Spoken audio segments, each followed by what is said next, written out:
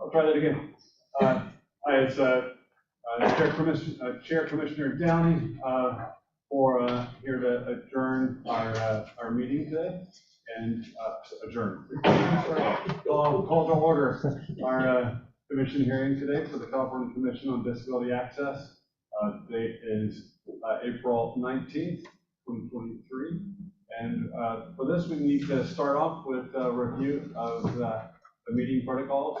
So Presley, can you review those, please? Yes, thank you, Chair Commissioner Downey. This full commission meeting will be on Zoom via teleconference and held at the Division of State Architect, Los Angeles Regional Office, located at 355 South Grand Avenue, Suite 2100 in Los Angeles, California, 90071. Per Senate Bill 189, the Bagley-Keene teleconference restrictions have been suspended through July 1st, 2023. Therefore, commission members are not required to list their remote locations. Members of the public may participate by Zoom or teleconference from any location. This meeting is being captioned and recorded. To assist in this effort, please state your first and last name each time you speak and speak loud and clear. The Stream Text live captioning link has been included in the chat for your use, and staff can provide the link when asked. Public participants can use the raise hand function to alert the commission of when they would like to speak, and we will also give the opportunity for public members who have called into the meeting, at which time they can unmute themselves. If you are attending this meeting via teleconference, please press *6 on your keypad to unmute or mute yourself.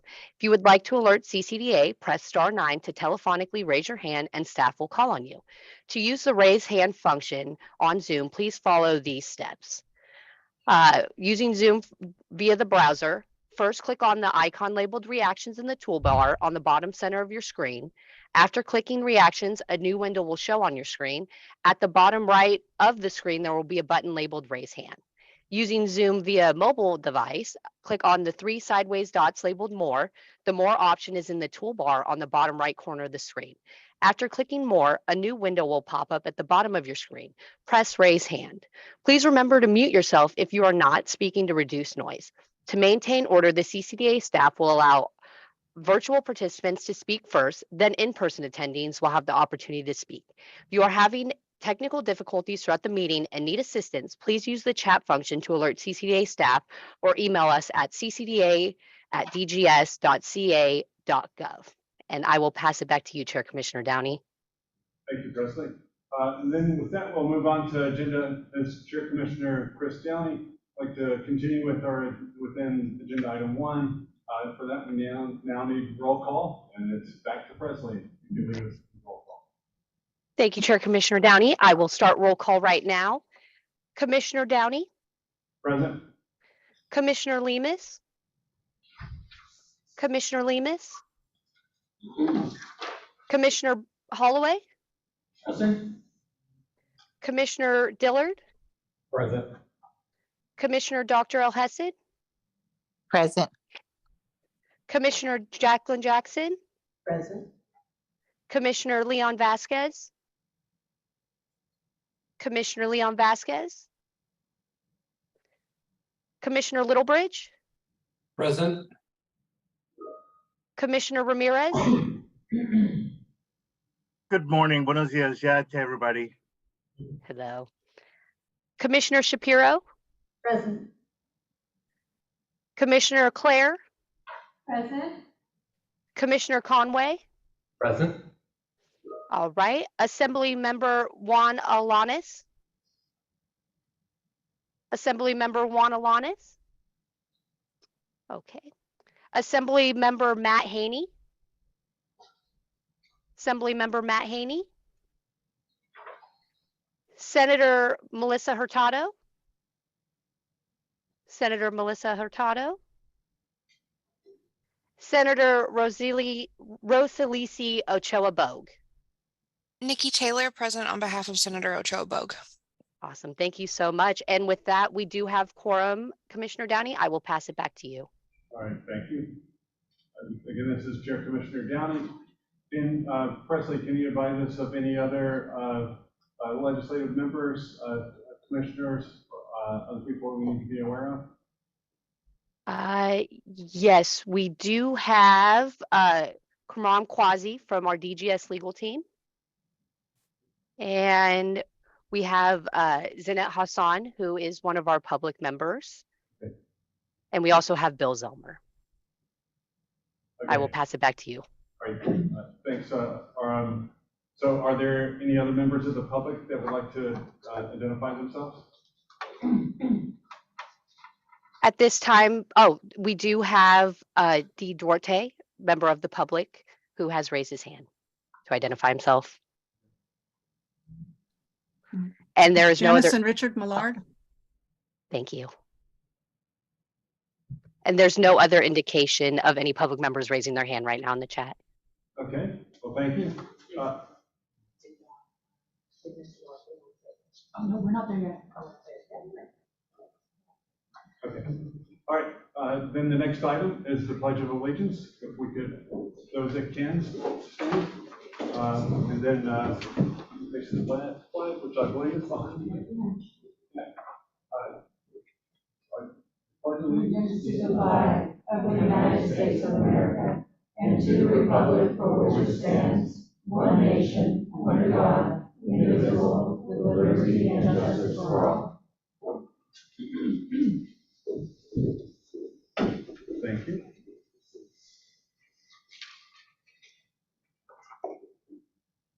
Okay, just by chance, are there any further comments on the agenda item number 1? Okay, hearing none, let's move on to agenda item 2. Approval of the January 25th, 2023 full commission hearing minutes. Commissioner Holloway moves approval. Thank you. Can I have a second? Commissioner Dillon, second. Okay, any further discussion? Hearing none, I believe we need a roll call vote. So President, could you take the vote? Yes, thanks, Commissioner Downey. I will start the roll call vote. Commissioner Dillard. Present. Yes. All right. Commissioner Downey. Abstain? All right. Commissioner Dr. Elhessan. Yes.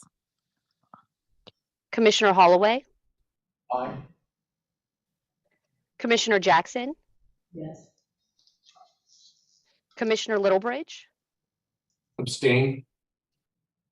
All right. Commissioner Ramirez. Yes. And then Commissioner Shapiro. Aye. All right. So with that vote, we have 3 abstains and 5 yeses. They are approved. I will pass it back to you, Chair Commissioner Downey. Okay. I just now noted that I skipped over requesting any comments from members of the commission. I don't know if we need to do this at this point, but just by chance, just to stick to the rules, any comments from members of the public on that item? Commissioner Downey, there appears to be no indication in the chat. Okay. Any members of the public present here in Los Angeles in our meeting space that would like to address that item? Commissioner Downey, this is April. There is no one present from the public in the attendance. Okay. All right. Sorry for that confusion. So with that, we'll move on to agenda item number 3, and that is comments from members of the public on items that are not on the agenda. Commissioner Downey, we do have a hand raised for D. Duarte. Thank you.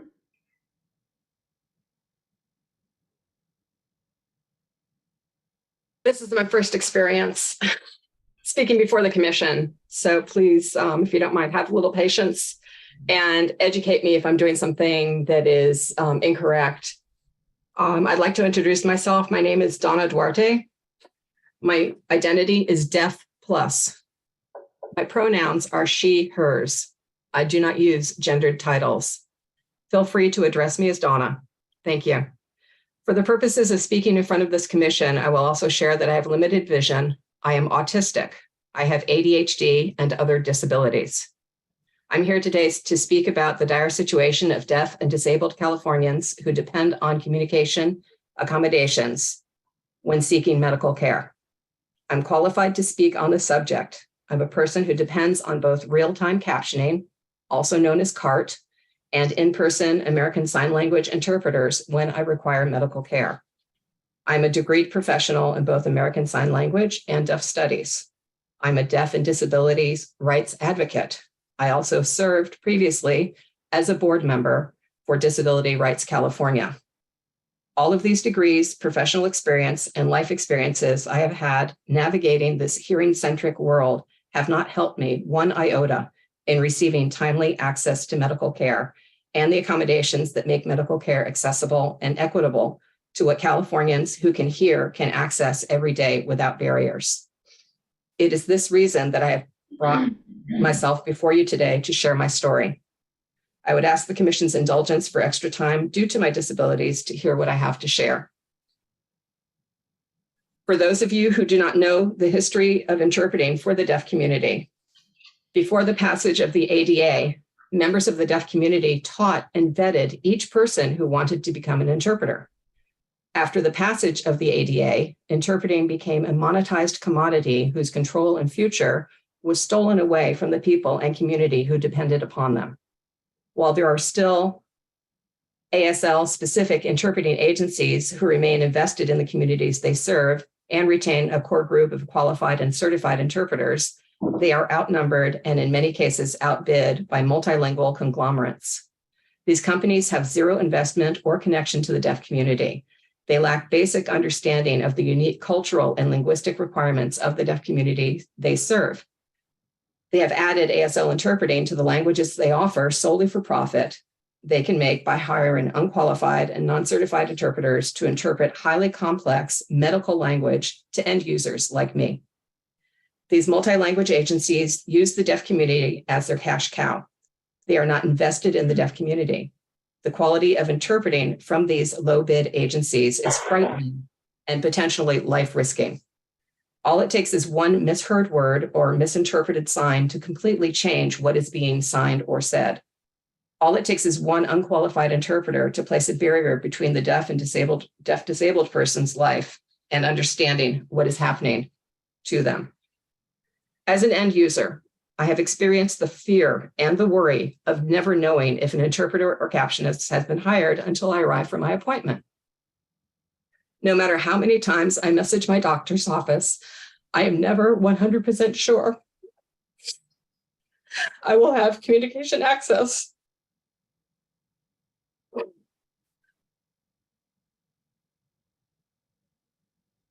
On appointment day, I frequently have to ask multiple people in the office before anyone tells me if an interpreter or captionist has been hired. Being told, oh, they canceled at the last minute, is a frequent excuse that I have been told, when what has most likely happened is that they never secured services to begin with. Without independent oversight, these medical providers could get away with this for years. The only affordable recourse for most deaf people is to file a complaint that can take years before it is resolved. Meanwhile, I and others like me continue to have our civil and human rights to language access trampled upon by medical providers. The complaint process is so long and convoluted that medical providers can use that system to further delay shelling out the money for qualified interpreters and qualified CART. Medical providers in California have done their cost-benefit analysis.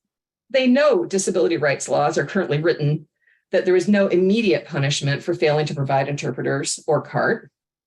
These providers use the lowest cost option possible to provide interpreters and CART.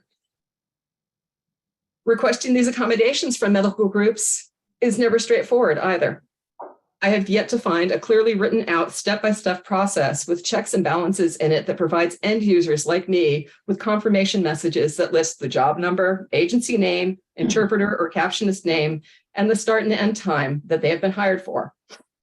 Instead, what happens is that online appointment systems are not designed for patients like me to list the accommodations they require for their appointments. Requests for interpreters and CART must be made well in advance of need. I generally have to send a separate message the same day I go online to set up an appointment to my provider with that request. that they'll read days later after I've made the appointment, because as they say on the website, it can take up to 3 days for them to read messages. This lag time has harmed me and can mean the difference between having communication access for my appointments and not having it, just because medical groups won't add accommodation requests to their online appointment system. This is for appointments with general practitioners. With specialists, it's worse. With emergency room, it's near impossible to get an in-person ASL interpreter or CART. Medical staff don't want to make the time to type what they would normally speak either. I have had ER staff walk away from me and not assist me because of my disability status. I have waited 8 hours in ER for an in-person ASL interpreter. This is the norm. This is not the exception. I have also had an interpreting student at the college that I used to work at show up to interpret for me at the emergency room.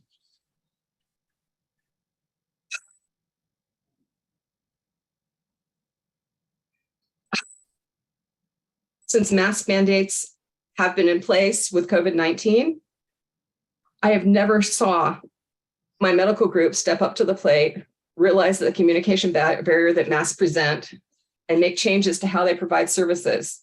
It's been 3 years in communication deprivation hell for me, with power holders completely indifferent to my struggles.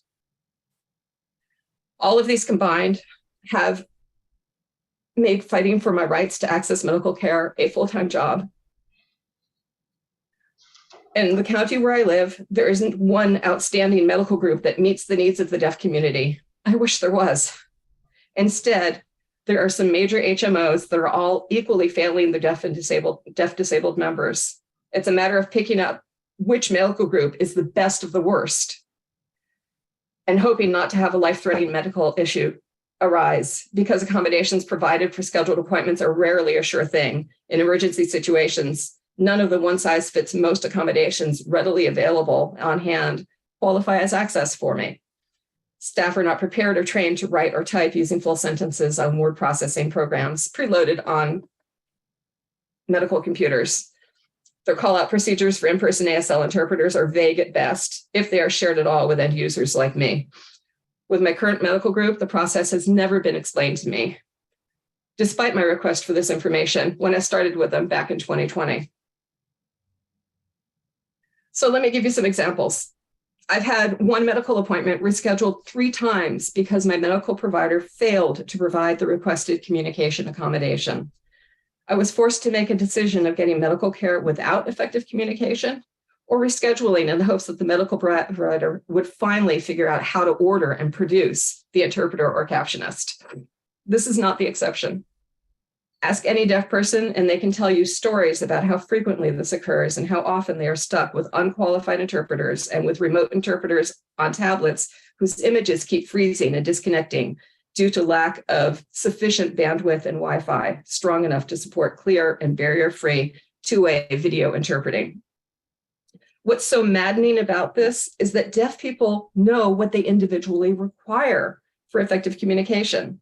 These medical providers historically have not sat down with the deaf communities they serve and collaborated with their deaf patients to create a system that actually benefits deaf people they are mandated to provide effective and communication access for. What I have experienced instead is a one-size-fits-most approach to providing accommodations. I don't fit fully in the deaf box because I require large print copies of all documents and handouts that are used during patient encounters. I've never seen boxes to check off for autism or ADHD.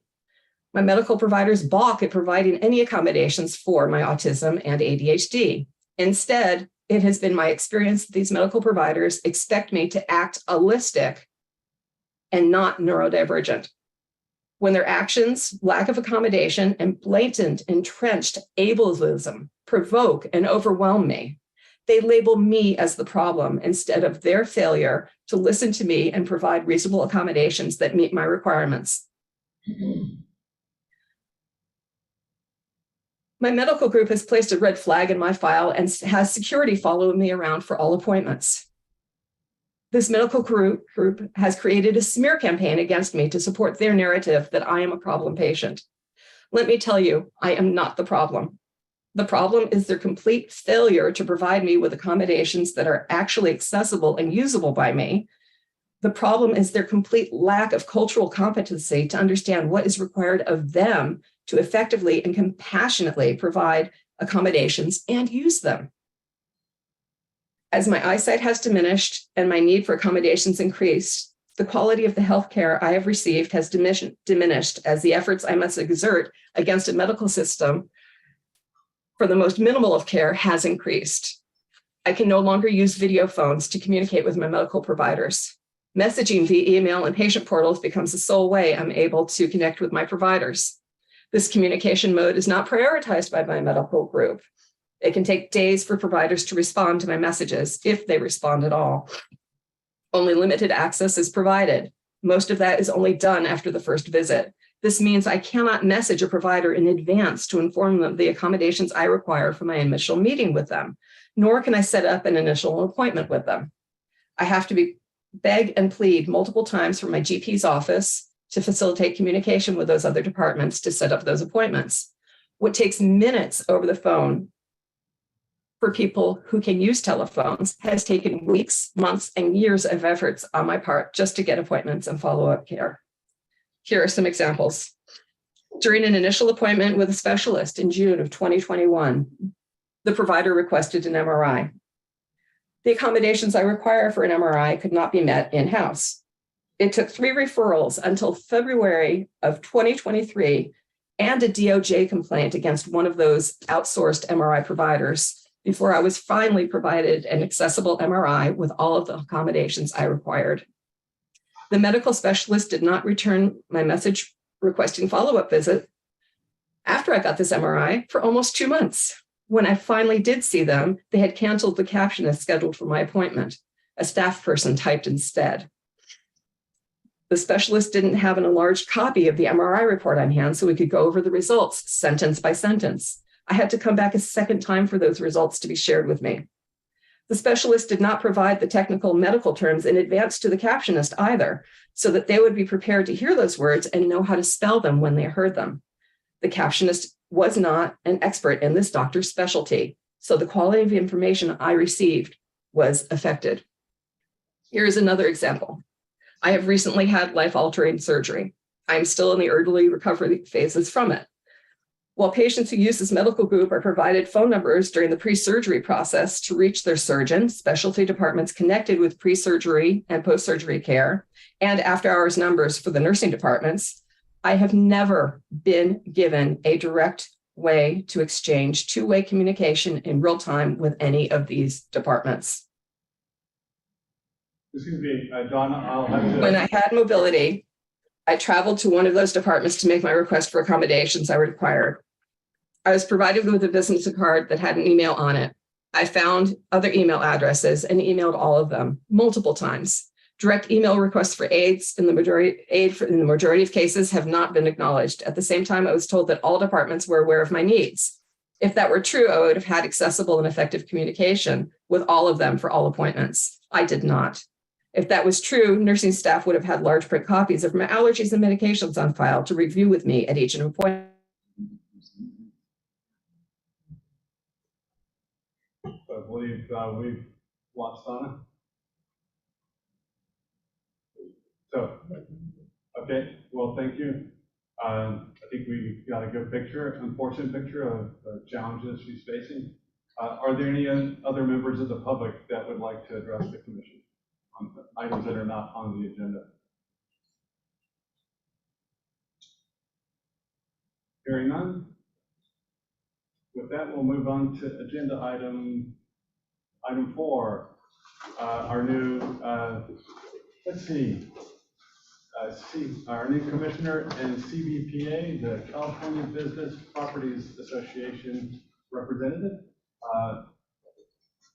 Sarahann Shapiro. So I think just told, if I'm not mistaken, yeah, our operations manager, Phil McFall, is going to share her bio with us.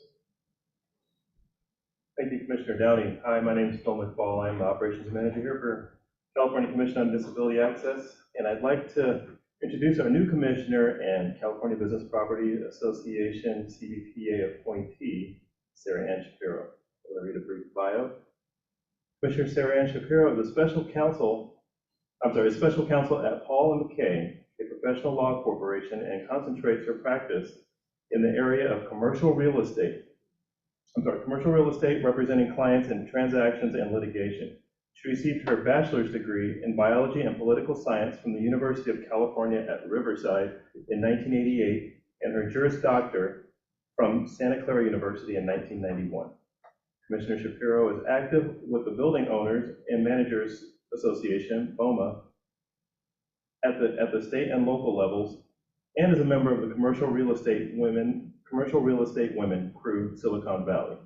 Commissioner Shapiro is also serving as director of the Real Estate Center and professor in residence of real estate at Menlo College. In that role, she enjoys teaching the next generation of real estate professionals and connecting college students in Menlo College to the real estate industry. Commissioner Shapiro is the CBA appointee to the commission. So, welcome, Commissioner Sarahann Shapiro. All right, thank you, Phil, for that introduction. This, again, is Chair Commissioner Downey, and I too would like to welcome you to the commission, our new CBPA representative, Sarahann Shapiro. It's that position is such a vital role, both in the role we serve, the work that we do, but also in the heritage and the whole sort of development of this commission. So thank you for answering the call. Thanks for serving the state of California. And it's a true pleasure to have you join the commission. So before we give it, turn it over to you, Sarahann, I'd like to ask if there are any members of the commission joining us on Zoom that would like to welcome Sarahann Shapiro or have any comments. This is Commissioner Elhassan. I also would like to extend my welcome, and I look forward to working with you on the commission. This is Commissioner Diller, and I'm wondering if we have time to allow her to say any words that she might want to say. Yes, we're going to get to that after the commissioners and public have comments. To give her a chance to address. Well, welcome.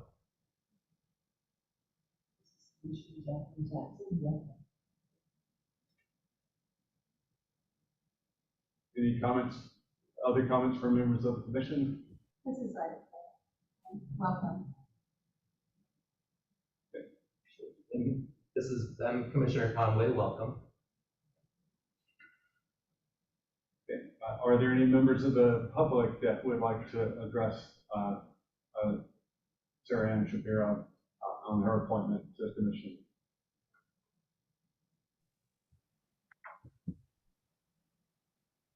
I'd like to congratulate Sarahann Shapiro for her nomination and commission.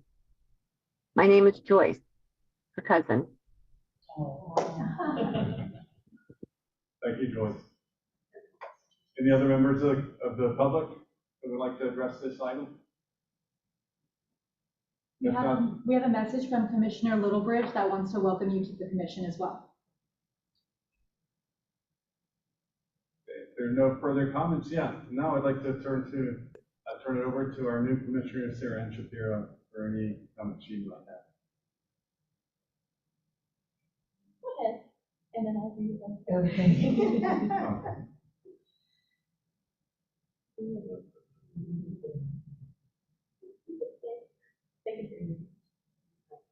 Well, thank you so much for your warm welcome. I'm very much looking forward to serving on this commission. I feel that my personal experience with my father using a wheelchair, as well as my professional experience representing clients in a variety of matters, and also my experience as a mediator, will serve well. I hope to bring together those communities and contribute. I'm looking forward to the opportunity to help make a difference in both bringing access and also helping small businesses to bring access in a way that they don't go out of business trying to accomplish their goals. So if I I have the chance to make even a small difference, it will be completely worthwhile for me to have this opportunity to serve. And I thank all of you for giving me a warm welcome. And I look forward to helping with the work that is so important and that we are going to be doing in the years to come. Thank you, Sarah. Commissioner Sarahann Shapiro. Thank you. And I'd like to ask everybody to join me in an applause to welcome her to the commission.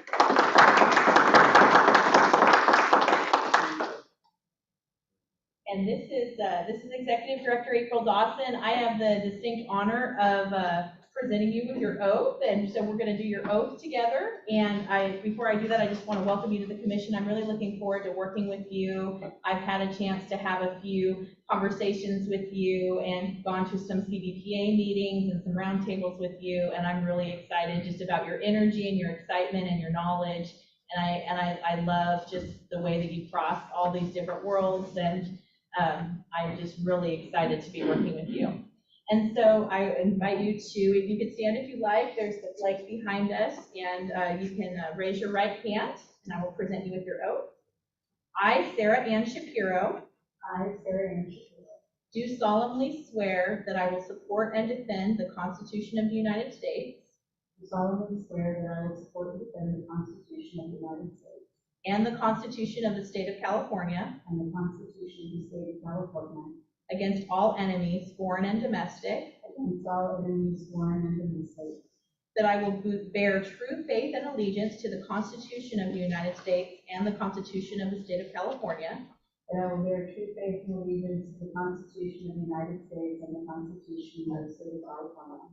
That I take this obligation freely. That I take this obligation freely.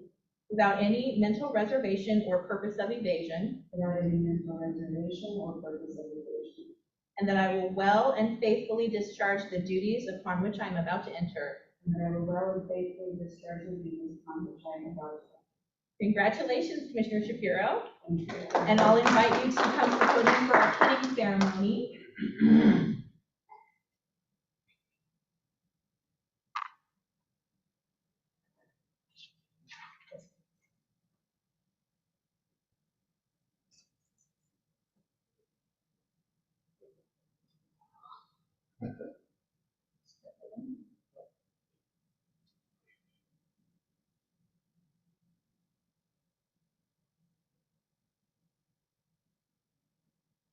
And we have Operations Manager Phil McFall. Thank you. Presenting her with her pen. Congratulations. Welcome. Thank you. Sorry for getting this Chair Commissioner Downey, sorry for getting the applause out of order, but welcome to the commission. So now, if there are no further comments, I'd like to move on to agenda item 5, I believe. Yeah, and that is regarding our new CCDA legislative affiliates. And for that, we'll turn it over to our operations manager, Phil McFall.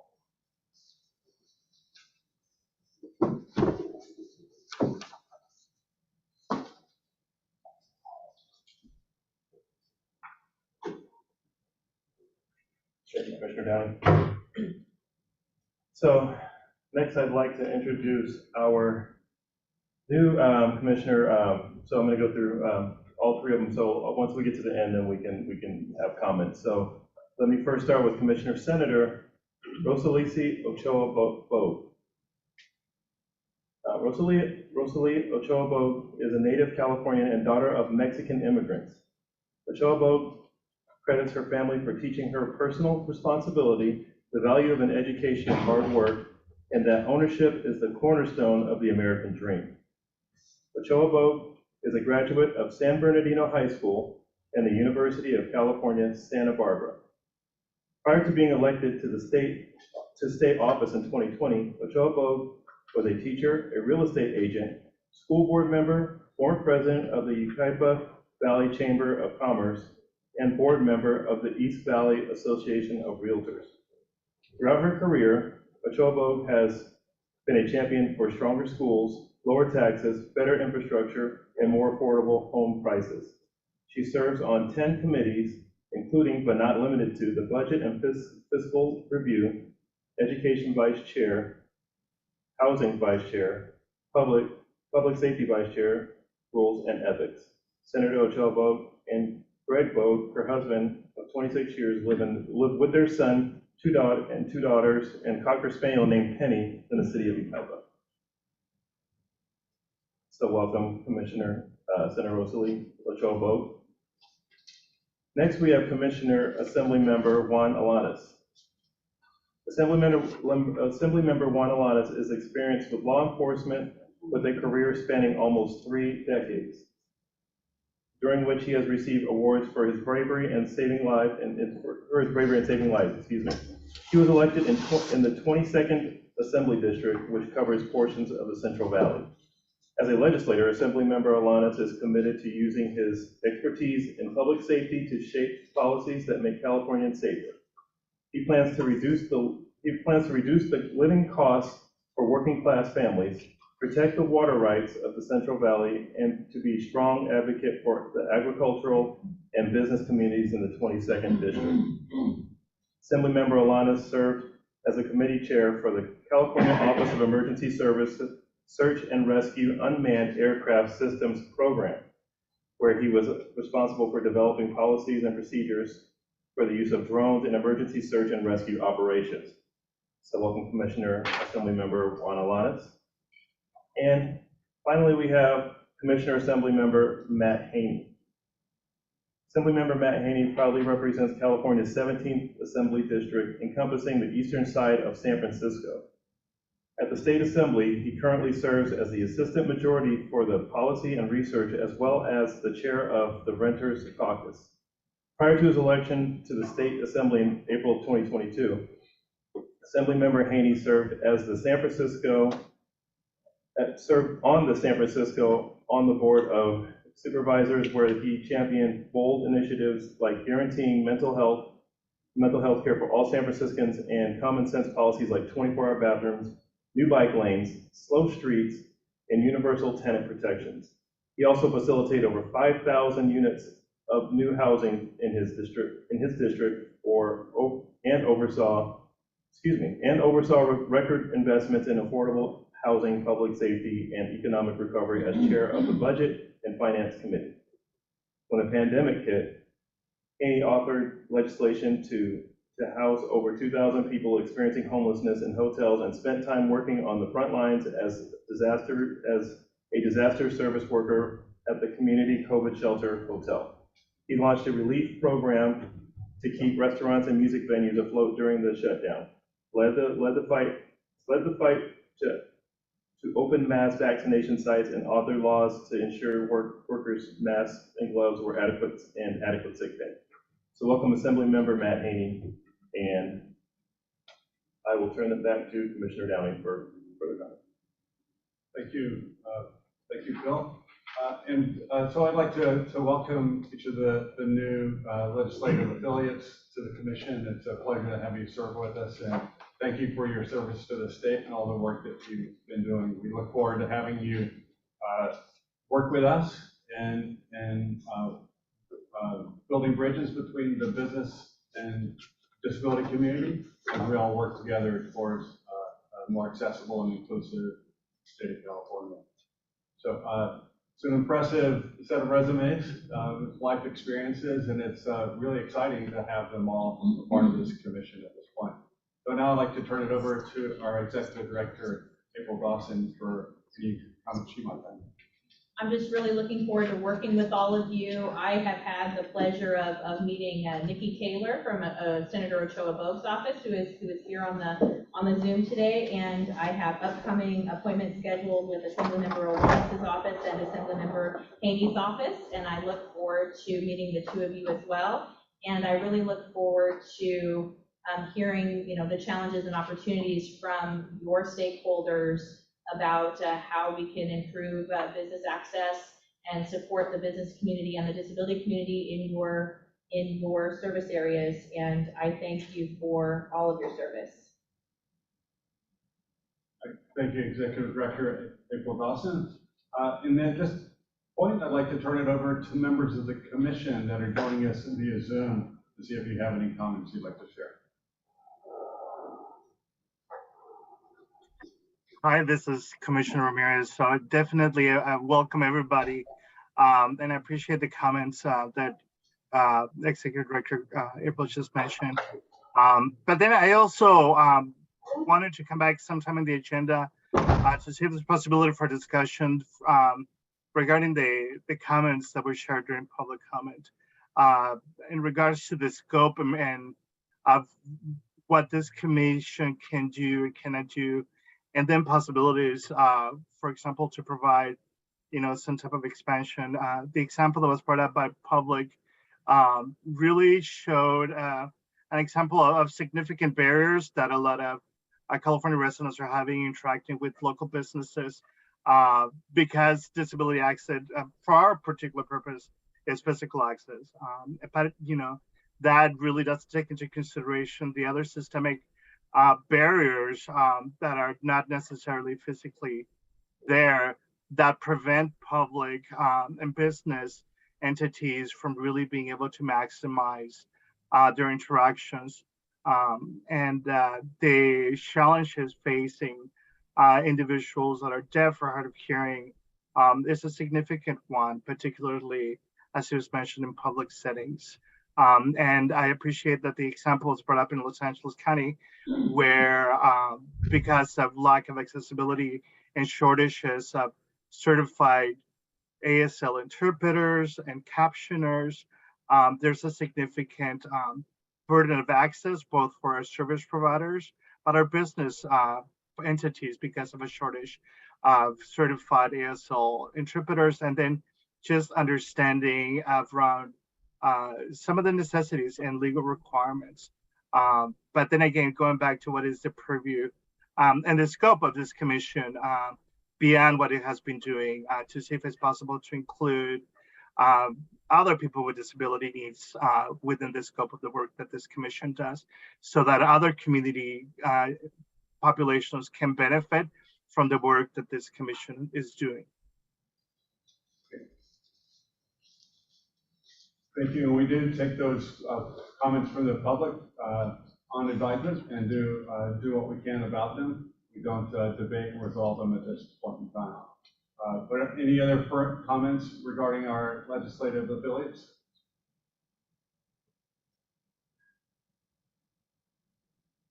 Any comments from members of the commission that are here in person on the legislative affiliates?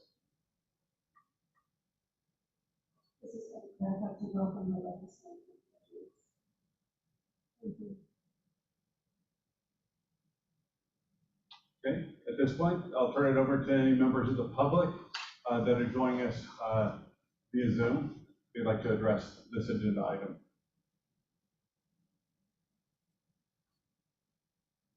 There appears to be no indication in the chat, Commissioner Downey. Okay, thank you. Are there any members of the public in person that would like to address this agenda item?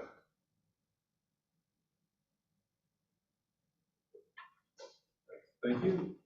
And just I'd like to give an opportunity to the representatives or legislative affiliates themselves if there's anything they'd like to add at this point.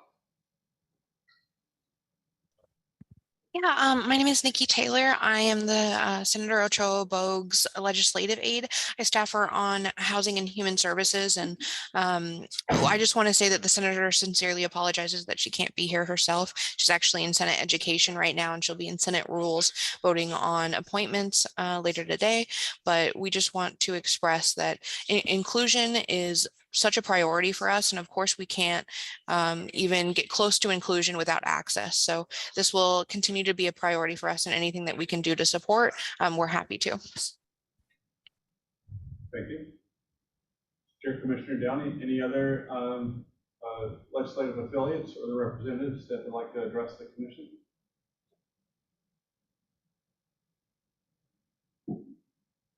There appears to be no indication in the chat. All right, thank you, Priscilla. Present.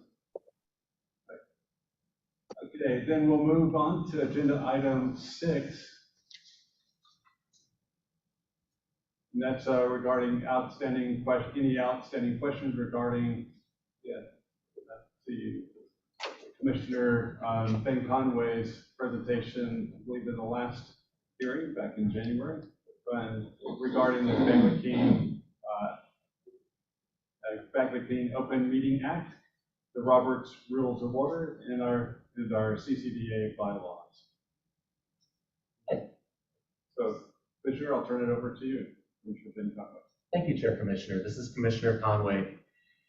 As a brief refresher, either for those because it's been 3 months or who were not at our last meeting and didn't carefully review the minutes, at our last, and hopefully it's obvious that I'm trying to be lighthearted here. At the last meeting on behalf of DOJ, the Department of Justice, I gave a training on the Bagley Keene Act and its open meeting requirements. And I did present that I'm not an expert, and 2 questions came up that I was not prepared to answer. So I followed up with some of our experts, and in the spirit of following the Bagley Keene Act, I actually wanted to agendize and address those questions in this open meeting, rather than set a precedent of potentially starting impermissible serial communications. So first of all, the first question that came up was, does the Act define the term majority? This was in the sense of majority votes. And the answer is no. The term majority is used in particular in section 11122.5 of the Government Code when defining a meeting, but it does not actually define the term majority. And I apologize, I said it was for votes. The big thing that 11122.5 is about quorum for a meeting. So do you have enough people to formally have the meeting? The second question that came up were, what are the public rights with respect to commission's subcommittee meetings? So this would be, for example, our executive committee meeting, any of our number of committee meetings that have happened over the last few months. And the answer is, when a subcommittee has 3 or more members, then the public has the same rights to committee meetings as it has to full commission meetings per section 11121B, Bravo. In particular, this includes the rights to notice under 11125, attendance under 11124, access to records under 11125.1, and comment before each agenda item under 11125.7. So I hope that answers the questions that came up during the training and helps concretize why sometimes these meetings feel very formal. And I particularly appreciate the Chair Commissioner's difficult job in following Robert's rules and all of this. It is not as easy as it looks to follow all this and do this very archaic process. So I hope that is helpful as why we do it, which is that it's not required that we follow Robert's rules necessarily, but we do have to have open, public, accessible meetings. So with that, I'll turn it back to our Chair Commissioner. Thank you, Commissioner Conway. So with that, I'd like to ask if there are any questions or comments from members of the commission that are joining us virtually. This is Commissioner Elhessen. I had my hand raised. Thank you, Commissioner Conway. I appreciated the information that you presented at the last meeting. I wanted to ask a question. I was told by counsel for, because I serve on the council for LA County Public Social Service, that the LA County falls under different guidelines and criteria and not under Bagley Keene. Can you explain that to me? I'm not quite clear in understanding that.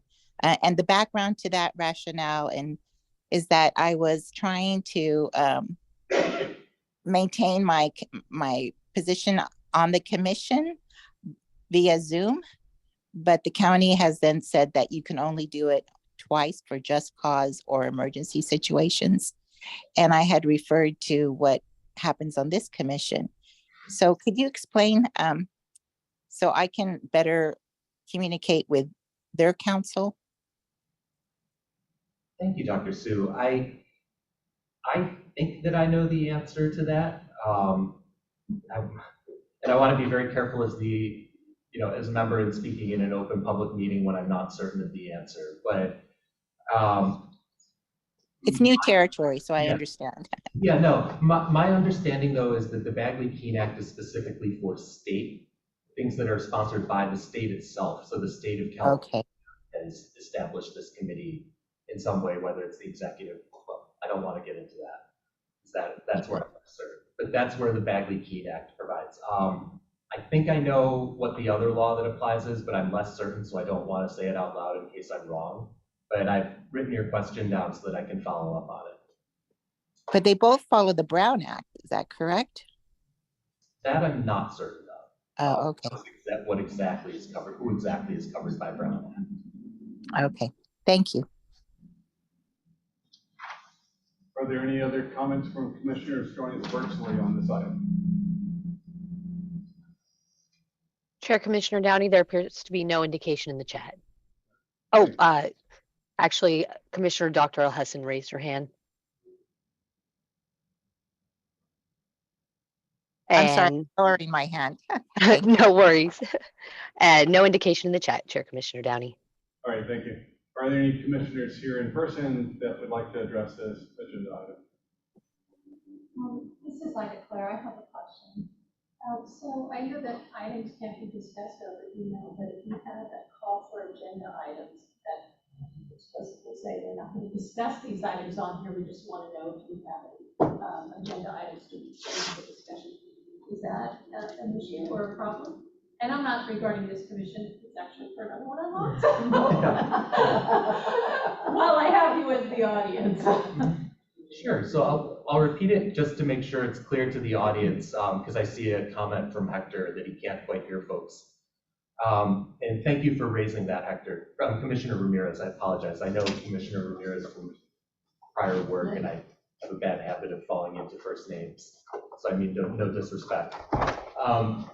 So in general, one of the exceptions for the Open Meeting Act is just things exactly like that, is getting things onto the agenda and kind of, oh goodness, I'm blanking on the right term for it, but like organizational work like that. So like the work that April and the actual staff of CCDA do, kind of sending out, setting up meetings, letting us know where we are. Those are the types of things where it's okay to go. If you want, I'm glad to share the materials that I had. There's a 20-ish slide version that's pretty accessible, and then there's a 40-page DOJ guidance that's frankly a little bit less accessible, but it does go into a lot of deep dives on questions like this. It might address your question. I don't know if that was helpful. Yes, it was. Thank you.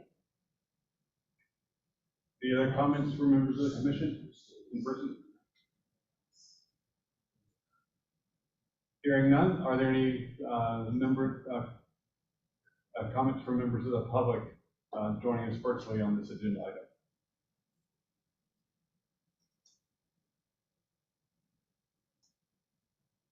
There appears to be no indication in the chat, Commissioner Downey. Okay. Any members of the public here in person that would like to address this agenda item? Okay.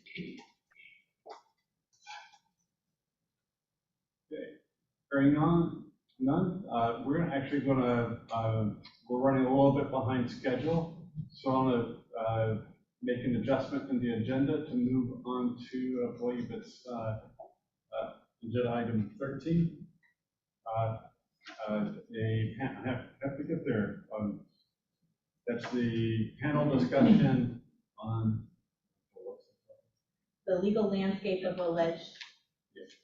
Legal landscape on the alleged litigation from the high litigant fund. Sorry, I just have not there to that agenda item. I can jump. Take your time. This will be the legal landscape of alleged construction-related disability claims, and we're going to have a panel discussion. I guess we could. This is Executive Director April Dawson, and I first want to welcome our panelists, Zina Hassan from Disability Rights California and Ashley Hoffman from the California Chamber of Commerce. We are going to be having a discussion related to, how does the litigation and the legal landscape of alleged construction-related disability claims play out for stakeholders? And we reached out to the Cal Chamber and to Zina from Disability Rights California, because we would really like to just hear from each of you about how this plays out on the ground for your stakeholders and how CCDA can be that bridge so that we make sure that we're hearing about this and making sure that our programming and our community discussions reflect accurately, what's going on and how we can be that bridge, and how we can also ensure that all communities come together. I'll set the table a little bit further, but next I'm going to refer to Operations Manager Phil McFall for an introduction of our panel members and their bios, and then I'll set the table and talk about how the conversation is going to play out today. Thank you, Executive Director Dawson. Yes, this is Phil McFall, the Operations Manager here at California Commission on Disability Access. And first, I'd like to introduce to you our panel member, Zenit Hassan. Zenit Hassan, her, is a staff attorney at the Disability Rights California. She works in Civil Rights Practice Group to enforce the Americans with Disability Act, the Fair Housing Act, and other civil rights laws. She represents clients, provides trainings and workshops to community groups and advocates for the adoption of inclusive policies that promote access and equity in housing, transportation, higher education, and public and private services. Zenit has been with DRC since October 2019. Prior to joining DRC, she worked as a tenants' rights attorney at nonprofit legal service providers in San Francisco and Orange County. She received a Juris Doctorate from UC Irvine School of Law in 2013 and is licensed to practice in the state of California. She graduated from Scripps College in 2010 with a BA in history. So welcome, panel member Zenit Hassan. And next I'd like to introduce to you panel member Ashley Hoffman. Ashley Hoffman joined the California Chamber of Commerce in August of 2020 as a policy advocate specializing in labor and employment and workers' compensation issues. Before joining the Cal Chamber policy team, she was an associate attorney in the Sacramento office of Jackson Lewis, PC, representing employers in civil litigation and administrative matters, as well as advising employers on best practices, including compliance with laws such as California Labor Code, California Wage Orders, and the Fair Employment and Housing Act.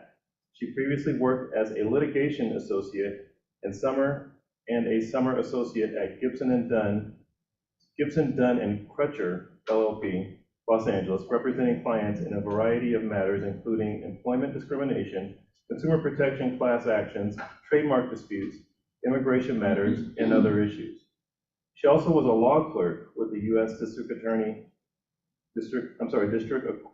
Court, for the Western District of Tennessee in Memphis, and a judicial extern for the Ninth Circuit U.S. Court of Appeals in Pasadena.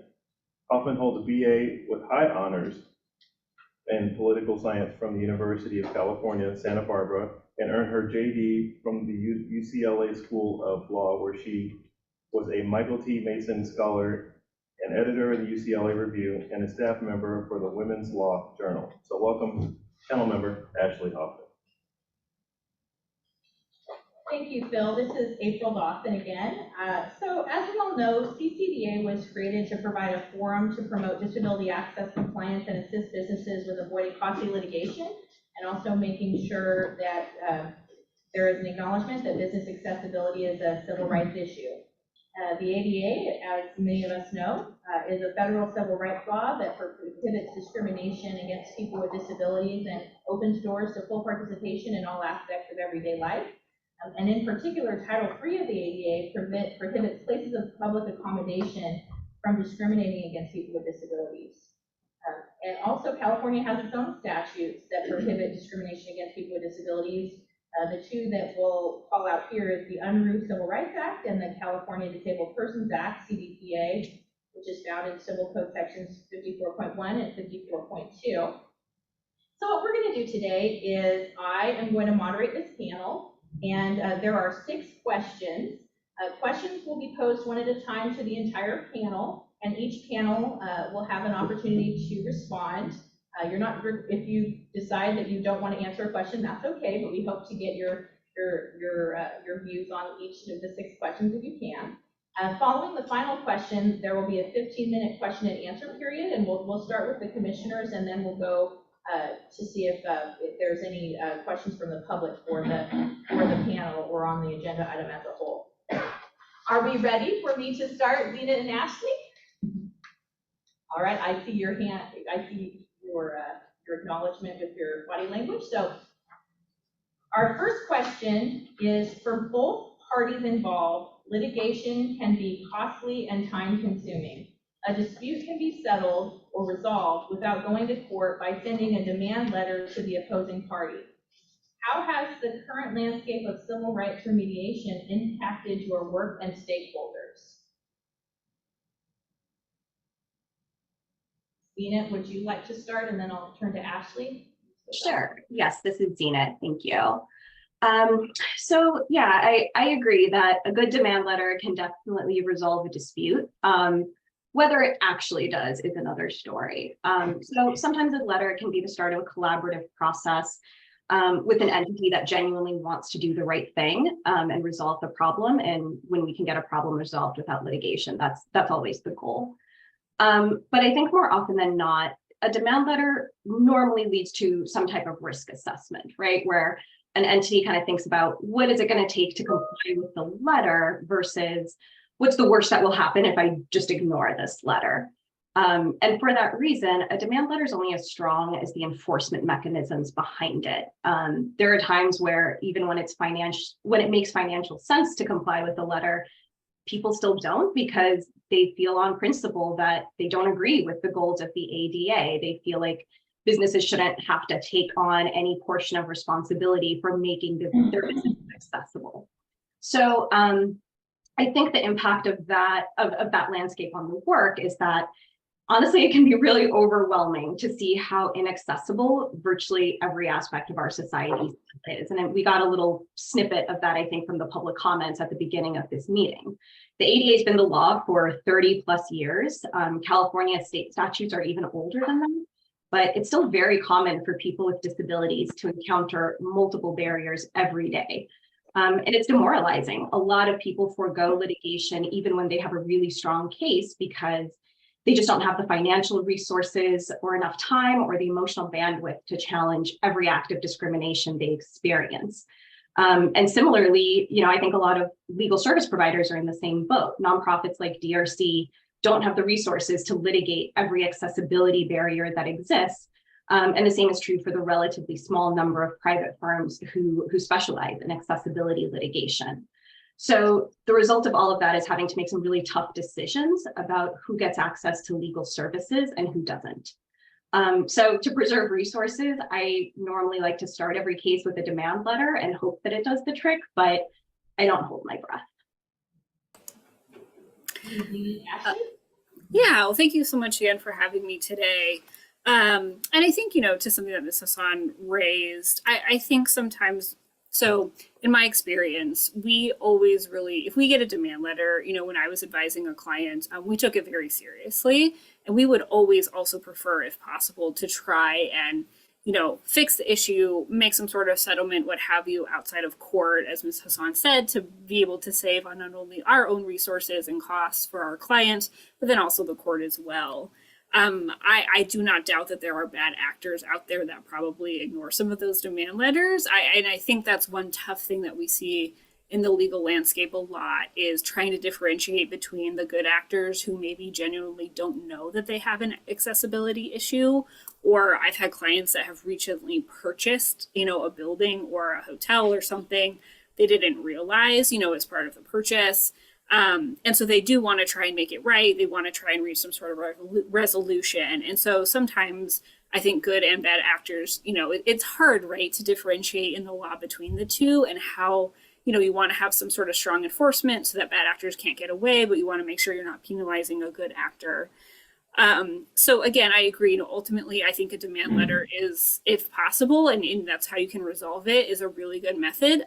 I will say in my personal experience with the more high frequency litigants, the law firms that are a little bit more of like a mill that just kind of churn out these claims, we always were hit with a complaint. We never really got, or maybe they would send like the letter, I think, that's required about some sort of notice, but it wasn't like a clear demand letter. And so a lot of times we found ourselves that we were already in litigation, even if we would have loved to try and settle it outside of litigation. So in those situations, we often will also try and take advantage of the court's offered like ADR programs where sometimes they will have like free mediation available, where you'll have like a local attorney who serves. It's kind of like a mediator essentially. We always, where possible, would try to see if the plaintiff was willing to go into that process to see if we could work it out that way. And largely we were successful, which was always a very positive result. Thank you, Ashley, and thank you, Zenit. Question number 2, and Ashley, I'll start with you, is how is access impeded in the current legal landscape of alleged construction-related disability claims? Yeah, and I want to make sure I'm answering it correctly as far as how is access impeded. I'll just, and let me know if this is answering your question. I think a lot of the focus in this issue area, and I think we've talked about this, is on, the headlines you see about the high frequency litigants and the litigation against like small businesses, what have you. And I think unfortunately that while, small businesses sometimes are getting hit, like there's a whole article about like a whole row of restaurants in Chinatown in San Francisco that were getting hit, non-English speaking small business owners. It sometimes, I think, can take away from the conversation about the importance of accessibility and the importance of making sure that businesses are in compliance. And I think it's important, like trying to find a way to kind of address that issue of the high frequency litigation, the kind of more predatory litigation that we're seeing, but then also ensuring that people aren't just getting so frustrated with that they're not paying attention to their responsibilities under the ADA, and that they are addressing accessibility. So it's interesting, I feel like a lot of the conversation, at least because I'm on the employer side, so what we hear from members is frustration with litigation. At the same time, employers can't just ignore these laws, right? It's not right. It's absolutely a civil rights violation to do so. Mm-hmm. And so how do you construct the conversation to make sure that we are making sure that, this isn't just being used as like a money-making machine on lawsuits, but that it is actually being used to ensure that businesses are accessible to the disability community. And that's, I think, a tough balance to strike. And even I operate in the legislative world, I'm a lobbyist, we continue to kind of struggle with the dichotomy of those two issues. Hopefully that answered your question. Ashley, Zenit? So I think that the current legal landscape of construction-related disability litigation or accessibility claims, it impedes access because we have a lot of parameters in place that the legislature adopted to try and get after these bad actors that Ms. Hoffman was referencing, but I don't know that that's been really effective. And in the meantime, I think it's had the unintended consequence of disincentivizing enforcement of the law. And I'll give you a couple examples. So one example is that the Civil Code currently requires that when an attorney sends a demand letter, and I'll put that in quotation marks because it also limits your ability to actually make a demand. So it's really more of a notice, not a demand letter. But in any case, you have to send a demand letter. That includes your bar number and instructions to the recipient of the letter on how to file a bar complaint against you if you make any mistakes, if you don't fully comply with the requirements of the Civil Code. That's a really harsh requirement that, as far as I'm aware, does not exist in any other realm of civil litigation. Like, it is very unique to construction-related accessibility claims. And it can have a chilling effect on attorneys who would otherwise maybe want to pick up an access case here and there to help promote accessibility in their community. This really harsh penalty that exists under the Civil Code makes it that, maybe you're going to think twice about actually picking up a case unless you've got a mentor or someone with a lot more experience in this cases who can guide you through the process and make sure you're doing everything 100% correctly. And in the meantime, we're still hearing complaints about those bad actors not complying with the law. So the question I'm kind of left with is, what's the point of these requirements if the bad actors are still acting badly and we're now having a chilling effect on, good actors who want to take on more of these cases? I think another example would be the Civil Code has long ways in which defendants can reduce their liability by correcting violations that should have been corrected before they even got a demand letter. To be clear, I think it's good that we are incentivizing, like, actually fixing the problem, But I think rewarding non-compliant businesses in this way sends a message that is discouraging to the disability community and empowering to non-compliant businesses. The message is basically, don't worry too much about proactively making your business accessible, because if you get caught, the system has some ways to make it easier on you. It also impacts the ability of plaintiffs' attorneys to get paid for their work. So if a plaintiff's attorney can't recover their fees as the prevailing party in litigation, the attorney either has to do the work pro bono or charge their client a fee. And people with disabilities are more likely to live in poverty than people without disabilities. So many of them just don't have the money to do that. So in summary, I think we should just be mindful of the way we structure our laws is a reflection of our values. And as currently structured, I think our laws reflect a reluctance to hold businesses accountable for violating the ADA. I recognize that a lot of that reluctance comes from a desire to be empathetic to small business owners, especially immigrants and people with limited resources. And that empathy is good. Like, we should absolutely be focusing on the imbalance of power that can exist within our legal system. But we also need to recognize that weakening enforcement of accessibility laws doesn't actually do anything to address that power imbalance. It doesn't give under-resourced businesses more resources to work with. It doesn't protect them from being sued in the future, and it doesn't promote access. So the only people who really benefit from weak compliance of the law are bad actors who don't want to comply and don't want to be held accountable either. Thank you. If you don't mind, do you mind if I add one thing? So it's interesting, Ms. Hassan brought up the chilling effect on the requirements for the attorney. That's actually a trend that we're starting to see. So there's actually a bill that's introduced this year regarding certain kinds of contracts that you can be disciplined, even up to disbarment, if you were to draft a contract that was ultimately invalidated as like a non-compete. So it's interesting. That's, I think, something that the legislature is actually moving towards in a way, is like some of these attorneys. And again, I think it comes down a little bit to this good actor versus non-actor situation. And in labor law, just general labor law, we see this all the time, where it's like, how do you deter the bad actor without harming the good actor? And it's a really, really tough balance. So I just thought it was interesting. And I think a good point to mention, because there is a bill pending that almost does a very similar thing in a different area. I think it's going to deter attorneys probably from wanting to engage in contract writing for certain employers. So it's interesting. Thank you both. Question number 3, and Zina, we'll start with you, is how do we keep access at the forefront of the conversation around alleged construction-related disability claims? This is Zenit. So I think the best way to keep the focus on access is to actually talk about access, not all the things we don't like about litigation.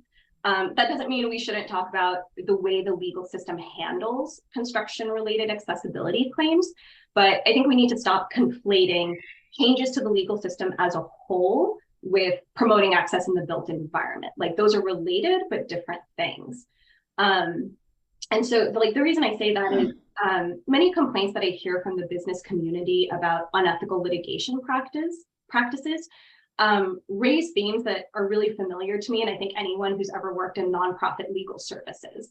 So some of the common themes I hear are unrepresented people with limited resources having to go up against seasoned litigants and their attorneys, immigrants with limited English proficiency having to navigate a complicated legal process they don't understand because of language access barriers, people feeling pressured into accepting settlements they don't really like because they don't know what their rights are and they don't know what else to do.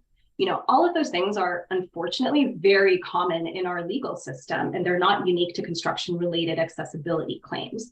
So when we try to think of ways to fix that problem, we need to recognize that, fixing it within the world of construction-related accessibility doesn't actually fix the problem because it is a systemic problem.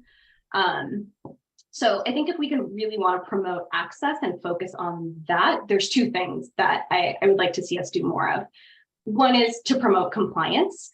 I consistently hear folks in the business community say, like, a lot of small business owners just don't know about the ADA. And that's really concerning to me because the civil code requires local governments to give a pretty detailed notice about their rights and obligations under the ADA and make it available in many different languages. So, one question that raises for me is, are local governments not complying with that requirement? Or is the problem that they're in compliance, but maybe small businesses either aren't reading those notices, or maybe they're reading it and just not taking the advice anyway? So I think there's some more investigation we need to do around that piece. Like, there is a lot of information and resources out there for small businesses, but if it's not actually getting to the people who need it, we need to figure out where that breakdown in the system is happening so we can focus our solutions towards correcting that breakdown. The other thing I think we need to do to promote access is improve enforcement. Even if every business knew about the ADA and was a specialist in it, we would still have a certain amount of non-compliance for the reasons I mentioned earlier. Like, there are people who just take the position that businesses shouldn't have to make their businesses accessible. If the government wants you to do that, the government should pay for it. Otherwise, it's an individual problem that every disabled person has to figure out for themselves. And I think when people, for the small group of folks who have that attitude, no amount of proactive, compliance, I think, is going to change their mind. You need strong enforcement mechanisms. So, I would like to see a little bit more of that. And I think it would also be great to see some more local officials like DAs and city attorneys taking a more active role that they are, that they're statutorily given under our civil code, by going after repeat offenders and bad actors who violate the ADA repeatedly with impunity. Thank you. Ashley? Yeah, so I think I strongly agree with the first point about learning more about why compliance and information is potentially not working, especially for small businesses. I couldn't agree more. We see this not just in the accessibility arena, but in a lot of arenas. So for example, there was a lot of discussion a couple years ago in the legislature about the garment industry, which is a lot of really small businesses, often by English speaking small business owners. And I was working with some of the groups who try and educate them. And again, local governments are supposed to give them pamphlets when they register and get their business license. They are supposed to teach them about these laws. This nonprofit that I worked with, that is like their sole mission, is to teach these business owners about the labor laws. And there is some sort of, I think, breakdown going on there. It seemed to be in a lot of situations on the local government side, where they were finding that the local government was not doing what they were supposed to be doing as far as providing this information and truly ensuring that people were understanding their legal obligations under the law. So I don't know if there's a way to study that, if there's something to do. I just completely agree that, we need to learn more about if these pamphlets are being handed out, like, are they not working? Is it something that, like, there's a complexity in there that some of these small business owners, especially if the English is not their native language, are not understanding? Is it an upfront cost? Like, I don't know what it is, but I really strongly agree that I think that's an important issue. And then I think as far as enforcement, again, I know there's some more discussions going on in the legislature this year about how do we ensure that accessibility is truly the goal, while, acknowledging that there are some of these big firms that will just go send people out kind of as like testers to, I know this is about construction related, but also we find this issue a lot when it comes to like websites. And that striking that balance. But yeah, I would be very curious, and I think this goes a little bit to your question 5 about, maybe a role that CCDA could play is, figuring out, are local governments complying with this? If is there a breakdown somewhere along the way, between the government and the small business owner? Like, what is happening there? I think that would be a really interesting kind of project to take on. Thank you. This is April. I want to remember for accessibility to say my name. And we're going to go on to question 4. And Ashley, I'll start with you. Where is the civil code lacking, or if you agree with that statement, in guidance about pursuing statutory damages for construction-related accessibility claims? Yeah, this is Ashley. So I apologize. So I have defended some of these claims. I am not probably the expert on the civil code, so I may lean on Mrs. Hahn a little bit on that, admittedly. I just know, I think, again, going from some of the angle of the high frequency litigant, I think something that we would see a lot in these cases is where, that just kind of flat $4,000 per violation, like damages is really what would be alleged. And it never really seemed like the actual accessibility was at like the core of the lawsuit.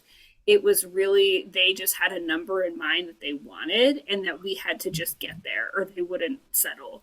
And it was just really unfortunate. And I think this goes to a little bit of what we were talking about before, where accessibility just didn't really seem to be the goal. It seemed to be getting these $4,000 per violation penalties.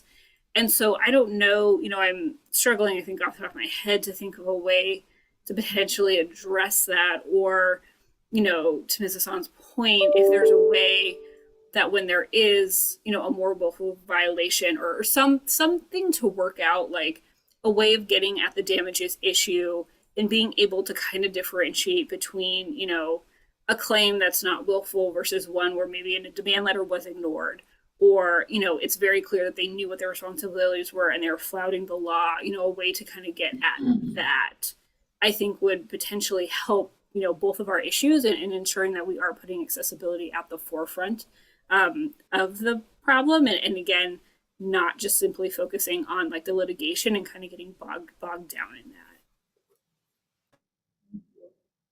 Nina? This is Dina. So I don't think I agree that the civil code is lacking in guidance on statutory damages. When I read the civil code, I read the Unruh Act and DPA as having pretty straightforward provisions for statutory damages, and the legislature has imposed additional parameters through the Construction-Related Accessibility Standards Compliance Act. The civil code still provides leeway for judges and juries to make a damages award that they feel is appropriate under the circumstances. I don't see that as being an ambiguity. I see that as being intentionally broad range to give courts the discretion to provide individualized relief to plaintiffs based on what happened in their particular cases.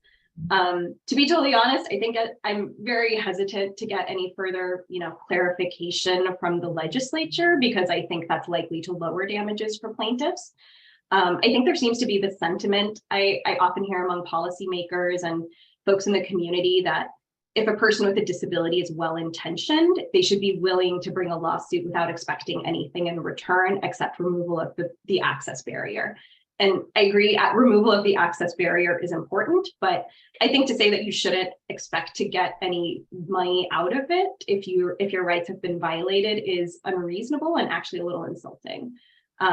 People experience many different types of harm when they are barred from accessing a public space, and damages is how our legal system provides a remedy for those harms. Thank you. Question number 5, and Zena, we'll start with you, and this is April, is specifically, how could CCDA provide the space to bridge the gap? So I think we're talking about the gap. This is a follow-up to question the conversation. Don't agree with the gap. Gotcha. So I think a good role for CCDA to play is to be a source of reliable data to inform the policy choices we make. I think CCDA already collects quite a lot of data that it presents in their annual reports. I recognize it would probably require a lot of resources to get down to that level of specificity around like, what are the range of damages that come out of these cases? What's the average?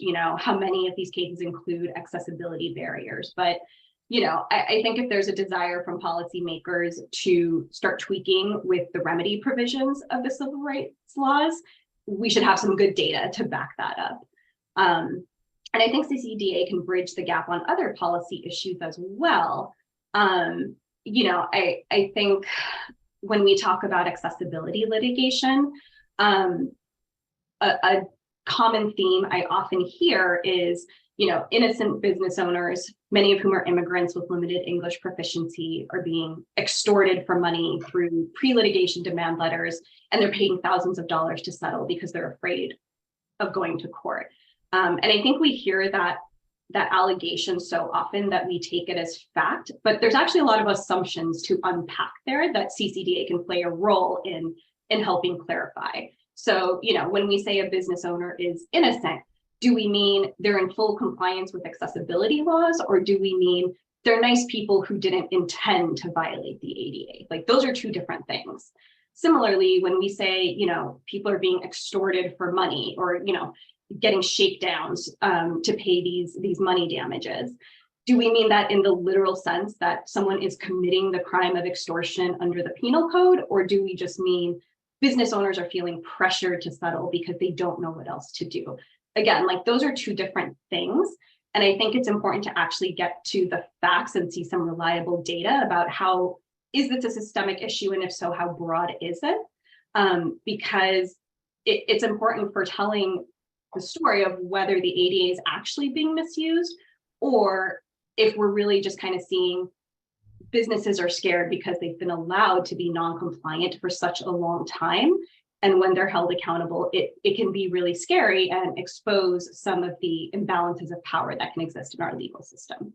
So, whatever policies we decide on, I think it needs to be based on facts, not fear mongering. And I think CCDA is the right place to gather a lot of those facts. Thank you. This is April. Ashley? Oops, sorry. This is Ashley. So I think one issue we mentioned before, was talking about potentially some more investigation into what's going on at the local level to see if there is compliance with some of the requirements that the local governments are required to provide information to business owners, and where, if there is a breakdown there.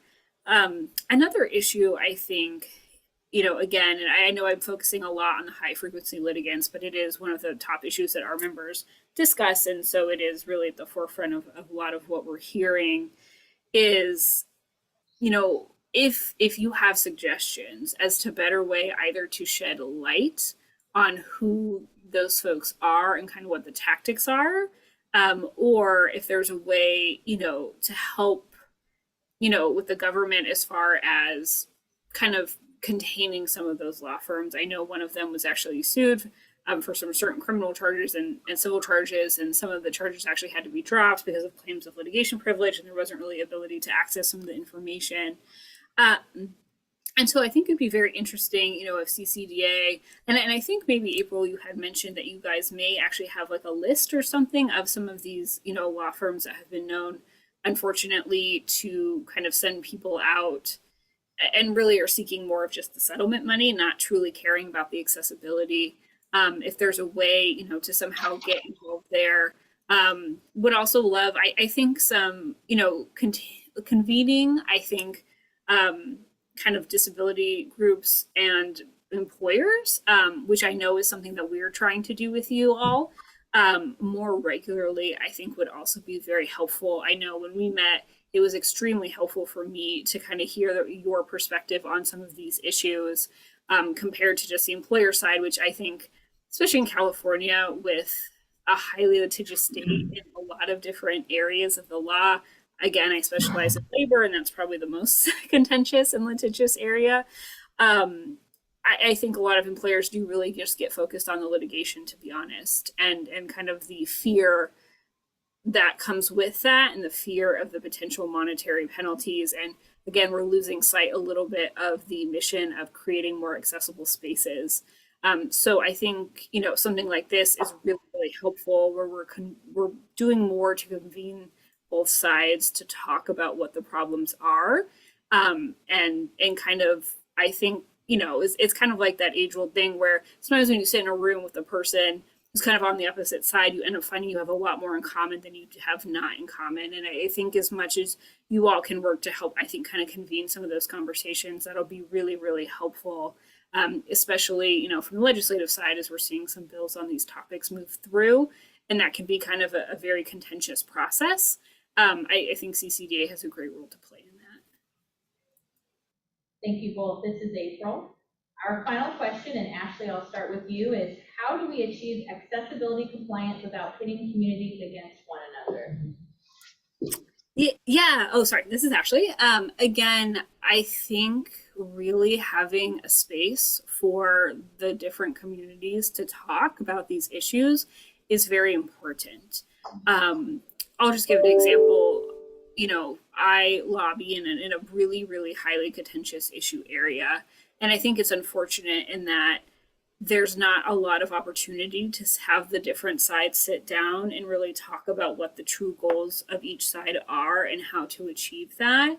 It becomes, especially when you're operating in the legislative arena, a lot of politics, a lot of gamesmanship, a lot of strategy, and that I think really overtakes sometimes the policy goals that we're all genuinely trying to achieve. And it feels kind of like this just constant chess match. And so I think if we can, you know, maybe CCDA can be helpful with this to rely on more opportunities for discussion about these issues, kind of out of the setting of the legislature, out of the setting of a court. I think it'll be very helpful for both sides to understand, you know, what are the genuine concerns on each side, what are potential solutions we can get at, and so that it can be a lot more collaborative. Because again, I think each side sometimes, especially in the legislative arena, you get riled up on your cause and you put a bill out there and it's just a constant fight. And so, you know, I think a lot of work that can be done kind of in the background outside of that arena would go a long way. Thank you. Zena? This is Zena, thanks. Yeah, I agree with a lot of what Ms. Hoffman said. Like, one of my frustrations with kind of the way the legislative process functions is, you know, you often get so caught up in a specific bill that you don't always have the space to like talk about like big picture, long-term collaborative solutions. And so I'm really grateful that there's a space like CCDA where we can do that. There's two things that I think would be helpful to fight back against this tendency to pit communities against each other. One is, I think we need to reconsider the ways we talk about accessibility litigation, particularly the plaintiffs themselves, especially high frequency litigants. And this is not directed at Ms. Hoffman. I think I appreciate how respectful she has been in this entire panel discussion. But, you know, not everybody is as respectful. And when I look at a lot of the reporting on this issue, I often find there is like a subtext sometimes that is said aloud about, you know, making very disparaging comments about whether a plaintiff deserves the money they got, and wondering why people with disabilities don't spend their time getting a real job instead of filing all of these lawsuits. And, you know, those sorts of comments reflect very ableist beliefs that the ADA is actually designed to target. And it's very similar to what plaintiffs in other types of civil rights cases experience. Like, I would analogize it to the kind of criticism people of color get when they're questioned about whether the racism they experienced really harmed them as much as they say it did, or the misogyny that women face when they bring sex discrimination claims. You know, it all kind of centers around this idea that some people deserve to have their civil rights enforced and some people don't. So I think we would all benefit from being very self-reflective and critical about how we talk about the people on both sides who are engaged in this litigation. Another important thing that I think would help, you know, kind of focus on collaboration rather than pitting communities against each other is being a little bit savvier about when, you know, folks with ulterior motives try to drive a wedge between communities. So, you know, I think there is a small but not insignificant portion of business, you know, business interests whose talk a good game about access, but when you look at where they put their resources and the sorts of policies they put forth, it's very clearly just a deregulatory tort agenda, right? The focus is reducing liability for businesses, even when that liability is based on enforcement of civil rights laws. And I think it's really frustrating and disheartening when people with those goals are able to convince like small immigrant businesses that their interests are more closely aligned with like this deregulatory agenda than it is with the people in your neighborhood who want to come patronize your business, but they can't because it's not accessible. And so I think one of the ways we can kind of fight back against that sort of manipulation and help bridge some gaps is exactly what Ms. Hoffman suggested, right? Like putting resources into a collaborative process that gives people the resources they need and also promotes access. So like some specific examples that we've been thinking around that I'd love to explore further is developing a fund to cover the cost of CASP inspections and barrier removal for businesses who can't afford to do it on their own. There's lots of like tax incentives available, but a tax incentive is only good if you actually have the money to fix the problem. But as far as I know, there isn't any fund out there that will help you actually do the barrier removal. So that would be something that I think would be worth looking into because it would actually promote access and put resources in the hands of under-resourced businesses. Another thing would be requiring landlords to get a CASP inspection and disclose and provide a copy of it before they enter into a lease agreement. So that way, when a commercial tenant is renting a property, they know what they're getting into and exactly what needs to get fixed. And then, of course, you know, the topic we mentioned before about doing a deep dive into like why some businesses still don't know about the ADA despite all of the resources and information that is available. I think maybe there's some room there for collaboration where there's lots of, you know, regional and statewide chambers of commerce who are very closely, you know, maintain close relationships with businesses. Maybe there's an opportunity there to like host a forum. And I know Executive Director Dawson has had like some of these forums, so I'm very curious to hear some updates about that. But yeah, I think focusing on like ways to actually put forward a collaborative program that addresses the needs and promotes access rather than like tinkering with the litigation mechanisms is going to be more successful in the long term. Thank you, Zena. This is Executive Director April Dawson. We're now going to move into a 15-minute question and answer period amongst the commissioners on this agenda item directed toward the panelists. And so it's 11:40, which means we'll end that at 11:55, and then the public will have a chance to weigh in on this particular agenda item. First, we're going to ask if there are any commissioners attending virtually who would like to ask a question of Ashley or Zena. This is Commissioner Ramirez. Can I be in queue? All right, thank you. Okay. Ramirez, go ahead. Thank you. I really appreciated this conversation because it's both of my favorite sides.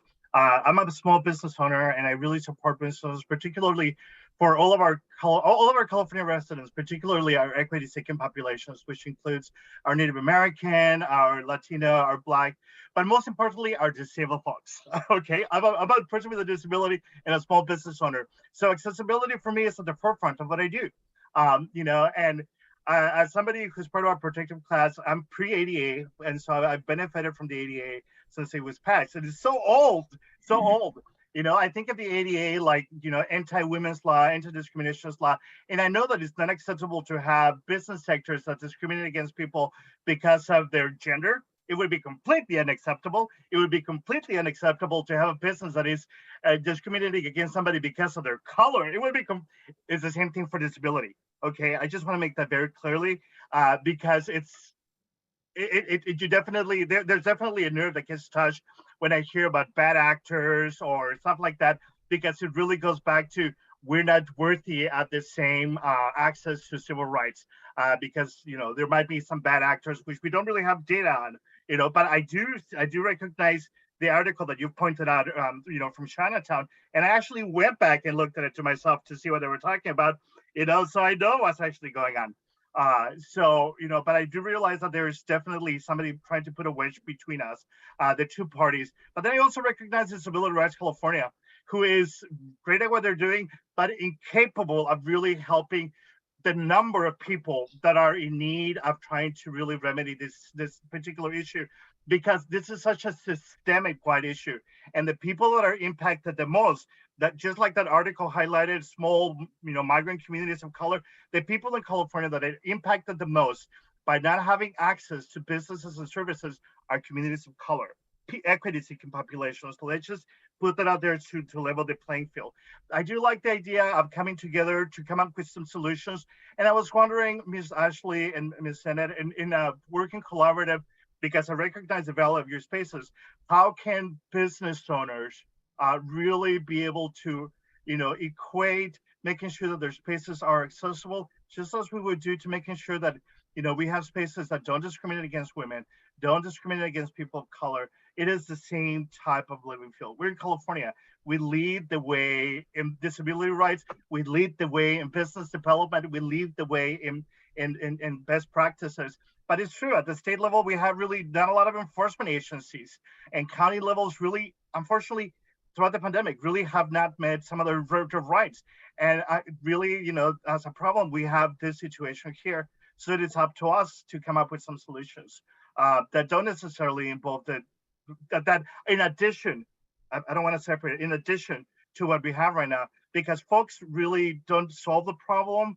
And not all of us have the time literally to live, to go through a course, and it repeats over and over, with companies, that it actually has a physical impact on us, not being able to physically or enter. It has a physical and emotional. As somebody who's recovering from COVID, I'm telling you, the last thing that I need is a disagreement because of disability issues, not trying to get services. That's only going to make me sick and probably going to make people like me die. So when we talk about the cost, the impact that it has on some of us is significant. The impact that it might have on others might not be different.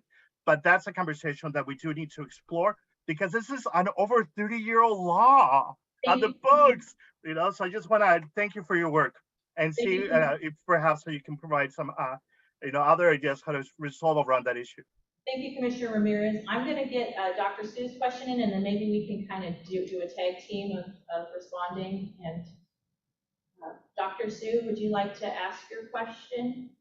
Thank you. And I totally concur with Commissioner Ramirez. It's so important that we, I know myself as a person with a disability, a physical disability with post-polio, that regardless of my roles as a commissioner on public social services, as a commissioner on this body of disability access, and as an elected official for the school board, I myself face ableism almost on a regular basis, and trying to advocate in regards not only for myself, but my constituents in which I serve, and also my solidarity with my community, my disability community. I find it very frustrating to navigate. And here I am, a person who is well knowledged in the system, and yet keep getting pushback in regards to having my voice heard in a public space. So I totally agree. And I think that we need to raise, like Commissioner Ramirez said, we are in over 30 years of the passing of the ADA, and yet we make very little strides in areas of employment and accessibility. And so my role as a commissioner here is hoping, especially on my role as executive councils, how can we partner together in education and outreach to really make the disability community aware, knowledgeable, and open to receiving feedback and suggestions for access for people with disabilities across the board. So thank you. Thank you, Commissioner El Hassan. Are there any other commissioners attending virtually who would like to ask a question of the panelists? Presley, let me know if anyone else's hand is raised, please. April, there appears to be no indication in the chat. Thank you. I will now open it up to commissioners attending in person if you would like to ask a question of the panelists. This is Commissioner Conway. I first thank you both for your time and your great demonstration of collegiality. And I mean that genuinely. I really appreciate it, having worked in this space before as a lawyer. I wanted to ask you, I apologize, my notes are not clear who brought it up, but the annual reports that CCDA does, I believe it was Mrs. Hahn, and the data CCDA presents. And in particular, I believe one of you commented it would be nice to see damage demands. And so my question is, in a world where CCDA had infinite staff and perfect access to information, like what would you want to see in those annual reports? Like what kind of information, what data points would be helpful? Thank you. This is Dina. I think that was me that brought it up, so I'll start. I would be really curious to just kind of get a better picture of how these cases are all getting resolved once they are filed. So we have numbers on, you know, how what the final like disposition was, whether it was settled, dismissed, or went to trial, but we don't necessarily have, you know, here's how much, you know, here's what the average settlement amount was. Here, you know, here's how many cases included barrier removal. So I would like to see more of that data because I think it would inform this feeling that is getting a lot of media traction that, you know, there's one bad actor out there, you know, not one, but there's one big law firm we all know, right, who files a very large number of these cases and allegedly settles for money and no barrier remediation. I think unless we've got that level of detailed reporting in the CCDA reports, we don't actually know whether or not that's true or if we are extrapolating based on a relatively small number of anecdotal stories. So I would like to see that level of data in the reporting. I'm sorry, one other thing to respond to the other two questions before I let Ms. Hoffman jump in. You know, I want to thank both commissioners for sharing their experiences around that. I know that can be, you know, I appreciate you saying that. One thing I want to kind of highlight when we talk about high frequency litigants is that under the civil code for these types of cases, high frequency litigant is anybody who files, I want to say it's 10 accessibility related lawsuits within a 12-year period. And to be clear, if every person with a disability filed a lawsuit for every barrier they encountered, they'd all be high frequency litigants. Like anybody who uses a wheelchair will tell you, they encounter more than one accessibility barrier per month. So I think that should give us, you know, I think we should consider that when we kind of try to draw this distinction between, you know, the plaintiffs who only file one case a year versus the high frequency litigants. Like there really is enough accessibility barriers for everyone to be a high frequency litigant. And we probably still wouldn't make a, you know, it would take a lot to make a dent in ensuring the built environment actually meets the standards under the ADA. Thank you. Ashley, did you have a response to any of the questions that were raised? Yeah, this is Ashley. And I really want to highlight, I think, what Commissioner Ramirez stated, that if businesses were, you know, treating someone differently based on race or gender, that would absolutely be unacceptable and there'd be no question about it. And I feel like I think he's correct. The disability community has those exact same rights and should have those exact same rights. And a lot of that goes, unfortunately, ignored. And so I think that's a really, really powerful point to make. So I just wanted to note that. You know, as far as I know, we've talked about bringing people together, and I think, again, it's really important to do outside of the legislative process. And I'm curious if there is some way, and I don't know, if CCDA could be part of that, as far as, you know, like if there is a bill being considered or something, that there's some sort of way to kind of diffuse the process to make sure that we're actually having genuine conversations and kind of not getting trapped in the timeline of the legislature, but also the contentious arena of the legislature. So making sure that the conversations we are having, you know, we get distracted by these specific bills, are happening really outside of that context and can actually be used to then hopefully inform collaborative legislation to address some of these issues. As far as data, I agree with Ms. Hassan. I think on the points that she made about what she would like to see. I think it would be interesting as well to do like some case studies on some of these cases that are brought by attorneys who are not like the one big bad law firm that we all think of, you know, when we talk about this issue, so that people can really see, you know, hey, when you talk about this, you know, ADA litigation, it's not just this one law firm, right? That doesn't actually seem to focus on accessibility. These are legitimate cases that are being brought by people who have accessibility barriers. And so somehow like to spotlight some of that. I don't know if that's something that you all have the power to do, to kind of dig into some of these cases and to be able to shed more light on, you know, what the true like bulk of the cases really look like and why accessibility is so important, and that we should also be focusing on that and not getting distracted by the big law firms that don't actually care about the accessibility side of it. Thank you. Are there any other commissioners attending in person who have a question for the panelists? Go ahead. Either one. All right, mine might be shorter. Shapiro and Thank you. This is Commissioner Shapiro. I thank the panelists for mentioning about the legal definition. When I refer to the term high-frequency litigant, I'm generally referring to those persons who send out able-bodied people to search for locations with potential disability access issues, who then arrange for disabled people to visit the business only after the tester has identified it as potentially having a problem, and those are the persons, when I use the term high-frequency litigant, I refer to. One of the difficulties that small businesses have with statutory damages is that many high-frequency litigants file suits that involve the violation of technical standards which do not actually rise to the level of a barrier.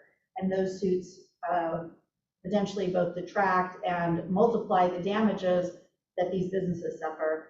Do you have any suggestions for how we could assist in limiting or even eliminating these lawsuits that involve violations of technical standards, but that do not actually present or create a barrier for access?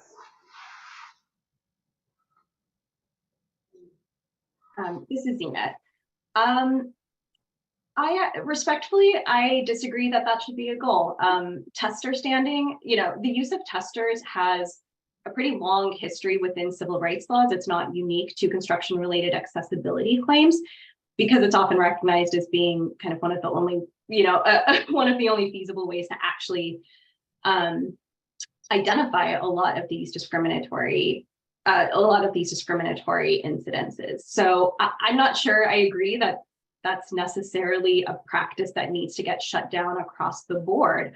I also think we should also recognize, though, that I don't think I agree with your distinction between technical standards and access barriers, because those things are related. I understand that if you don't use a wheelchair, having the door frame be an inch off can seem like just a pointless technical standard. But for a person who uses a wheelchair, that inch is the difference between you getting into the business and not getting into it. So, I respectfully disagree. I don't think I would offer any suggestions on how to fix that problem because I have yet to see any data that it actually is a problem. Ashley? This is Ashley. One thing I think would be interesting to focus on is maybe not so much what the initial violation alleged is or how it came about, but kind of what happens afterwards. As we've talked about, the firms that are not really concerned about actually seeing any fixes, but are really focused more on just getting the money of the settlement value. That, I don't know, that is where I feel like potentially is where, when I think high frequency litigants and the people that I think of in that's kind of what I'm thinking of is the problematic folks. Not necessarily that they're filing a lot of lawsuits, but it's what is their true goal and motivation and how to kind of get at that issue. I'm sorry, I don't have that much more thought than that. It's a really good question. And again, I was just actually reading the definition and trying to think of, are there ways to redefine it in a way that is really getting to the core of what we're trying, who we're thinking of when we're using that term, because I think sometimes it does get conflated as far as people get tagged as that, but that's not really who we're thinking of when we're using this term. So yeah, if you don't mind, it's actually kind of something I'd like to think about a little bit and potentially get back to you with an answer on.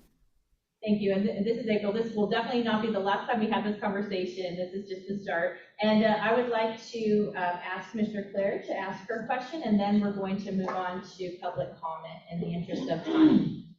So this has been a great conversation. Thank you. This is Commissioner Claire. This has been a great conversation, and I hope that it does lead to better collaboration, as you mentioned, Ms. Hoffman. A couple questions that I have is that the change in, and first of all, I'm an architect, I'm an attorney, so I don't claim to interpret the law.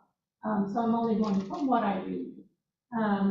So one of the items that I find frustrating, I'm a state architect. The state architect develops a lot of these resources, works with CCDA and also local jurisdictions. We manage the Disability Access Education Revolving Fund that you referenced, Ms. Hassan. So I'm a collaborative person. I'm always looking for collaborative solutions. One of the questions that I have is that it was either in 2008 with the Construction-Related Accessibility Standards Compliance Act or its subsequent legislation in SB 1186 in 2012 that clarified that the $4,000 was per occasion and not violation. So we're looking at least 11 years of this law being in case, maybe up to 15, because I can't recall if it was 2008 or 2012. And why is it that we still have discussions about damages amounting per the under Civil Rights Act at $4,000 per violation, when technically when it's construction-related accessibility, it should be per occasion? And I ask that question because I get very frustrated when I hear about litigation that still addresses, especially under settlements, these statutory damages that are based on technical violations per violation, and the application of statutory damages according to the other act as opposed to the Construction-Related Accessibility Standards Compliance Act. So my question is, how do we assist business owners with attorneys who are very well adept at disability access litigation, understand the laws? I know that as an architect, we have specialties. You know, I was an affordable housing specialist prior to becoming state architect. I'm not going to go design, you know, a downtown office building tomorrow. Yes, I have the license to do that, but I don't necessarily have the specific technical expertise. So my question is, as part of the collaborative effort, how do we ensure that we have attorneys available for those who are seeking litigation, especially on the business side, that really understand the laws? A couple of others, the lease agreements, that was put into law in 2017. There are requirements for lease agreements to have a CASP report. Talking about Disability Access Education Revolving Fund, the cities can create this fund to help businesses locally, but we get all these questions all the time. So I've kind of covered a lot because I'm trying to get a lot of information out there. And maybe what it is all of us need to really talk about and access and try to provide these solutions together. I agree, outside of the legislature, because that's when the collaborative work gets done. But I do see that part of the information does address the defense that's being provided. And so I was wondering if you could have any insight on that question and what the state bar is actually doing about that. Yeah, this is actually, so I worked at a labor and employment law firm, and we would often get these cases referred to us through the insurance company that the employer had, and they kind of have like a general list and they send it. And I actually often wondered why we were getting these cases, because our bread and butter truly was like the Fair Employment and Housing Act and the Labor Code, and it was not so much in the ADA. And so I'm wondering if there's a role, you know, for if there is litigation for the insurance and it's covered by insurance and the insurance company is referring you to someone, if there's a role in potentially developing, you know, more of a robust like list or something along the lines of making sure that you are getting paired with the right attorney. Because I think sometimes, you know, again, these cases were coming to people in my office who primarily really did not handle this, I'll admit, like didn't really handle this issue area of law. And so while we were absolutely capable of handling it, it's not like this is the thing that we all did every day, all day. And yeah, it would be interesting to see if there's a way also, I think you're right, to partner with the state bar to determine whether, you know, there's a better way of kind of compiling like a list or better advertising, you know, some of these attorneys who do specialize in these issue areas. I think for those of us who went to law school, once you become an attorney, everyone assumes you know every law in California that was ever written, and you get asked questions about it. But I think we all know that truthfully, you know, there are people who specialize in certain areas, and it's important to be able to link up the right parties with those folks. So I think you raise a really, really, really good point. Dina, did you want to respond to Commissioner Claire's question? Yeah, I'm not really sure what to say about that because I mentioned earlier how a lot of the inequity that a lot of the imbalance of power that we see in construction-related accessibility cases permeates the legal system, and I think that's precisely one of you've touched on one of the issues, right? Not everyone has access to an attorney, and even when you do, they may not be quite as up to speed on the law as you would like them to be. So, I think my knee-jerk response to that is let's get more resources out there. One thing I do want to be mindful about is again, thinking if what we're trying to fix is a systemic problem, then our solution needs to be systemic as well. I don't think that it promotes access to kind of focus resources on how do we get businesses better defense against ADA violation claims? I think that is one small part of a much bigger compliance picture that needs to take place if we actually want to address systemic issues. Thank you. So before we move into asking if the public has any questions, I just want to thank Ashley and Zenit for your time. And now what we're going to do, there are no public members in person, and so are there any public members on Zoom who wish to comment on this agenda item? And please keep your comments to this agenda item. Thank you. Presley, let me know if there's... Hi, I'm filling in for Presley for just a short moment. This is Stephanie with the California Commission of Disability Access. At this time, there are no hands raised from public members in the chat or in the attendance. And this is Commissioner Ramirez. I had my hand up. I don't know if you saw it. Apologies. Hector Ramirez, Commissioner Ramirez has their hand raised. Thank you. No, I really was thinking of that particular question of the response that Ms. Hoffman shared. And yeah, it's right. If you're a person of color in California, and if you have a disability, good luck finding a disability lawyer to take your case. So the fact that there are some, not like in an over litigious state, the fact that there are some lawyers that can do this is good for those that can get it.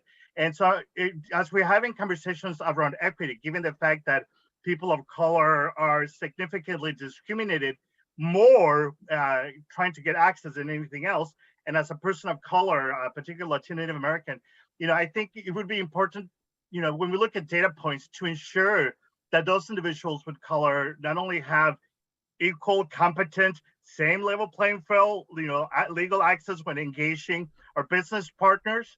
If we're going to explore that option, I really want to put that on the table and recognize that, again, as Ms. Hassan has mentioned, that we already have a systemic inequity problem, and to just kind of focus on a litigious let's see who can have the better tools to fight here is not necessarily promoting accessibility, really, I think perhaps the mission that we're trying to accomplish.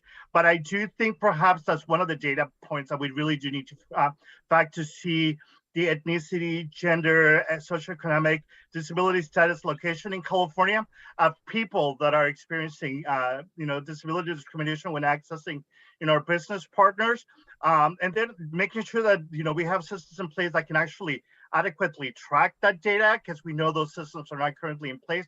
So I think that's one of the recommendations that I also want to put in place in the same spirit of the recommendation. But Ms. Ashley, Ms. Hammond, do you think something like this could be useful, particularly as you're both highlighting and uplifting the need for more data on not only the cases, but definitely the plaintiffs? Because I know, and I'm concerned because we have data that the people that experience the more barriers to access are communities of color and intersectional communities like our LGBTQIS community, our people that are coming out of different sectors. And so I really want to make sure that as we develop this topography of data informed processes, that we have a robust analysis of the people that are either bringing forth the issue or being impacted, so that we can have a broader view of how because this is a systemic issue, so we can provide a systemic solution to this. Thank you, Commissioner Ramirez. Real quickly, did the panelists want to respond to the question he asked? Could you repeat the question? The question. This is Chair Commissioner Downey. I think I'll just rephrase it for Commissioner Ramirez. Did you have a specific question you'd like them to address at this time? Or is it just you had comments? No. There was a question in there. There were several, but I think the main one is the benefit to have more information of those individuals that are not necessarily going to court, but the people that are being impacted, that are bringing forth these claims, so that we have a better understanding of how communities of color are experiencing barriers to access with some of our business partners, so that we could perhaps really provide more systemic solutions rather than kind of chipping away at people's rights. I think we got it. This is Zena, I can start. I think a really good place to get that sort of data, like the non-litigant experience, would be the independent living centers. They see a lot of these types of complaints that don't end up in the courts. And I think they can be a really good place to get information about how things are how lack of access impacts the broader disability community beyond the people who we see litigating in the courts. One thing I will tell you from my own experience working with the ILCs is they often have to say the same thing year after year, and it gets very frustrating. I've worked with someone at an ILC who just said to me, like, I've been saying the same thing every year since the ADA was passed. Like, I'm kind of tired of, having to like pour out all this data, because that does take resources and not get anything back. So I think this would bring me back to the points we were talking about earlier about actually developing some collaborative solutions to the problem. Because I think, data is good, but we can't just keep relying on under-resourced, overworked communities to like provide all of this data and then not do anything responsive with it. This is actually, yeah, I agree with that, right? The data is only I think as good as it gets used. And so that's important. And I think you bring up a good point. It would be very important from my perspective to study if there are groups of people like people of color, other people who from disadvantaged communities who are not able to find attorneys. Why? What are the barriers that are there? Is there something that what the state can do to help that? Obviously we're in a tight budget year this year, but as we talked about, like a fund for CASP inspections, that's absolutely something we would support. If there's a fund to potentially help people, get in contact with an attorney, something along those lines, I think that's a really good point. And a really important thing probably, to be studied to make sure that if there are these barriers, we know exactly what they are and a way to address them. Thank you. And I want to thank Zena and Ashley for your time and for all the wonderful questions that were asked. And this is April.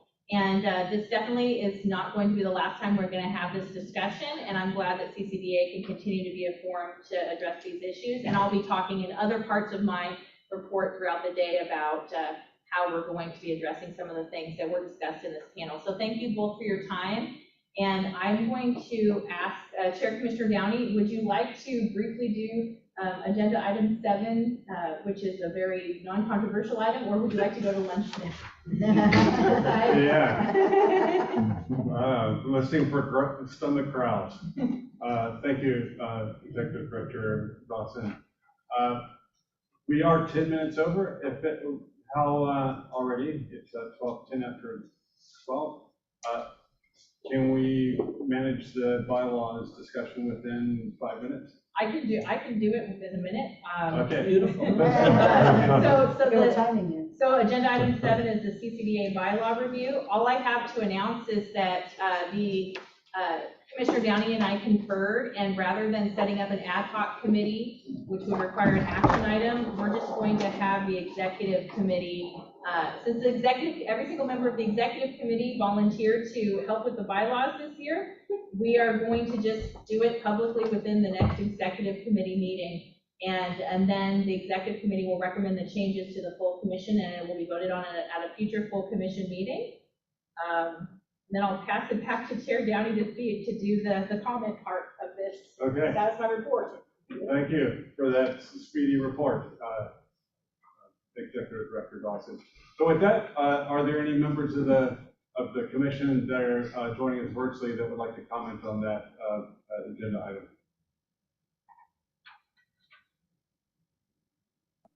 Chair Commissioner Downey, there appears to be no indication in the chat on this item. Thank you. Are there any members of the commission here in person that would like to address an agenda item?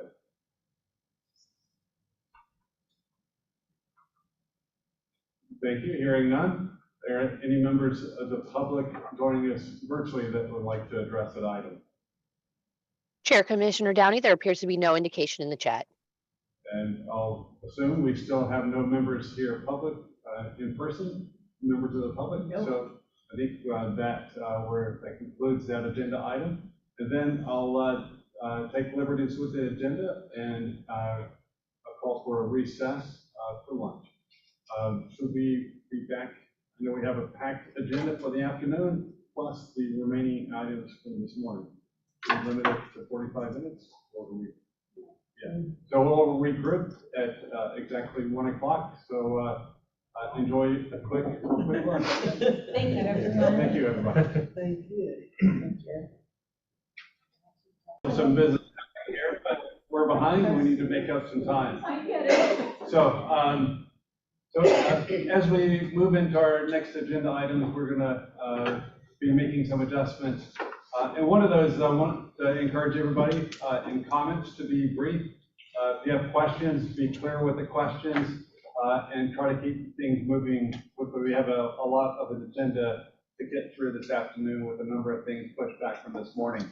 So we're going to need, want to get critical information and comments out there, so I don't want to discourage conversation and important dialogue, but it's important that we be really concise and clear with what our questions and comments are.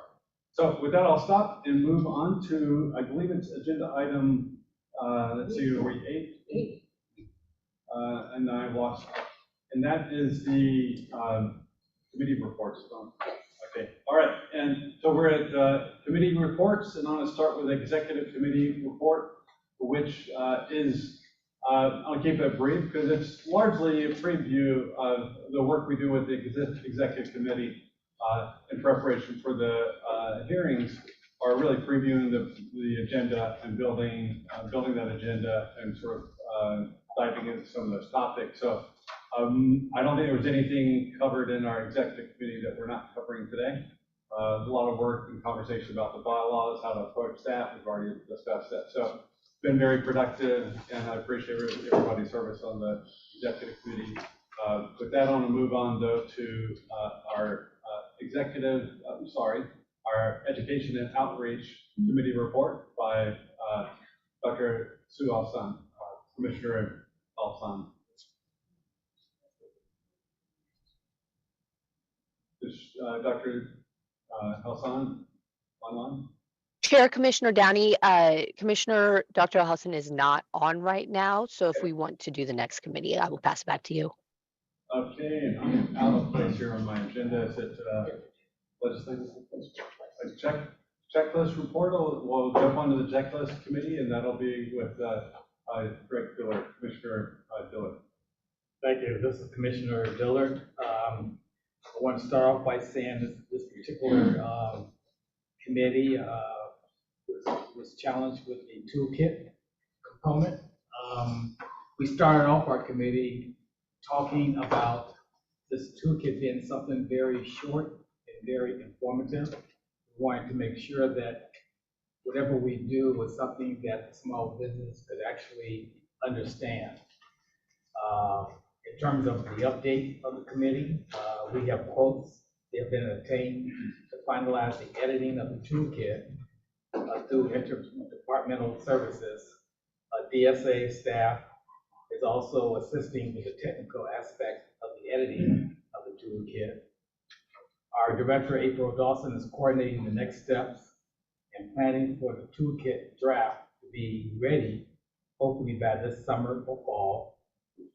The expectation is to bring the next draft back to the two stakeholder groups to get their thoughts before moving through the state approval process and then the full commission. We were scheduled to have the original deadline for having this completed by the end of the calendar year. We are aiming to finalize it in time to pair with our summer listening forum to be held in San Jose, if we can. Thank you. Thank you. Then we'll like to move on to our legislative report with, led by Commissioner Scott Willowbridge. Good morning, everyone, and I apologize that I was unable to be there in person with you all. I always enjoy our time together. We always seem to learn from each other the more that we are together. So I'll try and be brief. First of all, I want to announce that we had a new member, a new committee member added to our legislative committee last in February.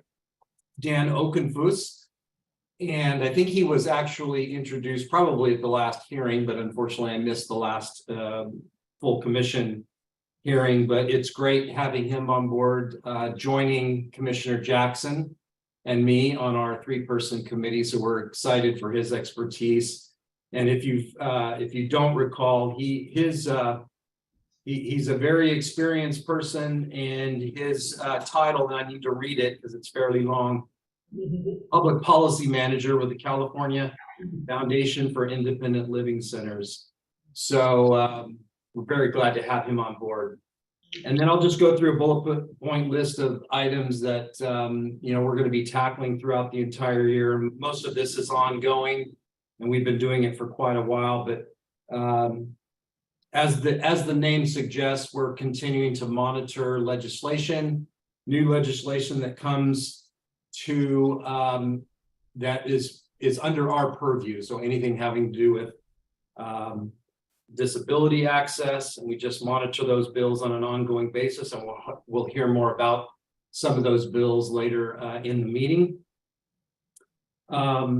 We also are monitoring CCDA's implementation of AB 2917, which has mandated the accessible parking campaign toolkit and tracking of the alleged website accessibility violations and continuing education for businesses.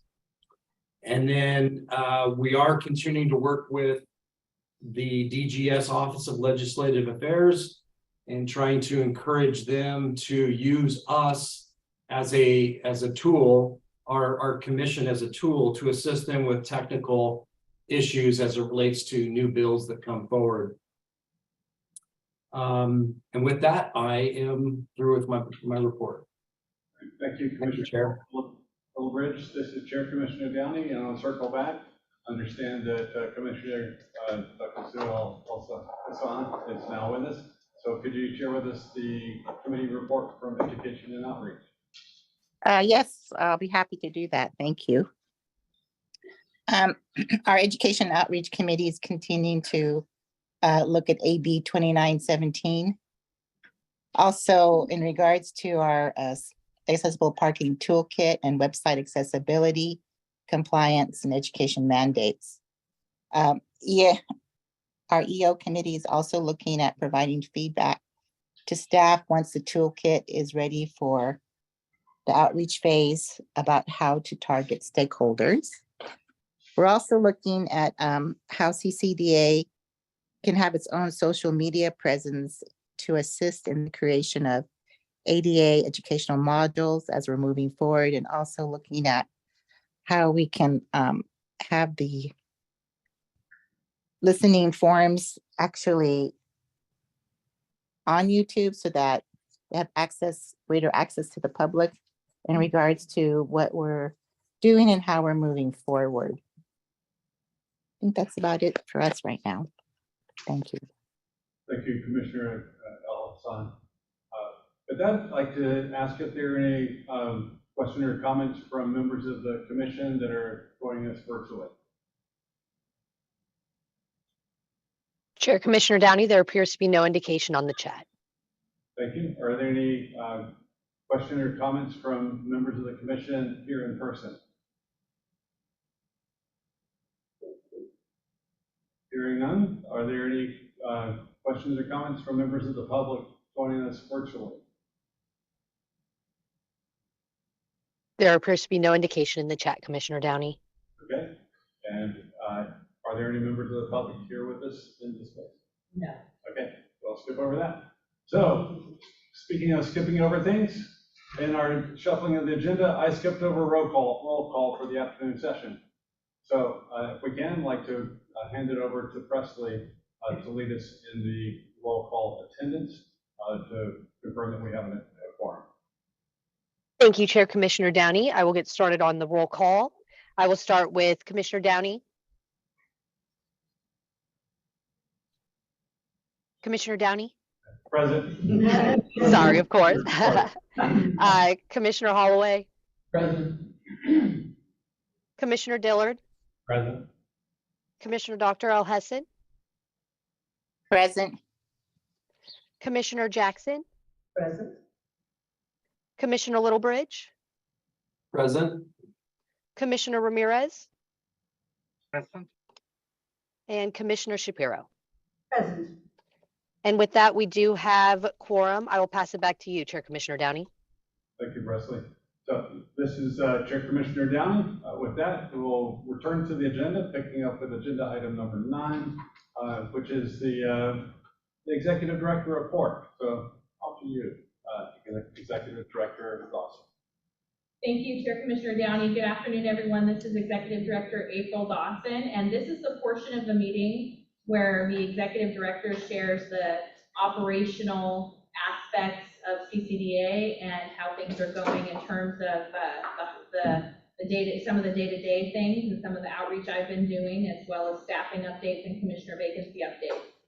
I first wanted to acknowledge the passing of Rex Heim, who was one of the founders of the California Commission on Disability Access and the former CEO of the California Business Properties Association. He passed away recently, and I had the honor of representing CCDA at his memorial service. It was a really spirited service where it really showed, the types of friends he had from all different types of political sides of the aisle and backgrounds, and it really highlighted his sense of humor and his kindness and his decency.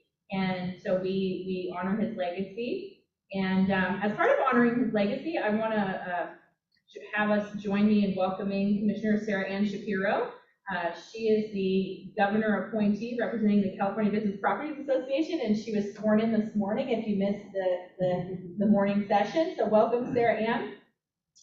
And also, we have our new legislative affiliates, Assemblymember Alanis, Assemblymember Haney, and Senator Ochoa Bogh, who were introduced this morning. We welcome them to the commission. And we also want to thank Senator Jones, Assemblymember Manchin, and former Assemblymember Stephanie Nguyen, who is now a state senator, for their service to the commission in prior years.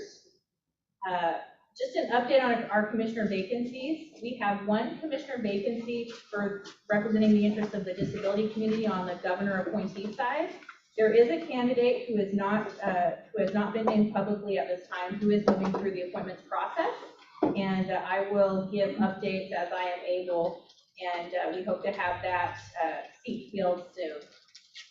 Also happy to report that Commissioner Holloway and Commissioner Ramirez have been reappointed to 3-year terms. In terms of our staffing, we are currently, we have an open SSA AGPA position. It used to be an AGPA position, and for those of you who don't know what that means, that's Associate Governmental Program Analyst, and SSA is Staff Service Analyst. To better fit our administrative needs, we're combining that into a hybrid SSA AGPA position, and we'll be recruiting for that as soon as HR approves the duty statement. And I also want to thank Commissioner Conway for providing us with a wonderful intern who is conducting cross-checking research between our portal submitted cases and the state and federal filings of alleged construction-related disability claims. This is going to help us determine the compliance rate of our inputted alleged violations and give us a more complete picture of the alleged disability access violations. So we all know that there was a lot of conversation this morning about the importance and veracity of our data, and we know that we're missing data because our data is only as good as the compliance of attorneys and law firms to submit the data through our portal. And I think there's a little bit of feedback that might be coming. There's some feedback, I apologize. I'm not sure where it's coming from, but apologize for that.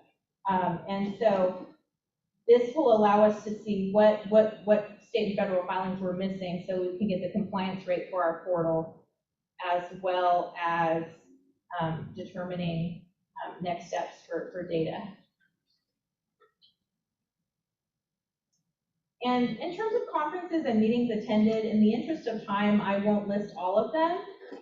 But I have always, as an executive director, just in the interest of transparency, listed all of the conferences and meetings I've attended publicly so that I am being transparent. And I enjoyed a really great California Business Properties Association and Cal Chamber ADA roundtable discussion a few months ago that our panelist Ashley alluded to earlier. And that was a great conversation to get the business perspective on the landscape of disability claims and how we can work more closely together with the business community and hear their needs. And I'm really looking forward to future conversations about that. I've also had some really great conversations with the city of San Jose. They're leading a lot of accessibility justice efforts, and we are planning a listening forum for August in the city, which I'll be talking about a little bit later in the agenda. Also been having some really great meetings with the city of Los Angeles and the city of Davis, as well as the Certified Access Specialist Institute. And I also spoke before the California Hotel and Lodging Association's legislative conference last month and talked to them about CCDA and the benefits of access and resources such as certified access specialists for their members who are smaller businesses. And with that, that concludes my report. Thank you. Thank you, Executive Director Dawson. So at this time, I'd like to ask if there's any members of the commission that are joining us virtually that would like to address any of this item.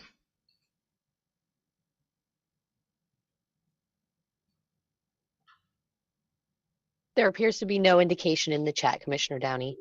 Thank you, Presley. Are there any members of the commission here in person that would like to address this item? This is Commissioner Shapiro. I simply want to thank Executive Director Dawson for welcoming me and how much I've appreciated our opportunity to converse. I'm also looking forward to working with her on this commission. And the welcome that I have received has been overwhelming, so thank you so much. Thank you. Any other comments from members of the commission here in person? Hearing none, are there any comments, members of the public joining us virtually that would like to address this item? Chair Commissioner Downey, there appears to be no indication in the chat. Thank you. With that, well then, if there are no further comments, we'll move on to agenda item 2, which is our CCDA strategic goal, and which is regarding our accessible parking tool. And for that, we'll turn it back over to Executive Director April Dawson. Thank you, Chair Commissioner Downey. I just wanted to give a brief update about how the accessible parking campaign is going. We're in the phase of the campaign where we have a toolkit draft. At our last commission meeting, I talked about how we had two committees of community members from the construction industry as well as from ADA coordinators and business owners and operators, and they developed 2 drafts that would educate their stakeholders about the importance of accessible parking and ensuring accessible parking, and also educating them on what their responsibilities are in terms of maintaining accessible parking. So we submitted those drafts to the Division of the State Architect as well as to the Office of Public Affairs with Department of General Services. And the Office of Public Affairs gave back some technical edits, and then our own Commissioner Claire was kind enough to give her time to give her technical edits. And so in order for us to finalize the project and incorporate the edits, we're in the phase now where I have secured quotes through interdepartmental services within DGS to help finalize the toolkit. So I have quotes from the graphic design as well as from the real estate division, and also the division of the state architect. They actually are giving us technical assistance at no cost. And Sorry. I'm trying to join the meeting on Zoom. It's okay, I'll keep going. I heard myself and I thought, is that just me? So we're having, so we're going to be finalizing the toolkit by utilizing interdepartmental services. That's just a fancy word for instead of going out to bid to finalize the contract with consultants and outside vendors, we're going to use inside vendors. Once that is finalized, and we have another draft based on the edits and feedback from the stakeholders, from all of our stakeholders, which include our government partners, we're going to take it back to the stakeholder group, see what they think of the final draft before it moves through the departmental approval process, which includes, making sure the Division of State Architects signs off, as well as Office of Public Affairs and our division deputy director, and then it will go before the commission at a future meeting. We are on track to finish the project by the end of the calendar year, which was the original goal. When I started, I was a little, I was a little bit naive, and I thought we could get it done by summer. I'm still hopeful we can get it done close to summer so that we could pair it with our listening forums. But I just wanted to say that we're not behind on the project. We're just adapting the timeline a little bit. But my goal is to try to get it as close to summer, fall as I can. And we're still on track for the end of the year deadline to either meet it or exceed it slightly. And with that, that concludes my report about the APC, Accessible Parking Campaign. Thank you. And I'll take the liberty of jumping in with a question. I'm curious, in the timeline, or if this puts it on a separate timeline, is there a plan for multilingual translation of the pamphlet? Yes, we plan to print the toolkit and have it on our website in multiple languages. And I'm also securing those quotes too for the multilingual translation. Fantastic, thank you for that. I'm sorry, this is Chair Commissioner Downey. With that, I'll turn to any members of the commission joining us virtually that might like to comment on this agenda item. Chair Commissioner Downey, there appears to be no indication in the chat. Thank you. Are there any commissioners here in person that would like to comment on this agenda item?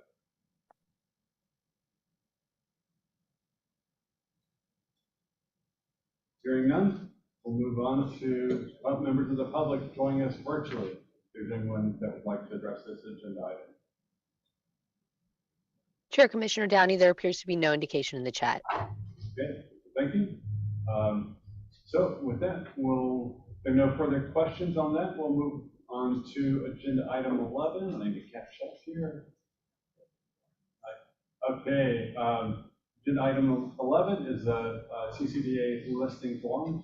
Once again, we'll turn it over to Executive Director April Dawson. Thank you, Chair Commissioner Downey. I just wanted to give a brief update about how the listening forums are going.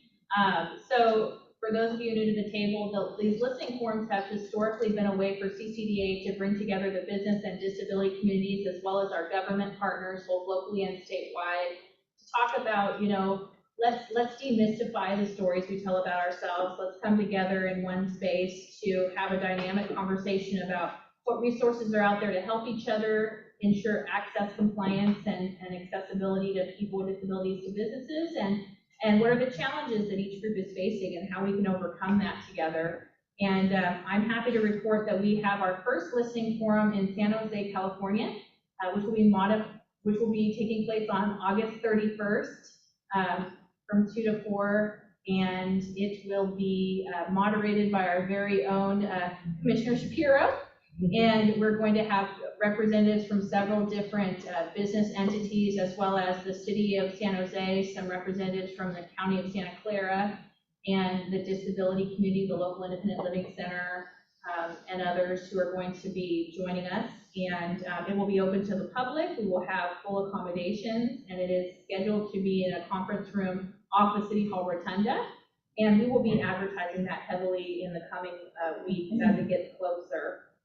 And it's going to be very much a listening forum, which means we'll be doing a lot of listening, and we will be sharing resources about what CCDA does and building relationships with everyone in the room. And we're also going to be giving the opportunity for our participants to ask questions in advance so that Commissioner Shapiro can gather those questions when she moderates. And we also have some questions that we've graded in advance as well in case we need them. But the goal is to really have the community set the table for how they would like CCDA to assist them with any gaps that they have. We're also planning several other listening forums in the next several months throughout the state, but the San Jose one is the one that is officially on the calendar. I'm hoping to get the others firmed up by the end of next week or the week after. I do have the Santa Rosa region, which is Northern California, and the Los Angeles area and the Central Valley. I have partners that have expressed interest, and now I have the ability to have meetings with them and finalize those dates. So we're moving forward with the listening forums, with San Jose being the first one officially on the books. And I will end by saying the reason why we selected San Jose to have our first forum is because when we put together our 2021 annual report to the legislature with our top 10 alleged disability access violations, the majority of them took place in the San Jose area or on the peninsula. So this is an example of how we're using data to get the tools to the stakeholders that are showing they need it the most. Thank you, and I'll turn it back to Chair Commissioner Downey. Thank you, Executive Director Dawson. Thank you for that report, and I'm excited to hear about our movement to get back into the listening forums. That's exciting. So with that, are there any comments from members of the commission that are joining us virtually on this agenda item? Yes, I'm sorry. No, my apologies. Go ahead.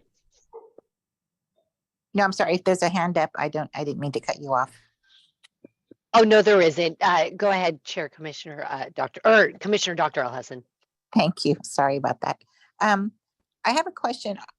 How are we reaching out to ensure that we get public engagement and participation in disability community or even the business community? Thank you, Commissioner Alhassan, Dr. Alhassan. So what we're going to do now that we're in mid-April and it's going to be at the end of August, so we're getting a little bit closer, is we are going to be doing a lot of outreach. I know Commissioner Shapiro has a lot of contacts with the business property, through the Business Properties Association, California Business Properties Association, and BOMA. I know I'm giving a lot of acronyms, but a lot of business related places, and we'll also be creating some outreach material that we'll make sure that each of the commissioners will be able to utilize. So if you have contacts in the disability or business community and they're in the San Jose area or in an area where each of the other forums are, you can use those tools to be able to share it out to your social media as well as to your contacts via email and other ways.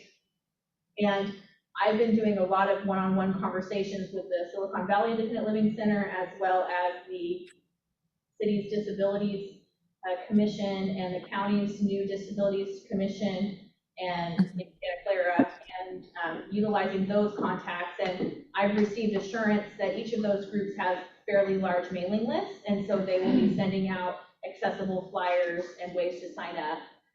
And so we'll just be doing a lot of relying on our contacts, which we have a lot of in this room, and also just from my prior work in the disability community on the ground doing that as well. Also the Cal Chamber and the CBPA, which stands for California Business Properties Association, has offered to assist as well.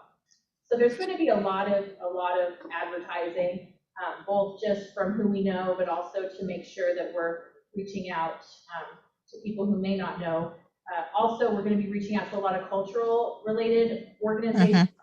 The Vietnamese Business Roundtable in San Jose is one of them, and several other cultural related business groups that I have a list that was generated from our last subcommittee meeting, and so we'll be reaching out to them as well, so that we're not just going with the main players that get invited to a lot of things, but the businesses that need the resources the most. Right, and we're also going to be posting, are we going to be posting on our website? We do have the ability to post it on our website. We plan to do that. Hopefully we'll have a Facebook page at some point to be able to use that, but in lieu of that, we'll create promotional materials for others to post on their social media sites. Okay, great. Because when we start working in the Southern California area, I'll be happy to reach out to our local chambers here and the cities to let them hopefully engage and participate. Thank you. Thank you so much for that. Thank you. Thank you. Any other comments from commissioners joining us virtually? Chair Commissioner Downey, there appears to be no indication. Thank you. Then are there any members of the commission here in person that would like to address this item?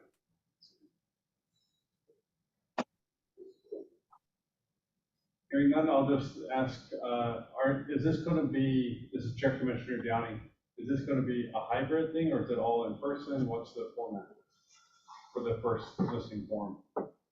We have received strong feedback to have it be in a hybrid format, and we're having those conversations about how we can ensure the most accessible way to make sure that the hybrid, the people that are on Zoom are also getting the full participation of people in the room. And so we're working that out, and we're consulting with some other organizations that have done this. And our original idea was to have an in-person and then a separate Zoom, but there's just been very strong preference for each of our listening forums to be hybrid. So we're going to work through that and see how we can achieve that.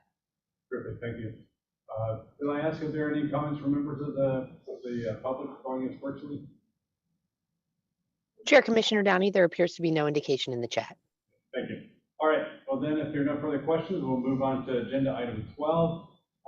What everybody's been looking forward to is sit down with Commissioner Scott Lillibridge, and I'll turn it over to Phil for that. Thank you, Commissioner Downey. Chair Commissioner Downey. Yes, my name is Phil McFall. I'm the operations manager here again at CCDA, and just wanted to let you know that we have a variety of very talented commissioners here on the commission, and what we're going to do going forward is we are going to each full commission, we are going to feature one of our illustrious commissioners, and today we are going to start with Commissioner Scott Lillibridge. So we're going to do, again, a spotlight of Scott Lillibridge, and with that, I'm going to turn it over to Presley. Presley, can you please roll the clip? Thank you.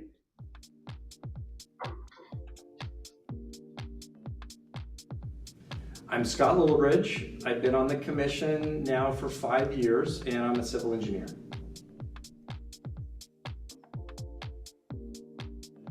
I touch on quite a few different things. A little bit, not as much as I would like. I'm not involved in the technical design of the project as much as I'd like to. I am involved early on in projects, but my average day involves pretty much a lot of meetings, whether that's with clients, whether it's with other consultants, whether it's my own staff.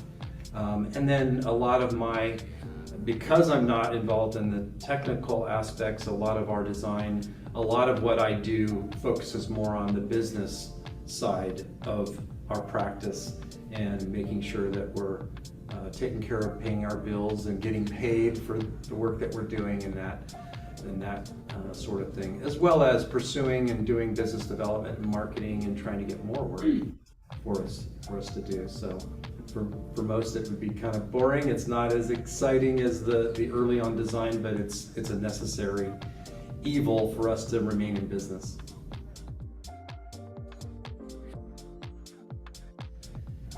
Civil engineering is a pretty broad field. I happen to be in the field of land development engineering, which is taking any piece of property and helping a client develop it, help them put a vision to it, help them realize their vision for the piece of property. I chose civil engineering after changing my major probably 2 or 3 times in college because it was a profession that I knew I wouldn't get stuck in a cubicle for 60 hours a week. It was definitely a profession where you're going to experience many different things. We don't design widgets. Every project is different, and we get out into the field as well as in the office. So quite a wide variety of work. I'm most passionate about civil engineering because it really does involve a lot of collaboration between a lot of very smart people, different consultants, architects, soils engineers, attorneys, landscape folks. It's really a collaborative profession, and I really enjoy the that ability to make something out of nothing. But it really is fun to work with other very talented, creative people to get a project approved and built.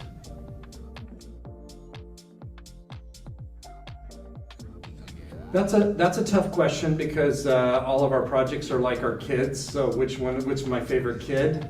The easier answer probably is the next project is my favorite one. But they've all, again, there's no cookie cutter approach to what we do, so they're all different and they all have their own challenges, and the level of success that we can give to a client is obviously the main thing, more than just the project itself.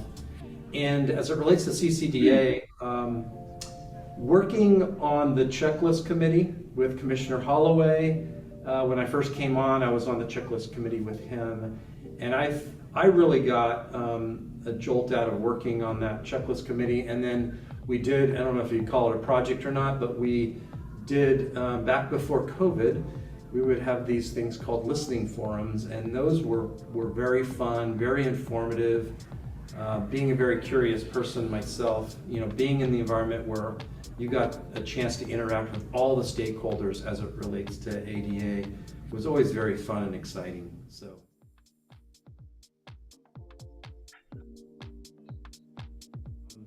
I would say that in our ground up projects, all of our new construction projects, it's very easy for us to incorporate our knowledge of accessibility into our design work. It gets very challenging, especially working on say a redevelopment project where a portion of the site it's already built all the way around it and it's been built 50 years ago. Any projects like in the city of San Francisco are very difficult because of the nature of the topography and whatnot. So that is the most challenging, and trying to educate our clients on the aspects of accessibility and incorporating that into their projects sometimes is an eye-opener for them, because a lot of times they don't understand that there are certain requirements. There is no grandfathering, so to speak. So that is probably the biggest challenges that we have. Great, sir. I don't know if I really answered the question as you stated it, but that's how I interpreted it. That's all we want, exactly. And then, how has serving on the CCDA contributed to or evolved your perspective in keeping access at the forefront?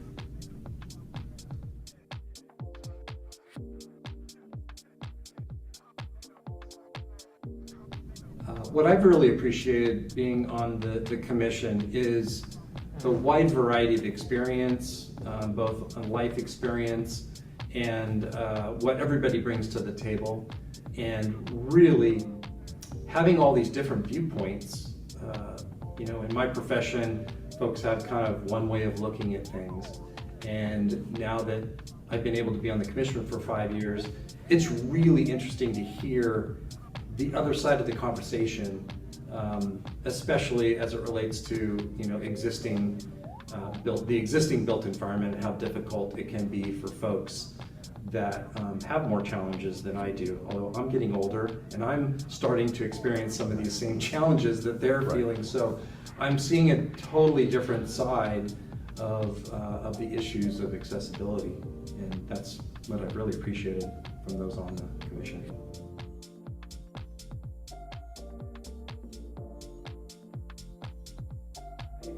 I really appreciate everybody that's on the commission and what they bring to the table. It is such a diverse group. You've got business representatives, which I'm one of those, and then you have the disability community. And even within those stakeholders, there's very diverse ideas and issues and challenges that we all face. So I really encourage and thank all of the folks that are on the commission for everything that they're doing to make California a better place to live for everybody.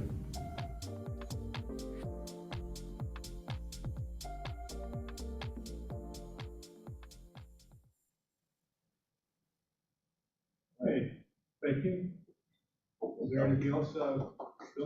I just wanted to thank Commissioner Lillibridge for taking the time out to come down and meet with us, and I want to thank Abby. Did a great job. She was our interviewer, Barbara Walters, and Presley did the captioning. So thank you all for your efforts. And with that, I'll hand it back to Commissioner Downey, Chair Commissioner Downey. Thank you, Bill. As Chair Commissioner Downey, at this time, I'd like to turn it over to members of the commission joining us virtually. Do you have any questions or comments? Chair Commissioner Downey, there appears to be no indication in the chat. Thank you. Are there any members of the commission here in person that would like to address this agenda item?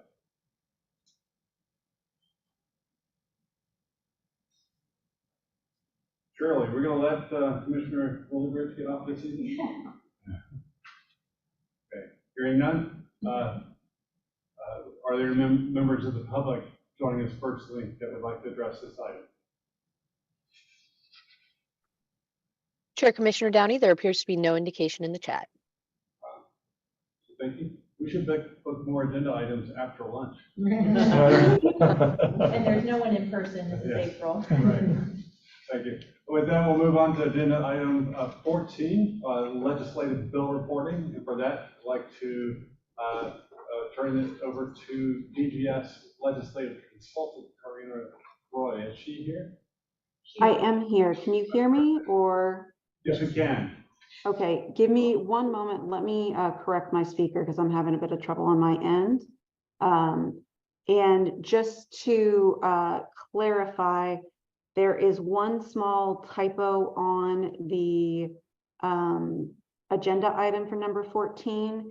It states it's 14 sub D is Senate Bill 747. That's actually Senate Bill 748, if you're following along in the agenda. So give me one moment.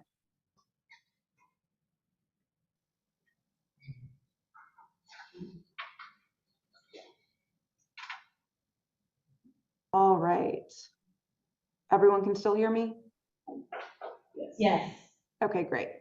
All right. So for item number 14, the first assembly bill that we are looking at is 222 by Assemblymember Arambula, titled Civil Rights Department, Californians with Disabilities Work Group. This bill requires the Civil Rights Department under the Business, Consumer Services and Housing Agency to convene a work group to make recommendations to the legislature regarding accessibility and anti-discrimination laws related to workforce and employment for people with disabilities. CCDA is named as one of the participants in this work group. This bill is being heard in Assembly Appropriations today. Next up, we have Assembly Bill 410 by Jones Sawyer regarding shared mobility devices. So this requires a shared mobility service provider to affix to each shared mobility device, stuff like scooters, bicycles, an accessible, clearly displayed tactile sign containing raised characters and braille. The sign should consist of at least the company name and phone number and be visible from 5 feet. Now, these requirements were already in law, but they have been updated that they would become operative January 1st, 2024. And this bill is going to be heard on the Assembly's floor consent calendar on April 20th. Next up, we have Assembly Bill 950 by Meinchin, Accessibility Internet Websites. This bill creates a claim for statutory damages if an entity's website is inaccessible and the entity failed to provide a plaintiff with equally effective communication or facilitate a full and equal enjoyment of the entity's goods and services offered to the public. The bill, among other things, directs CCDA to review access standards for websites and to notify the legislature within 30 days of determining the standards set forth in statute are no longer the most up-to-date standards for effective communication by means of a website. This bill is set for hearing in the Assembly Judiciary Committee on April 25th. The next bill is AB 1404 by Carrillo, Disability Access, Internet Website Related Accessibility Claims. This bill would require an attorney with each demand letter or complaint alleging an internet website related accessibility claim to provide a small business defendant, as defined, with a copy of a written notice pertaining to disability access laws, and if the small business defendant corrects that violation or alleged violation within 60 days of receiving the notice, the bill would reduce the maximum statutory damages to $25. This bill is also set for hearing in the Assembly Judiciary Committee on April 25th. Next up, we have Senate Bill 585 by Senator Nilo. This is disability access, construction-related accessibility claims, statutory damages, attorneys' fees and costs. This bill prohibits a construction-related accessibility claim for statutory damages being initiated until the defendant has been served a demand letter which specifies each alleged violation and the defendant has had 120 days to correct those alleged violations. The defendant would not be liable for damages, attorney's fees, or costs if they corrected the alleged violations within that 120 days. This bill is set for hearing in the Senate Judiciary Committee on May 2nd. And finally, we've got Senate Bill 748 by Senator Roth. This is Disability Access and Information Local Government Notice. This bill requires local jurisdictions to provide notice to an applicant for a new or renewed business license or equivalent instrument or permit that they may be subject to liability for failure to meet state and federal disability access laws. The notice also must include information on how to obtain a CASP inspection. And this bill was heard in the Senate Judiciary Committee on April 18th. And I believe that is all of our bills. Thank you very much for that report. This is Chair Commissioner Downey. At this time, are there any questions or comments from members of the commission that are joining us virtually on this agenda item?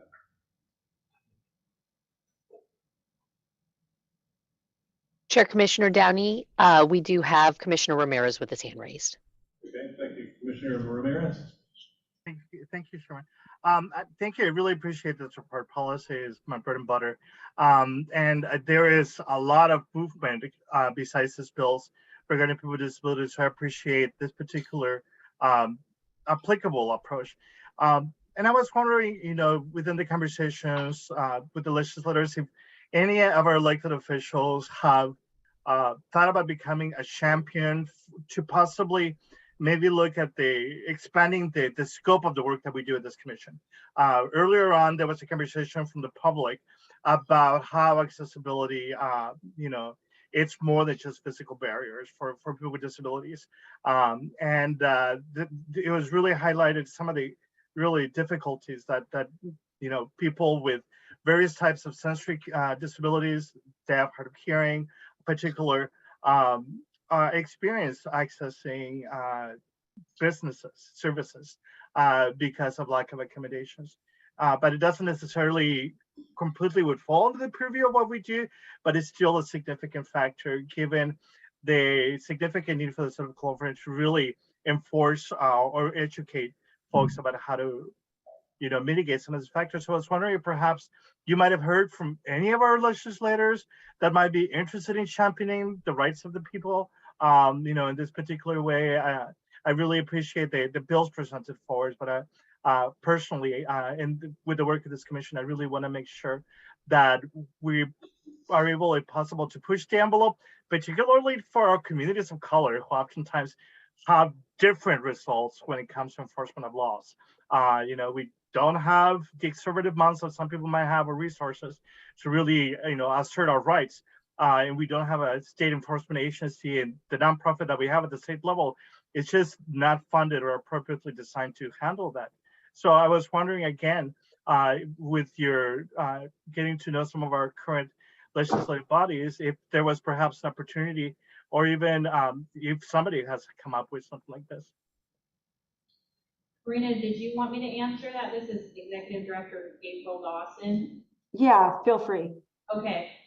Commissioner Ramirez, there is no current legislation on the table this session to expand CCDA's purview beyond business access compliance. If stakeholders are interested in that, they can go through, their advocacy channels, and then it would require a change in law, because in statute, our purview, it only pertains to the disability access compliance and collecting of that data, and now the websites. And so if there was an interest in expanding our purview, there would have to be a change in law, and there's no current effort that is gaining momentum that I'm aware of, and there isn't anything in the legislature this session that would do that. Thank you. Are there any Thank other? you very much. Thank you. Are there any other comments from members of the commission on joining us virtually? Chair Commissioner Downey, there is Commissioner Dr. Al Hessen that would like to speak. Commissioner Dr. Al. Thank you. I have a question about Assembly Bill 222. And so correct me if I'm wrong, my understanding is that CCDA is part of that work group? Commissioner Dr. Al Hessen, this is April. So this work group doesn't exist yet. The AB 222 would establish that work group, and their focus would be on the employment side of people with disabilities. Okay. But if CCDA were to become a part of that work group, then we would bring our knowledge of Title III and how it intersects with employment and the business community. So for example, if somebody was trying to get a job at an inaccessible location, right, how the Title I and Title III could cross. So there's a potential for collaboration there. We did state that in our bill analysis that we submitted to the DGS Office of Legislative Affairs. And so, so to answer your question, it would establish that work group. It doesn't exist yet, and CCDA would become a part of it unless the bill is altered to take our name out of it. I see. So the work group hasn't been formulated yet, but it's going to be formed under the California Disability Rights Organization. Is that correct? So it's going to be under the Civil Rights Department, under the under the California Business, Consumer Services, and Housing Agency. Okay. Helpful. Sorry, Commissioner Al Hessen, if it's helpful, Commissioner Conway, that's the agency that used to be DFEH, Department of Fair Employment and Housing. They just changed. Oh, okay. I see. I understand now. Okay. I guess my question is, how would a person with a disability who's interested in participating, I mean, how is that going to be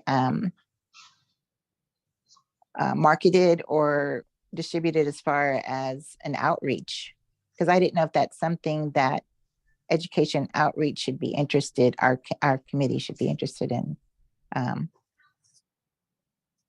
supporting that in some way as far as accessibility overall. Well, we don't have any approved administration positions on this bill, so we don't have any say on it publicly one way or the other. Okay. The bill itself, since this would be under the Civil Rights Department, under Business Consumer Services and Housing, it would be, it would likely be up to them to handle the administration of that work group, including any outreach. I see. Okay.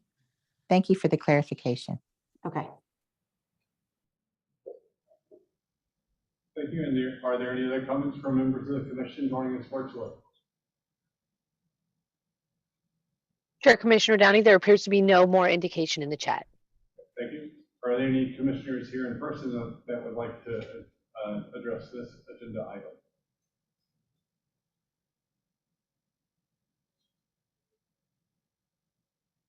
Hearing none, are there any members of the public joining us virtually that would like to address this item? Chair Commissioner Downey, there appears to be no indication in the chat. Thank you. And I assume we still have no one from the public here in person. There is a public member. We do have a public member, but there's no comment. Okay. All right. Thank you. With that, since there are no more comments, thank you for that report, Rena, Roy, and we appreciate your sharing that with us. With that, we'll move on to agenda item 15, which is website accessibility. And I'll turn that back over to Executive Director April Bogh. Thank you, Chair Commissioner Downey. Well, I'm really excited about this next agenda item because it's very timely. It's crossed over a lot of our other agenda items as well as this morning's panel on alleged disability access violations and how that plays out on the ground with stakeholders. And what we envision is for us to have a conversation amongst the commissioners and then take public comment about alleged disability access violations related to websites. That, as you know, the ADA and other disability rights laws were conceived before technology that exists now. So businesses are increasingly utilizing their internet web pages to attract customers and sell their products and create that customer experience virtually. And although standards such as the WCAG exist, there is a lack of official guidance from the DOJ related to website accessibility, and it's created a lot of our business side stakeholders trying to figure out how the law applies and what are the best standards to use. And there's a lot of confusion out there about what does that mean?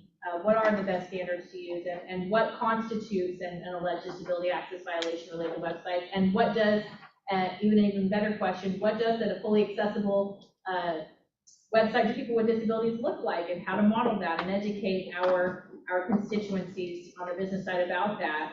As we all know, the CCDA has been mandated by Assembly Bill 2917 to provide a toolkit on a business's responsibilities for website compliance, as well as and/or modules. And that education's purpose will be to aid businesses in understanding their duties and facilitating compliance from a business's point of view. And there's a lot of, as I mentioned earlier, a lot of confusion related to how places of public accommodation and websites, interact. And we all know that the ADA, it's been bared out in the courts that that websites of businesses are considered places of public accommodation, but what exactly does it mean on the ground for people trying to figure out how to comply with the law? And so we would like to act as a venue to facilitate that discussion between the business and disability communities so that we can produce the best toolkit and modules to educate them. And so there are 6 questions that I wanted to just pose one at a time to the commissioners, and then we'll go into the public comment. And what I would like to ask is, given that there is a lot of confusion and lack of guidance for businesses on the best practices for website accessibility, what approach should the CCDA consider as we're creating a website accessibility toolkit? Wondering if anyone has any comments about that. I'll start with commissioners attending virtually. You have any? Commissioner Ramirez? No, thank you. I actually am really excited about this because California is the birthplace of the internet. So I'm very, very proud of the work that we do, particularly around making sure that deployment is accessibly deployed from upstream strategies all the way downstream. And you're right, this needs to be updated because things have changed dramatically, both in the technology that is used to access the internet, but then the technology that we use really to make the internet accessible to everybody. So definitely, I think that's one of the ways that we could really utilize both as leading an example at the state level, but helping to provide that needed example of a new framework that we do need at a higher level.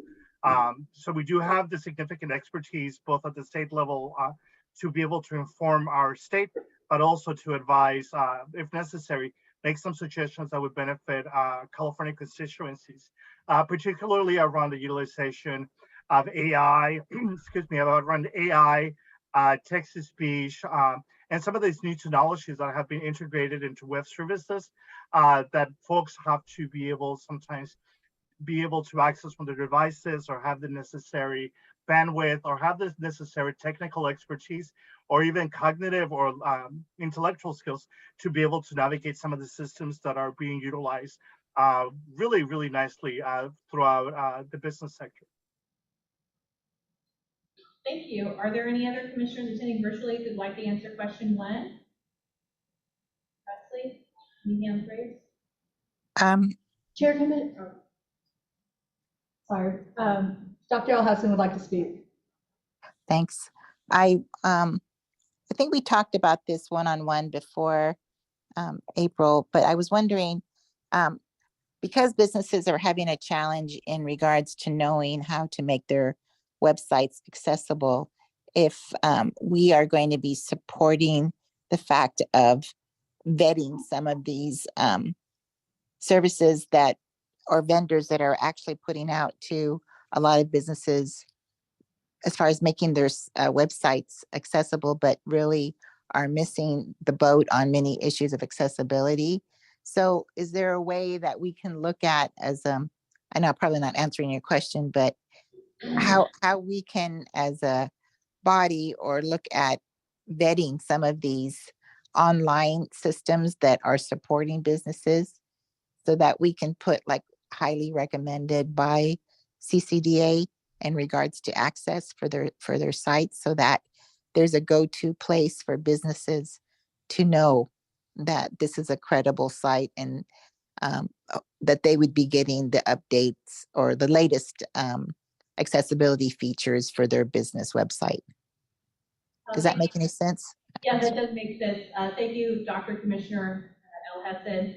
So I think that that's a conversation that would have to require a lot of careful conversation within the commission about whether we want to be in that role or not, or whether we're qualified to be in that role.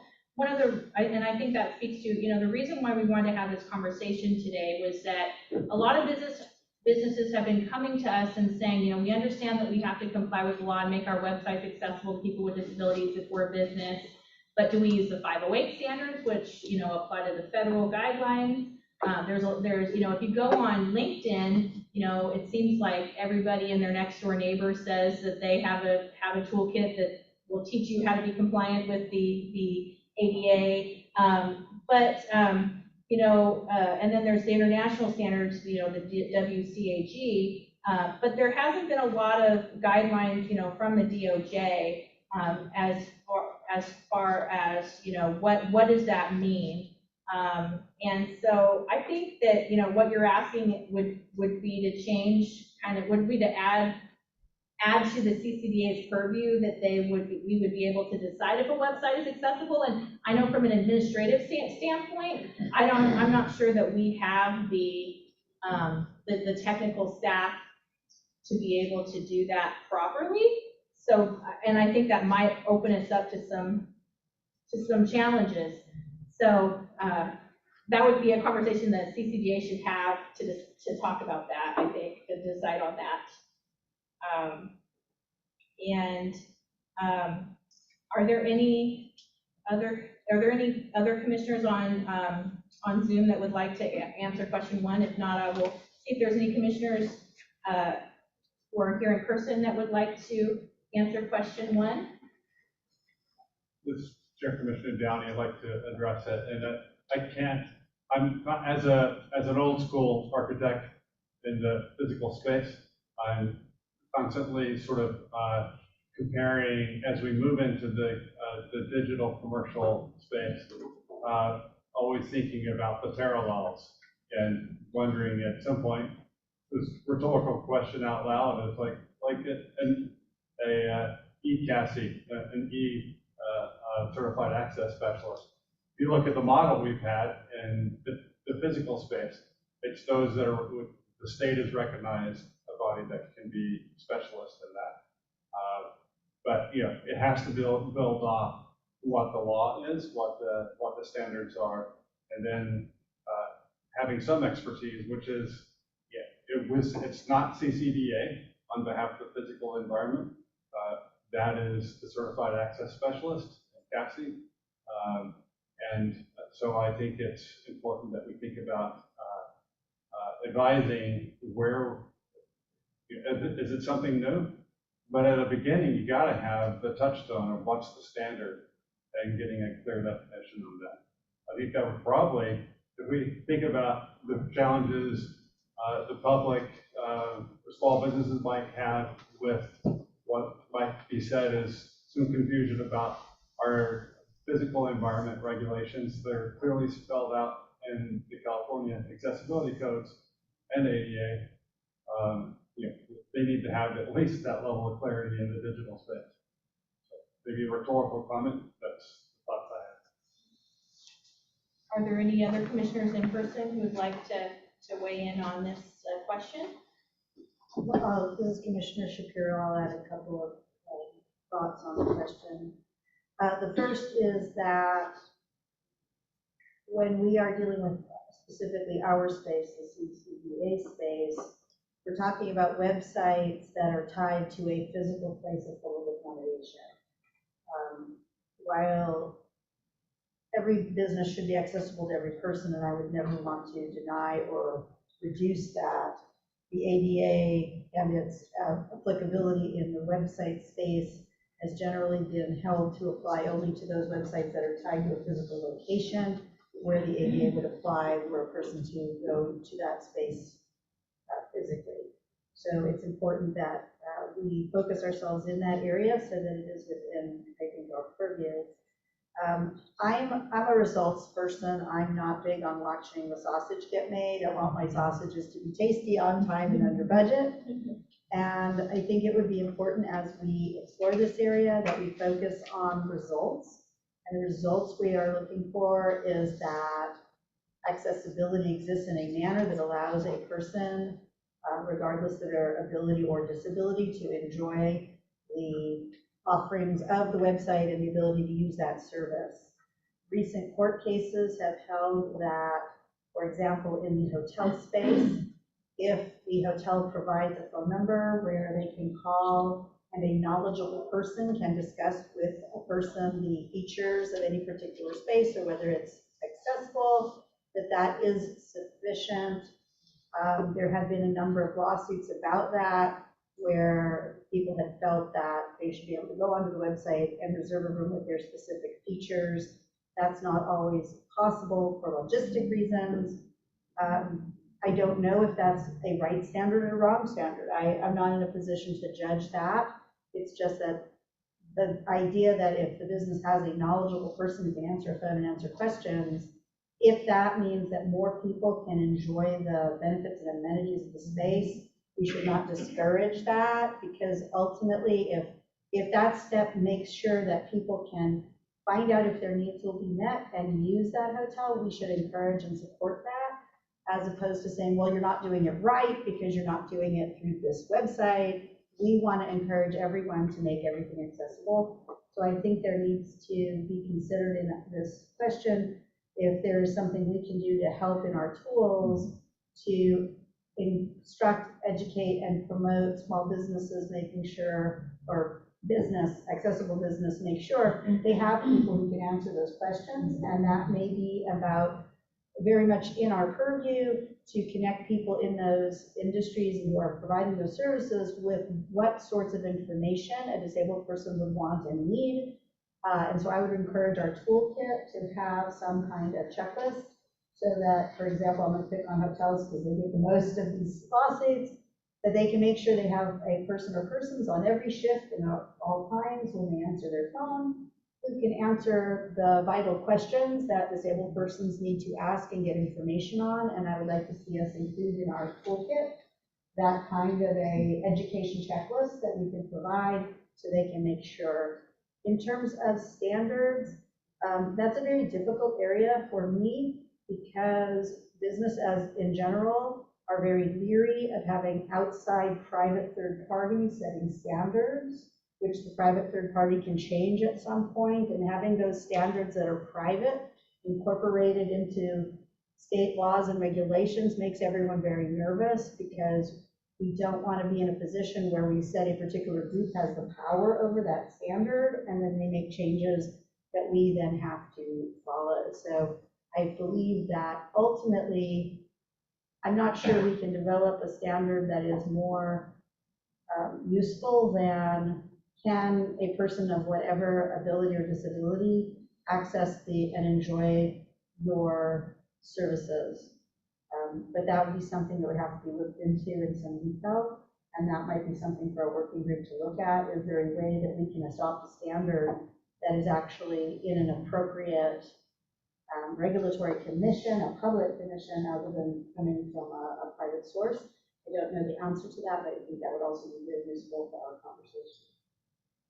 Thank you. Are there any other commissioners in person who'd like to answer question 1? Otherwise, I'll move on to question 2. All right. The second one is we're wondering, what is the most beneficial way to market a toolkit and present modules to your stakeholders? So we really want to hear from you as we embark on this work. You know, how do we get the word out to your stakeholders? And I'll start with commissioners on who are attending virtually.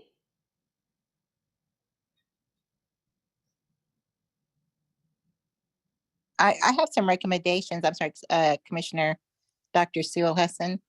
One of the venues that we can look at, which we've been talking about, is also, you know, we mentioned before,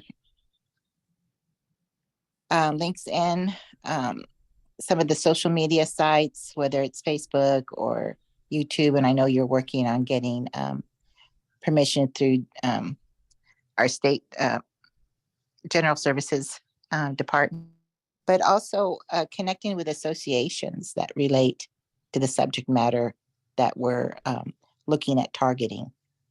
So I think that would be a good way to reach out, in addition to some local nonprofits that serve particular populations or businesses in that area. Just some thoughts in regards to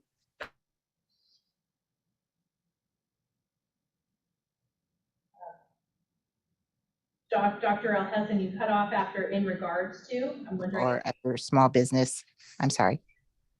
That's okay. You buffered a little bit, but we got what you were saying. Any other questions on Zoom who would like to comment on question 2? Commissioners in person who would like to comment on what the most beneficial way is to market a toolkit or modules to your stakeholders? This is a good question. I really like this one. And you know, in the past, when this is Commissioner Holloway, when we looked at restaurants or building owners, that we've done checklists before, you know, there's been a physical presence. They had, restaurants have aisles, they have doors, they have restrooms, and building owners, they have parking lots, and they have path of travel, and they have walkways and things like that. But when we're talking about ADA compliant websites, there's a lot of businesses that have no physical presence. They are basically a virtual business. You know, they have a website, they have social media, they don't have driveways and aisles and restrooms and all that. And so I was thinking, you know, maybe, and normally we would go to business owners. We went to, you know, business property owners, we went to BOMA, we went to the restaurant associations, we went to Chamber of Commerce, we went to Restaurant Fest, excuse me, checklist. I was thinking that here, I think Dr. Alanis is correct. Social media is one way to get to a lot of these virtual businesses and businesses that have a website that also have a physical presence. But I think really this might be an opportunity to use social media and the news media to let people know that, these requirements are now in fact, that they're required to comply with. I was thinking we might get a broader, get more people via news media and, some interviews, some articles, case studies, things like that, that the media might pick up on. You could also spin those into social media. Thank you. Any other commissioners in person that would like to answer question 2? Yeah, I was trying to probably address 1 and 2 because there was some comments made that I didn't share. Real quick, so this is Commissioner Clare. I do want to say that on the ADA.gov website, that different district courts have interpreted the association with physical presence. 5 said yes, the other 3 said no, that a business is a business, but it has a physical presence and it still must be accessible. So I do want to clarify that. And then I'm sorry, this is Hector. I can't, I'm sorry, the sound in the room is really difficult. I couldn't hear what is being said. And I know the interpreter and the captioner are struggling as well. Okay, I will speak louder. Sorry, normally that's not an issue with me. So. Oh, thank you. Thank you. No, I don't think it's I don't think it's an issue with you. I think it's just an issue with the tech. Thank you. Oh, that's fine. Thank you. So I wanted to clarify that different district courts have interpreted website accessibility differently in the sense of whether or not a physical location is required. The Department of Justice does say the physical location is not required, and that if you're selling something over the internet, it should be accessible as a public accommodation. So I do want to clarify the difference between guidance and regulations. The Department of Justice has not established regulatory requirements for website accessibility, meaning that offers scoping, but they have issued guidance, and that is the WCAG website content accessibility guidelines that they have available, and also the Section 508 standards that are used by the federal government. So what I want to caution on is that when guidelines are developed, kind of keeping in check of what the direction DOJ is going and which standard they may eventually adopt in providing regulatory requirements for website accessibility, and that if anything is created independent of that process, that we really understand and involve as many stakeholders as possible in that development, and that is very in-depth and thorough. But I did want to caution the difference between regulations and guidance. Guidance has been issued, it's the regulatory requirements that are. Thanks, Commissioner Clare. Let's move on to question 3. And this is actually, we structured some of these questions just based on the makeup of our commission. So we're really looking to, for those of you who are business owners, do you have ideas for best practices and guidelines for website accessibility that you're currently using that you'd like to share? Any words from the wise and best practices that have worked for you as you've made your business websites accessible? I'll start with I'll start with commissioners attending virtually. We may not have. I do not. Yeah, April, there appears to be no indication in the chat. I just want to let you know. Thank you. Are there any commissioners in person who would like to talk about any best practices and guidelines for website access that have worked for you? This is Commissioner Shapiro, working with clients on these issues. As I mentioned earlier, our most effective methodology has been to develop a script for, in the case of hotels, front desk staff and those who answer the phones for reservations, to develop a script that goes through appropriate questions and gives the person calling an opportunity to volunteer whatever information about their situation they would like to, and make sure that they know what rooms are available, what features they have, and can instantly check through bookings to see what they can provide, since there's only a certain number of rooms, and if you need a particular room on a particular day, we need to be able to tell you whether or not that room is still available for it to be useful information. So in terms of encouraging people to have scripts and information available so that they can quickly and easily answer questions regardless of the type of disability involved has been a wonderful best practice that's allowed us to assure as much accessibility as possible in the hotel properties.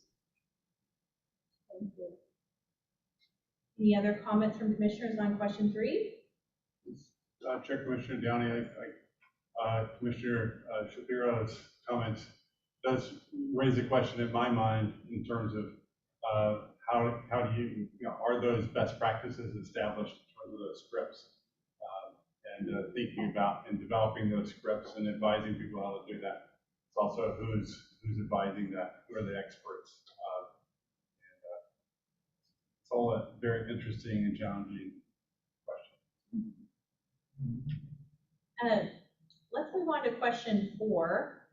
So what challenges do you face either as a business owner or person with a disability related to website accessibility standards? And I'll start with commissioners joining virtually. Commissioner Ramirez, if you're trying to speak, you're on mute. Yeah, hi. Definitely appreciate the question as well. So first of all, as a person with a disability, I think for me, it's really sometimes how there's really no continuity of access sometimes. And so definitely going to different websites, really there's no unity. And so that has meant that, you never know what you're going to expect. And having a set of necessary skills to respond to that is a challenge that is not necessary. As a business owner, definitely wanting to make sure that I'm able to provide accessible services to the people so that I can make money in the best way possible. Is really having that guidance, that official guidance. There's a lot of misinformation, disinformation, going to my city and my county to get information that I knew should be there and wasn't there was really frustrating because I knew that if I wasn't there and I was looking for it, those that don't know that it's not there really makes it really difficult. But then when I looked for guidance, even at the state level, even that wasn't completely clear. So really having the system really be in line with itself at the different localities, because we don't necessarily oftentimes just do business at one level. All of us really hope to be able to be successful and to operate at the different financial levels, or marketplaces, but not having that guidance sometimes for me as a disabled business owner really makes it even more challenging to penetrate those markets. So that's my feedback on that. Thank you. Are there any other commissioners attending virtually on question number 4 about the challenges of website accessibility standards that you encounter? Okay. There appears to be no other indication in the chat, April. Thank you, Presley. Are there commissioners joining in person who would like to talk about the challenges that you face either as a business owner or a person with a disability or a combination of both with website accessibility standards? This is Commissioner Jacqueline Jackson. I do not have skills to operate a website at all. And I have to rely on other people, and sometimes I have to pay those individuals to access information. And recently I had a couple of people to check on something, so I was dealing with the airline and getting a ticket. And the price went from almost $500. And then Soft night guard. Commissioner Jackson. I'm sorry. You can't hear me?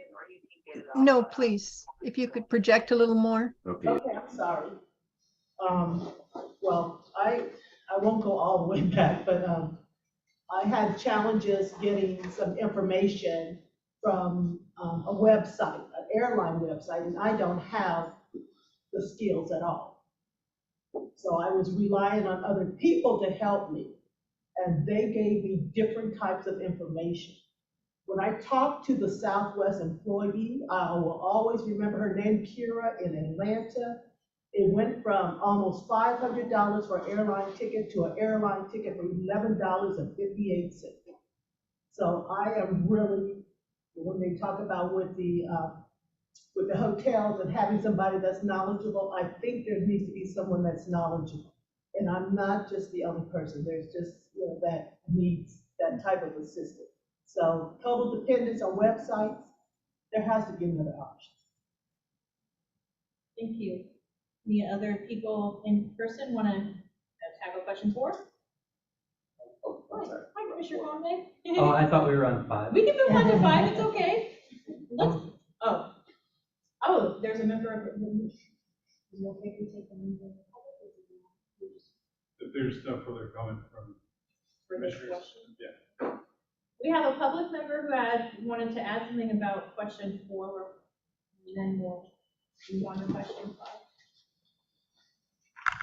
My name is James Vitale, and I am past number 007. I was there in the beginning. I was there at the beginning of CCDA. I was, in fact, the founding executive director of CCDA. I speak as an architect and a public member, not in my role as a DSA employee.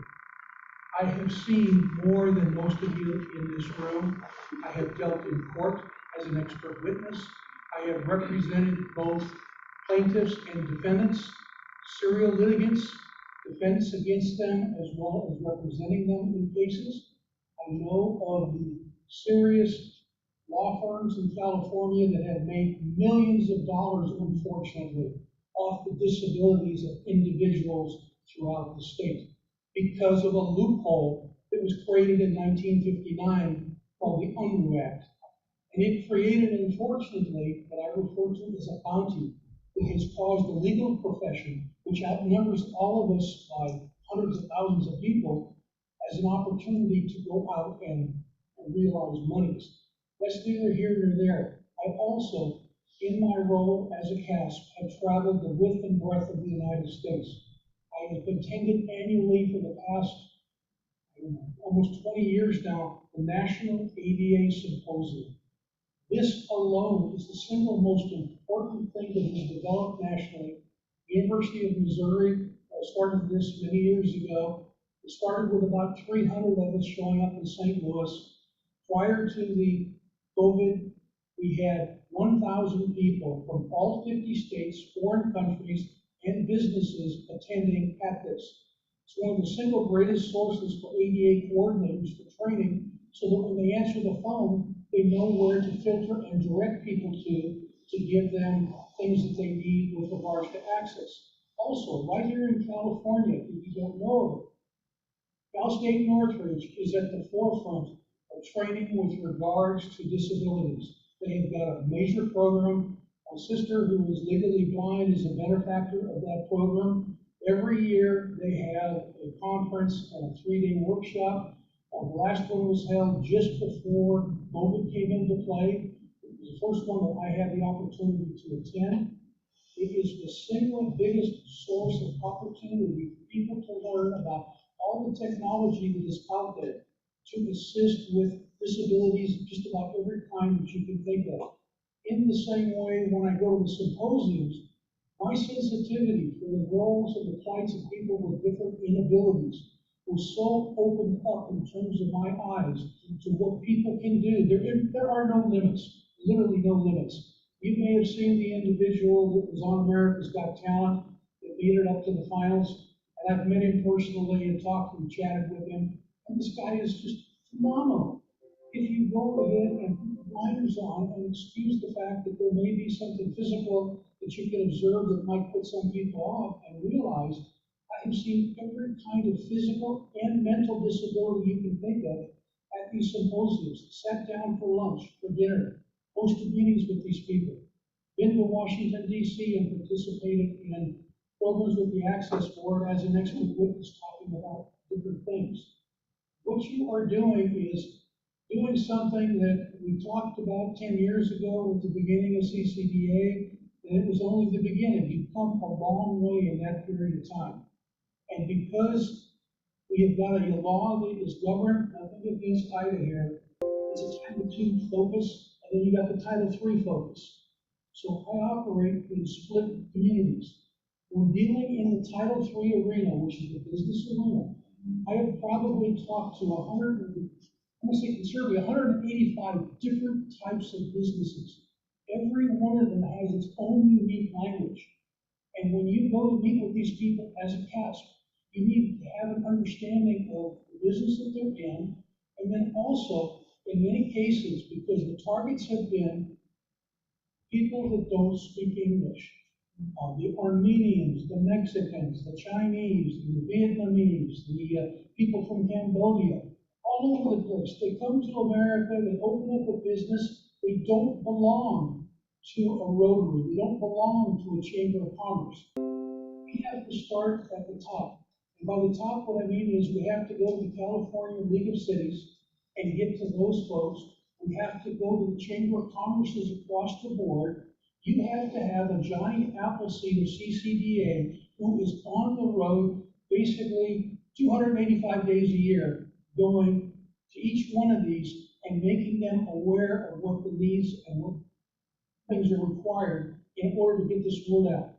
We talked about WWCAG. I also have participated as an expert witness and won a number of cases already in that marketplace. So I'm just throwing a couple of things out there and touching on them. But I've been there, I've experienced it, I do it on a daily basis. Just a few things there. Thank you. So what I'd like to do is I'm actually gonna adapt questions 5 and 6. And so what we wanted to know is from your perspective, whether in the disability community or business community, what are some of the accessibility features and standards that business owners need to be aware of, and how can CCDA assist the business community in offering resources to express those? We'll start with commissioners who are on Zoom.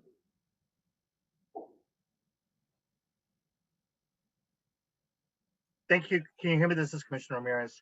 Yes, we can hear you. Thank you. Yeah, this is a really good question. I think, well, we still have the need to make sure that websites can be responsive to some of the assistive technology that we use, whether we are using artificial intelligence, machine learning, or AI accessibility softwares that we now can use, making sure that that's accessible with the language that we use. So we're looking, for example, making sure that there are closed captions available, live closed captions, interfaces, because sometimes we need that. Similarly, availability for ASL to be incorporated, because it's a different language, into the language mobilities. So when there are video content, make sure that it's available, if possible, that way. But then the other thing, the new thing that I've discovered is the bandwidth that the website can require, or the applications that need to run. So making sure that whenever possible, to making it less heavy, bandwidth heavy, because it can interfere or it can make it difficult to run accessibility. So even just to run it on laptops or tablets, and definitely on smartphones. So making sure to have that type of availability. Is my website going to be usable across, the different devices that my customers or the public might utilize? Is one of the things. And I heard that the language consideration, which was really good. So the language access is an accessibility issue that is not included oftentimes. So utilizing language engines that are able to either translate everything appropriately, so that you have that availability is a good thing. So encouraging to have those language engines be compliant with the ADA standards that we have already in place. It's going to be a good one. And then definitely just informing some of these new technologies that we're utilizing for web-based, such as virtual. Some agencies are utilizing those virtual environment platforms to access online content. So that's just further down thinking, but just really highlighting the fact that people with disabilities have all sorts of levels. So we can have a very simple one to an extremely technical one. So ensuring that availability is there, because the other one is with contracts or like informed consents. trying to utilize as much plain language as possible so that it's not overly complicated. And when you do need to have that technical detail, to make that information accessible. And I think that's pretty much what I would suggest. Thank you. Any other commissioners attending virtually that wish to comment further? There's no indication in the chat, April. All right, so are there any commissioners attending in person who would like to share from your perspective any access features that we should consider business owners being aware of, as well as how we can assist the business community in offering resources? Yes, this is Commissioner Conway. One thought I had was that in my experience prior to my role at DOJ, I did a little bit of work on this. And an issue that constantly came up was that the issues seemed to come up during the research, development, and planning phases of a website. Like a lot of issues could have been identified there. And so CCDA taking some sort of a leadership role, both to identify the importance of a robust research and development phase, but also potentially, I don't know if the ILCs would be a good clearinghouse for this, but providing linkages to targeted focus groups, not maybe using the right words here, but of people to actually test websites more and more. Thank you. Any other comments from commissioners attending in person? This is Commissioner Shapiro.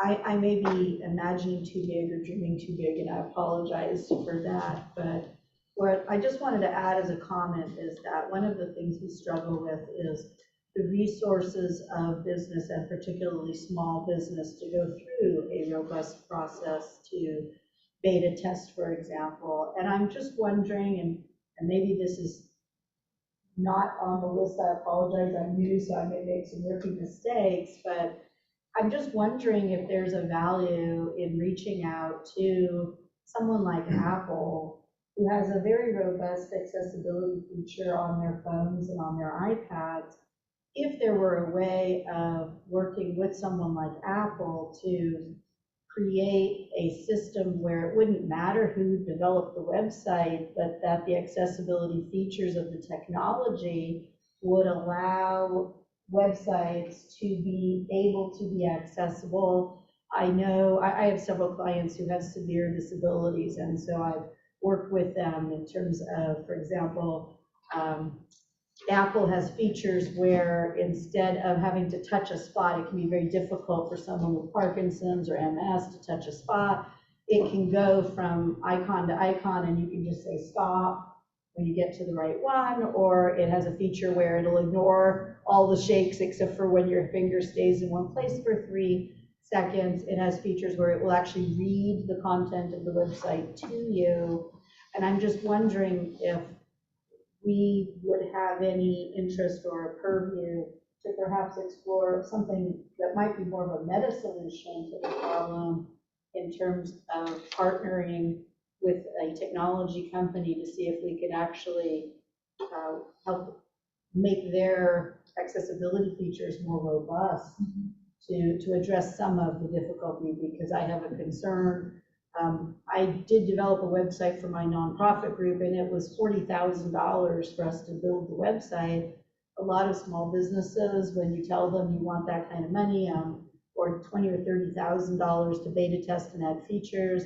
I'm not saying they shouldn't have the features. Please do not take that to mean that. I'm simply saying their resources being what they are, I'm concerned we are going to come to a place where we have a standard, but it will be difficult for small business to meet it. So that's why I'm just wondering if there's a value in exploring a top level solution.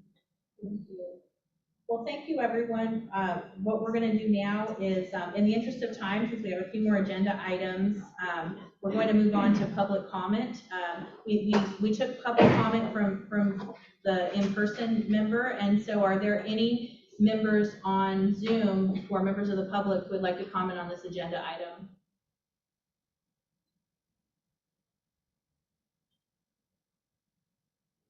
April, there appears to be no indication in the chat of any public members that would like to speak on this agenda item. Thank you. I will pass it. I want to thank there's a public member, the person who spoke. I'd like to see it again. Jim Vitale? This Chris? Yes. One thing, in response to your question or your comment there are free tests in which a business owner can go on a website and do a WCAG survey of their website to see where the errors or non-compliance presently exist. No cost to do so. You will find that the cost is not necessarily in the $40,000 arena unless the business has got so much product that is constantly changing, where they're gonna have a full-time IT person in order to continuously maintain it. Because there are individuals sitting at home in front of their computer who don't have to go out on the street and go down looking for parking lots that don't work and stuff like that. And they can just sit there all day long and they can pick out websites that are targets and sit down with a law firm that's thinking and working with them and file these suits ad nauseum. It's really a bad thing that's going on.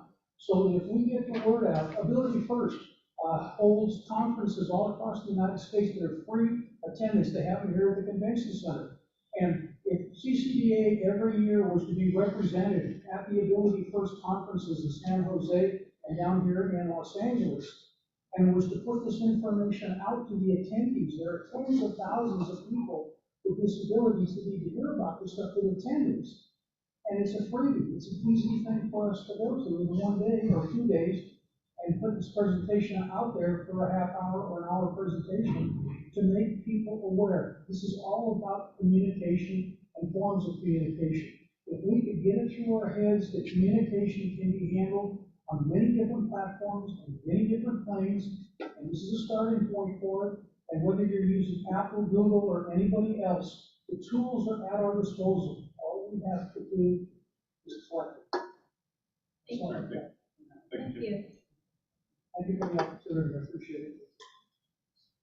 Thank you. Like that, there are no further questions or comments. We'll move on to agenda item 16, the CCDA's financial report review.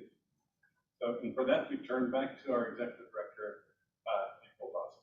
Thank you, Chair Commissioner Downey. I am going to be sharing with you the second quarter of fiscal year 22-23 financial report, which was presented to management earlier this month by the Department of General Services fiscal staff. Just for some of you who may not be aware, CCDA does not have any internal fiscal staff, so we rely on the DGS accounting and budgets and contracting department to help us know our financial position, and I meet with them monthly. And I also review the dashboard of expenditures that gets posted on a regular basis, but this report has been confirmed to be final numbers by the DGS accounting staff. You have the financial review in your packet as well as on the screen, but I'm only going to be paying attention to the first and fourth columns, and I'm going to do a very high level. And so for personal services, those are things like our salaries and wages. Our budget authority for fiscal year 22-23 is $799,000.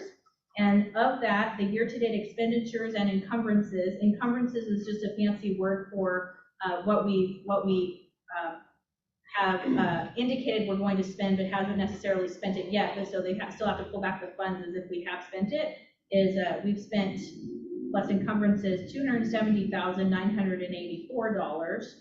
So we're about 34% of the budget into quarter two. For things like operating expenses and equipment, those are the things we need to run our commission, our day-to-day things like printing and insurance and travel, things we need to get us here. Our budget authority for that line item was $735,000, and our year-to-date expenditures and encumbrances are $221,621, so 30% of the budget. Our total expenditure authority is $1,534,000. That's what the legislature has given us permission to spend this year. And we are at, for the two columns that I mentioned, we have spent a total of $492,605 between personal services and operating expenditures and equipment, which means that we spent 32% of our budget. And so I've spoken to accounting, and we're on track with our spending. It's similar to the position we were in last year, and we are doing fine, and I am regularly talking with our finance staff about our financial position, and I'm not seeing any red flags right now. And so with that, that concludes my financial report, and if you have any questions, please let me know. Thank you. This is Chair Commissioner Downey. Are there any comments from members of the commission joining us virtually? Chair Commissioner Downey, there appears to be no indication in the chat. Thank you. Are there any members of the commission here in person that would like to address this agenda item? Chair Commissioner Downey, there's no indication of any people in person. Thank you. Are there any members of the public joining us virtually that would like to address this agenda item? Chair Commissioner Downey, there appears to be no indication in the chat. All right, thank you. Is there any member of the public joining us in person that would like to address this agenda item? Chair Commissioner Downey, we have no person in the audience that would like to speak on this agenda item. Okay, thank you. With that, if there are no further questions, we'll move on to agenda item 17. That's revenue reporting, and in particular, the use of high litigant funds. For that, we're going to turn it back to our Executive Director, Eva Dawson. Thank you, Chair Commissioner Downey, and I just want to point out this is an action item, and so I'm very pleased to come before the Commission today with a spending proposal for our high-frequency litigant fund. For those of you who may be new to the table, what I like to do when I'm presenting funding conversations is really set the table and explain the funding and talk about what the process is and what I'm really asking the Commission to do. And so the Commission has two funds. The financial report that I gave referred to our general fund we call it general fund 001, and those are our main general funds. Our second is labeled as general fund 002, commonly referred to as the high frequency litigant fund, and it comes from fees related to high frequency litigation. And so the purpose of that fund is that we have to use it to increase physical access compliance to businesses, to people with disabilities across California. So the goal is to use it to promote that and increase that as a goal.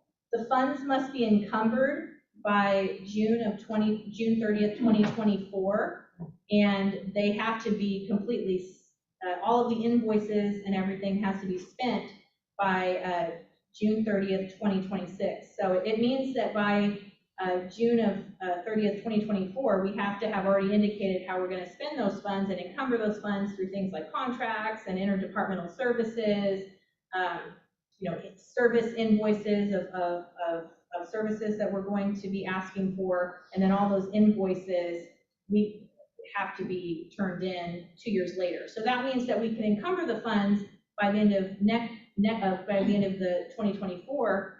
But we have 2 additional years to spend them. We just have to show in 2024 how we're actually going to be doing that. And so what I've done is I've put together a 3-year plan that would have us, I will arrange to have all of the funds encumbered by the 6/30/2024 deadline. And I've arranged to have programming occur in the next 3 years. And so I've had meetings with accounting and budgets who looked at my preliminary report and explained to them what I'm trying to do. And if the Commission approves this list, they have assured me that we'll be able to achieve that as long as we are careful with the way that we do our contracts and our interdepartmental services and our invoicing to comply with how we need to spend these funds and encumber and spend them. And so what I'm requesting the Commission to approve is the project proposals that I'll go into in a moment, with the understanding that the costs of each project are estimates and may fluctuate, but there is $152,000 currently in the fund. We're anticipating an additional $45,000, but that hasn't been made official yet. I was highly encouraged by our accounting and budgets department to come before you at this meeting to get approval for how to spend down the $152,000 without waiting for the additional $45,000, because the legislature always looks at the general fund, and we've had this fund for a year or two, and we haven't spent any of the funds down, and so we've been highly encouraged to start spending this fund down. Upon commission approval, I will work with accounting and our vendors to encumber the funds by the 6/30/2024 deadline. And if for some reason the funds aren't encumbered by then, if we can't gather all the contracts we need, by the middle of, by the end of December, I'll come back to the January 2024 meeting with an additional funding request. So that's just putting things in a contingency plan. And I'm going to, going forward, include our spending reports at each commission meeting for how we spend the high frequency litigant fund. So there's a couple of things I've done here that I've envisioned. And so what I envision is that for the next 3 years, we host at least 5 listening forums across the state on a variety of different topics. And each year I can talk to the commission about what those topics should be. I think that we've got a lot of rich conversation about what they could be in terms of the website compliance and other things. And also about just making sure we're talking to the cities about funding, those kinds of things. And so we have a lot of potential. And so since collaboration is our key, I've built into this plan that we have, we use the funds to spend down to have a total of up to 15 listening forums over the next 3 years in different parts of the state on different topics that the commission decides. I've also built in outreach for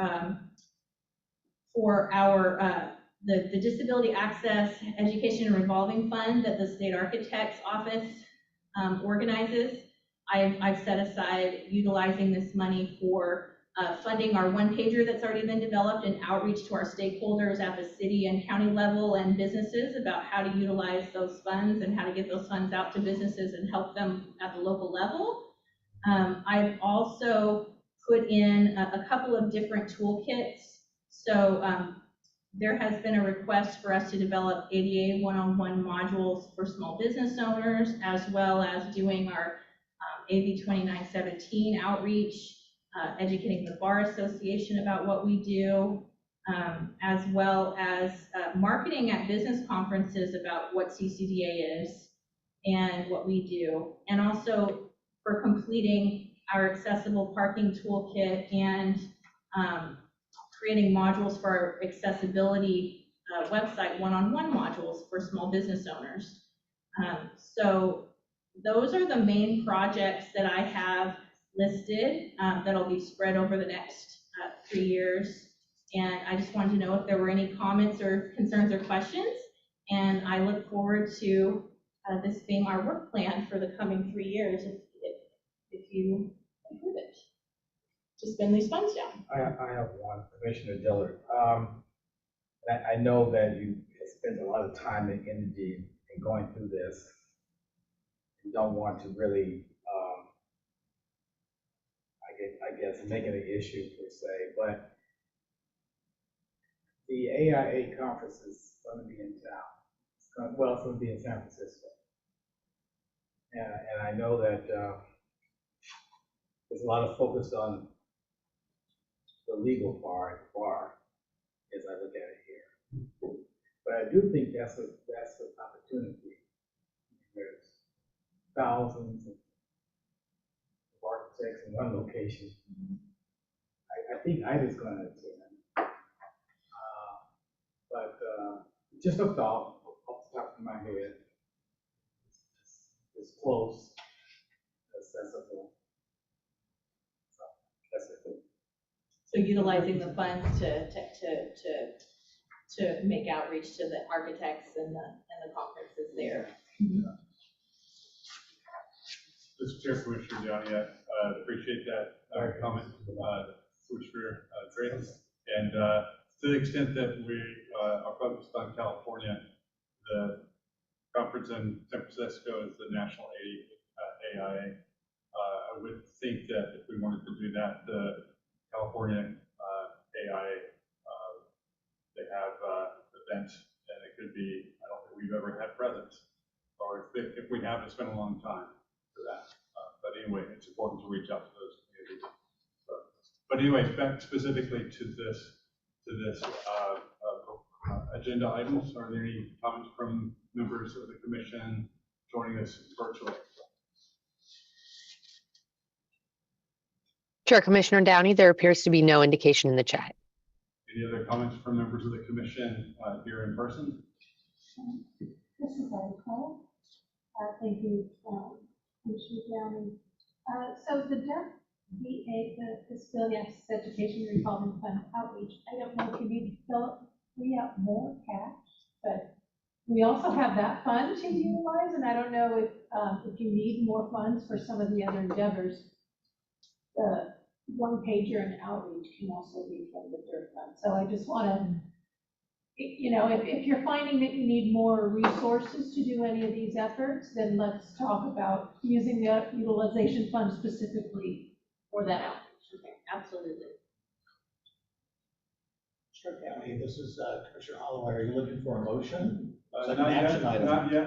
We're getting there. I know you're getting there. All right, any other comments from members of the commission? Hearing none, are there any comments from members of the public on this agenda item joining us virtually? Well, this is Commissioner Ramirez. I just wanted to point out, unfortunately, I think the tech in the room made it difficult. So I don't know if anybody joining remotely was able to really hear the discussion of the questions. So I really just want to point out, I think there might be something wrong with the microphones, but sometimes it's really difficult to hear, and it's not just me. So I don't know if anybody else has had an opportunity to really hear what was said that's joining remotely. I apologize, Commissioner Ramirez. This is April. I'll just say that right now we're talking about how to spend down the high frequency litigant fund. Are you able to hear me when I say it a little louder? Thank you. Yes, and I didn't want to have to. It feels weird having to say this over and over again, and so that's why I didn't want to bring it up again. I apologize, and we'll make sure this is resolved and won't happen again at future meetings. I apologize for what you're experiencing. And just to clarify, I apologize, this is one of the interpreters. It was the gentleman that spoke, I believe, after the high frequency litigation fund proposal. He had made, it was a comment about San Francisco and the conference, and that was what it was difficult to hear. Okay, so that's the part. So, yep. So just to answer that, I'll make sure that when we spend down these funds, that we also include our architects and the AIA and how we spend down we could get that from the business conference marketing and other things. And to Ida's point, the specific numbers attached to each item are estimates of what I expect to spend. And so what I'm asking really to have the commission approve is the project list but the estimates could fluctuate, and I just won't go above the total that we have in the fund. And I'll make sure to reach out to Ida to free up any monies and spend available dollars before we dip into this fund as well, or do a combination. So, thank you. So, this is Chair Commissioner Downey. I think we made it through commissioners here in person. Are there any further comments, questions on the spinning down of the silent litigant fund? Chair Commissioner Downey, there appears to be no indication in the chat. Was that of members of the public? Yes, for both commissioner and public. We don't have any hands raised right now. Okay, are any comments from members of the public here in person on this agenda item? Hearing none, then I'd like to ask, actually I need a motion to take a roll call vote. This is Commissioner Holloway. I can take a hint. I will move the spending proposal provided in this item. Do I have a second? Commissioner Shapiro seconds. Thank you. Any further comments? Hearing none. Presley, could you take the vote? Yes, thanks, Chair Commissioner Downey. I will start with the votes. Commissioner Dillard? Yes. Commissioner Downey? Yes. Commissioner Olhessen, Yes. Commissioner Holloway, Aye. Commissioner Jackson, Yes. Commissioner Littlebridge, Yes. Commissioner Ramirez, Yes. and Commissioner Shapiro. Aye. All right, and with that, we have all yeses. I will pass it back to you, Chair, Commissioner Downey. Okay, thank you. Thank you. So thank you. Thank you. The motion is passed. Thank you, everyone. This is April. All right, that brings us to agenda item 18, I believe. So the deliverable business checklist, educational listing, sorry. So this is another action item, and for this, I'm going to turn it over to our Executive Director, April Dawson. Thank you. Thank you, Chair Commissioner Downey. What we have before you is an action item to approve a project proposal that is a requirement of AB 2917. It's projected on your screen and it's also in your packet, and I'll go through it. So this would be the top 10 listings to California businesses, and let's talk a little bit about the goal. So pursuant to Government Code 14985.6, CCDA is mandated to create a checklist for businesses to recognize the most common construction-related accessibility violations in those areas. So you see that whenever we publish every year for our annual report to the legislature, the top 10 alleged accessibility construction-related violations. It's not a checklist to self-determine if you're ADA compliant or not, but it would be it would be a type of listing that businesses can utilize as an educational tool. And when I speak to businesses, and business organizations throughout the state, they've shared with me that they use our top 10 to figure out how to target their outreach to their members, as an example. And so here's what the deliverable would be for this. This would be to create a two-sided document, so a one-pager essentially, that a one-pager front and back, that a business owner or employee can use to educate themselves on the most common construction-related accessibility violations. Once the two-sided document is complete, we can adapt it to online modules, post it to the CCDA website, utilize it for outreach opportunities such as PSAs and community events. Our target owners would be small business owners, particularly those in the gas station and fast food industries, because that was, as you recall, I think I mentioned a few times that those were the industries that showed up the most frequently in our 2021 listing of the top 10 alleged disability access violations. It was those fields of businesses that seemed to have the most trouble of what was reported. So what we're asking is that you approve this project that we have mandated, which is talk about, the document would talk about who is the CCDA, how do we help you avoid accessibility related lawsuits, talk about what are some of the common violations we found related to parking, access to goods, support services and equipment, path of travel, exterior and interior, accessible routes.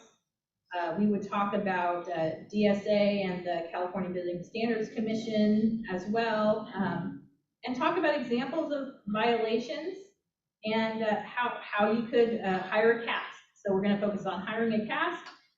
What are the things that we found in our top 10, and how do we comply with, and how do we help your business comply with the law related to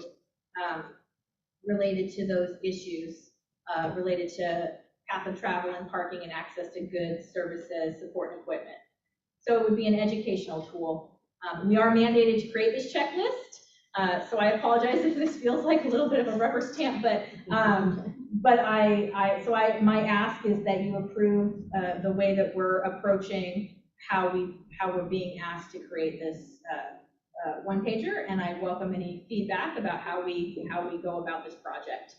And that is what my ask is for today, to approve this project and the way it's presented. Thank you. Thank you, April. For that, let's see, do we have any questions or comments from members of the commission joining us virtually? This is Commissioner Olhessen. I have one question. I think it looks good. do we go, is this like one stage and then we look at other stages as we move forward? Well, this is part of our whole campaign that we've been doing since AB 2917 came into our attention and then was ultimately passed by the legislature. So our accessible parking toolkit is one piece of this. Right. Talking about the listing forms is another piece, and then this would be sort of the quick and easy one pager to develop that we've developed internally. That would be another piece of this. So it's the scaffolding of the whole project over the coming years. Well, when I look at businesses and there's one additional thing, but I don't know if we're getting into that, and that's the restrooms. Mr. Chair, Commissioner Downey, I think it's all a function of what makes it to the top 10. So okay. Top 10, it would be there. That was okay. This is based on 2021? It's based on 2021. Our 2022 annual report hasn't been published yet with the new top 10s, but AB 2917 specifically mentioned accessible parking, passive travel. Right. Right. That's why I was asking is like, is it a stage? Like we'll be addressing other accessibility processes as we're moving forward. That was my initial thought. We can do that with how I see that separate from so this is I realize this is a very specific thing related to the accessible parking campaign and the AB 2017, but to your point, there's other things we're planning to do like the modules for businesses. We could for the other projects that you just approved with the high frequency litigant fund, we can include those other types of access barriers. So I heard you say restrooms, so we'll note that that's important to you to add. So this doesn't limit us and lock us in to just talk about those things. Right. That's what but not with who we are as a commission. Right. Okay, great. Thank you so much. Yes, I think it looks great as a one pager. Thank you. Thank you, Commissioner Hassan. Is Chair Commissioner Downey, any other comments from members of the commission joining us virtually? Chair Commissioner Downey, there is no indication in the chat. Thank you. Are there any comments from members of the commission here in person on this agenda item? This is Ida Clare, thank you, Commissioner Downey. I do want to agree with Dr. Hassan, especially for the target audiences and showing businesses. Gas stations are required. Sorry, thanks. I'll be louder. Gas stations are required to provide a restroom, especially if they're near a highway. And so if that's our target audience, we at least want to make reference that, on that accessibility, or at least mention that that information is provided on another document, at least touch on it.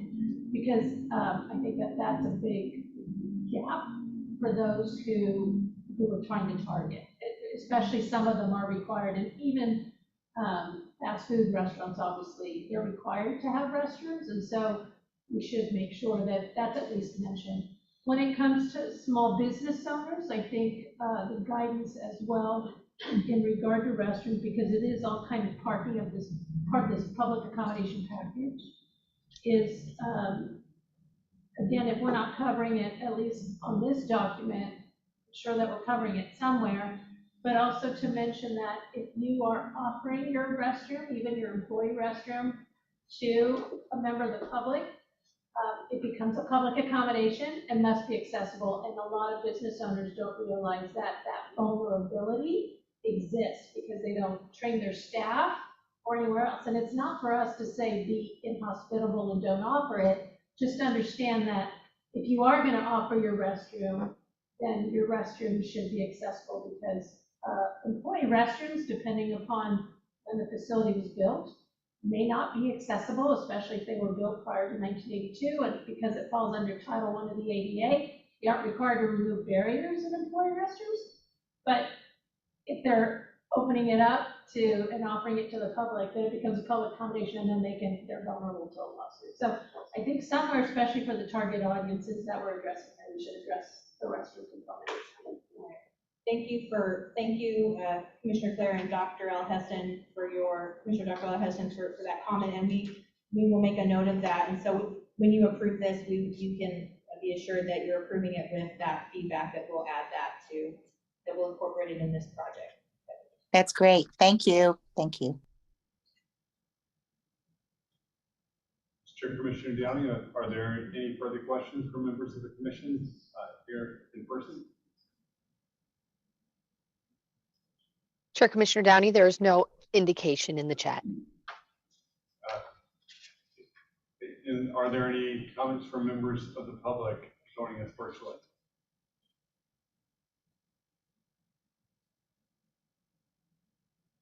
Hearing none, are there any members of the public joining us in person that would like to address this item? There are no people in person that would like to comment on this agenda item. Okay. Thank you. So if there's no further question or comment, could I have a motion to approve? Move on to a vote.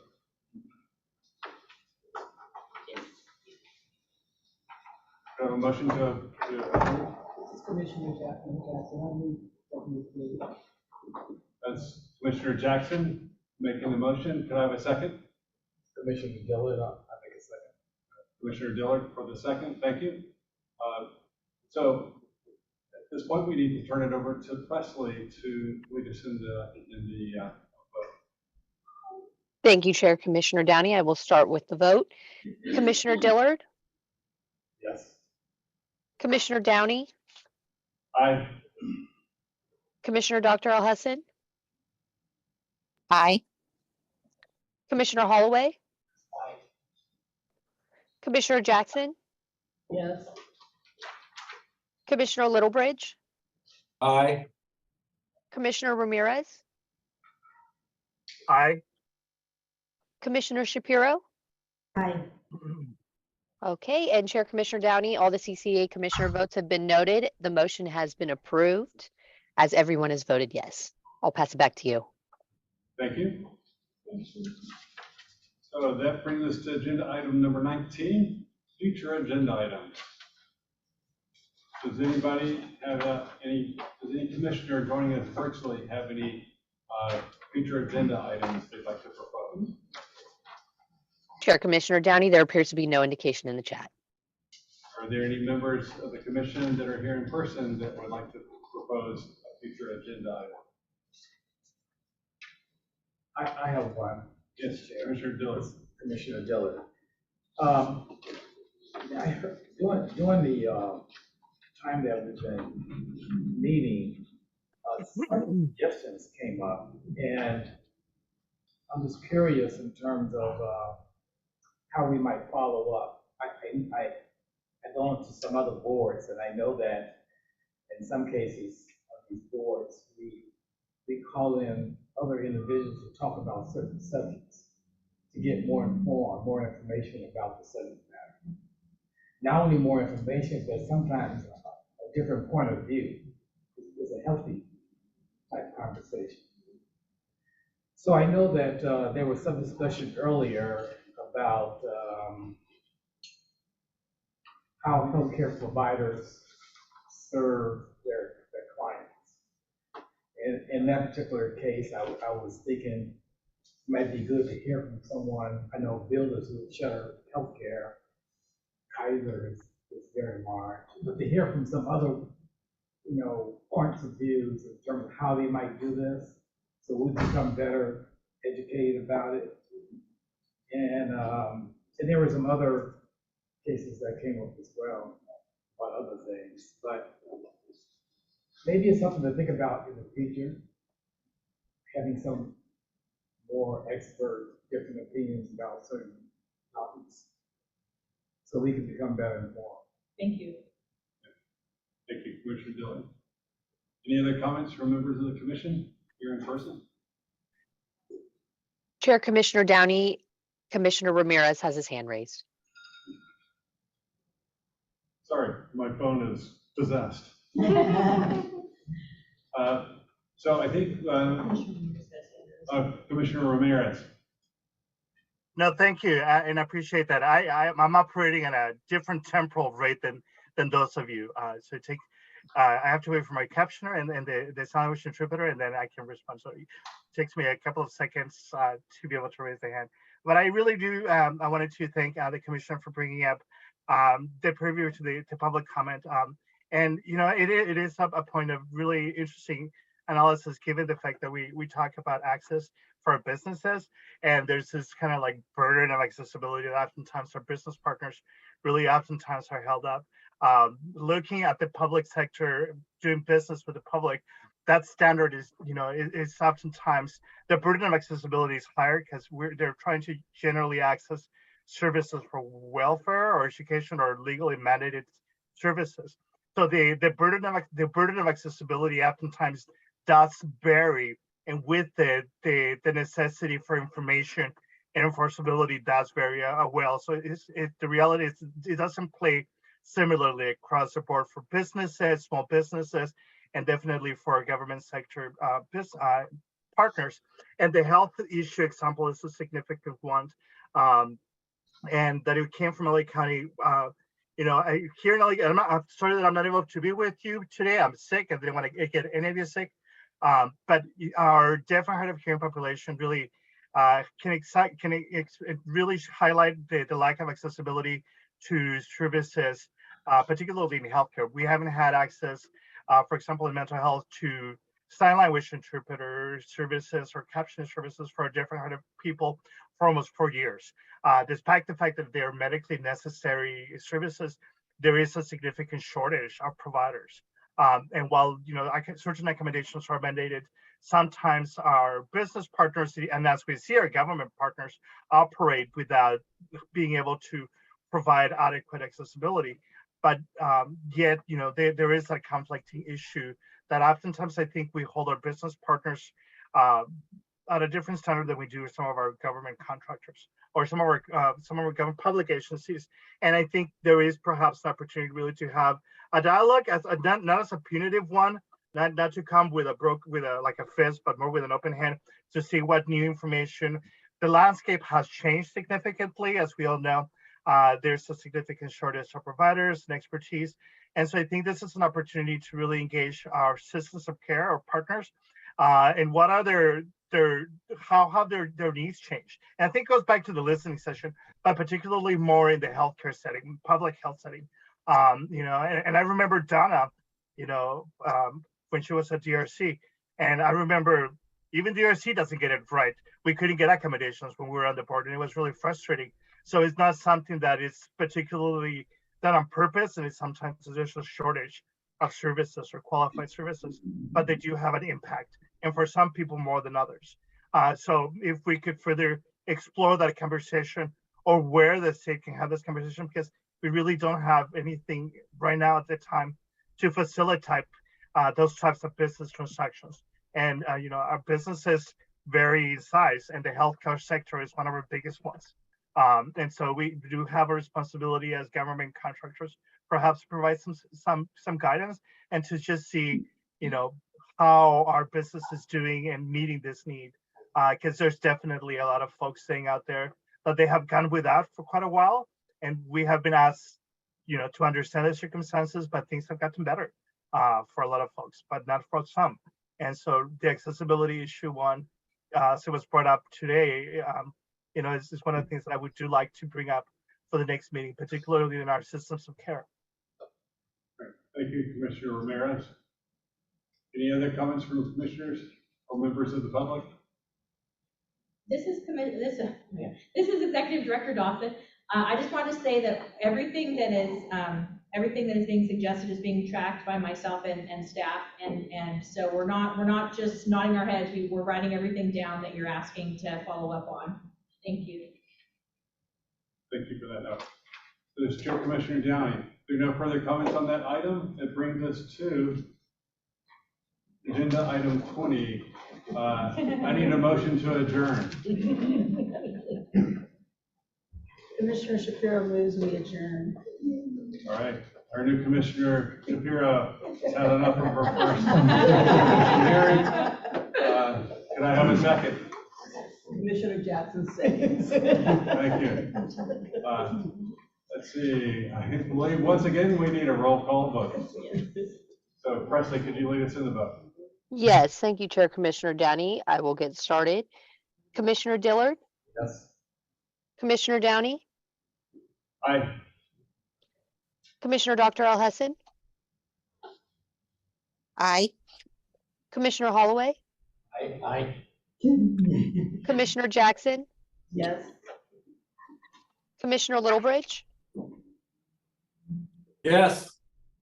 Commissioner Ramirez, I don't know, maybe not. Yes, yes, yes.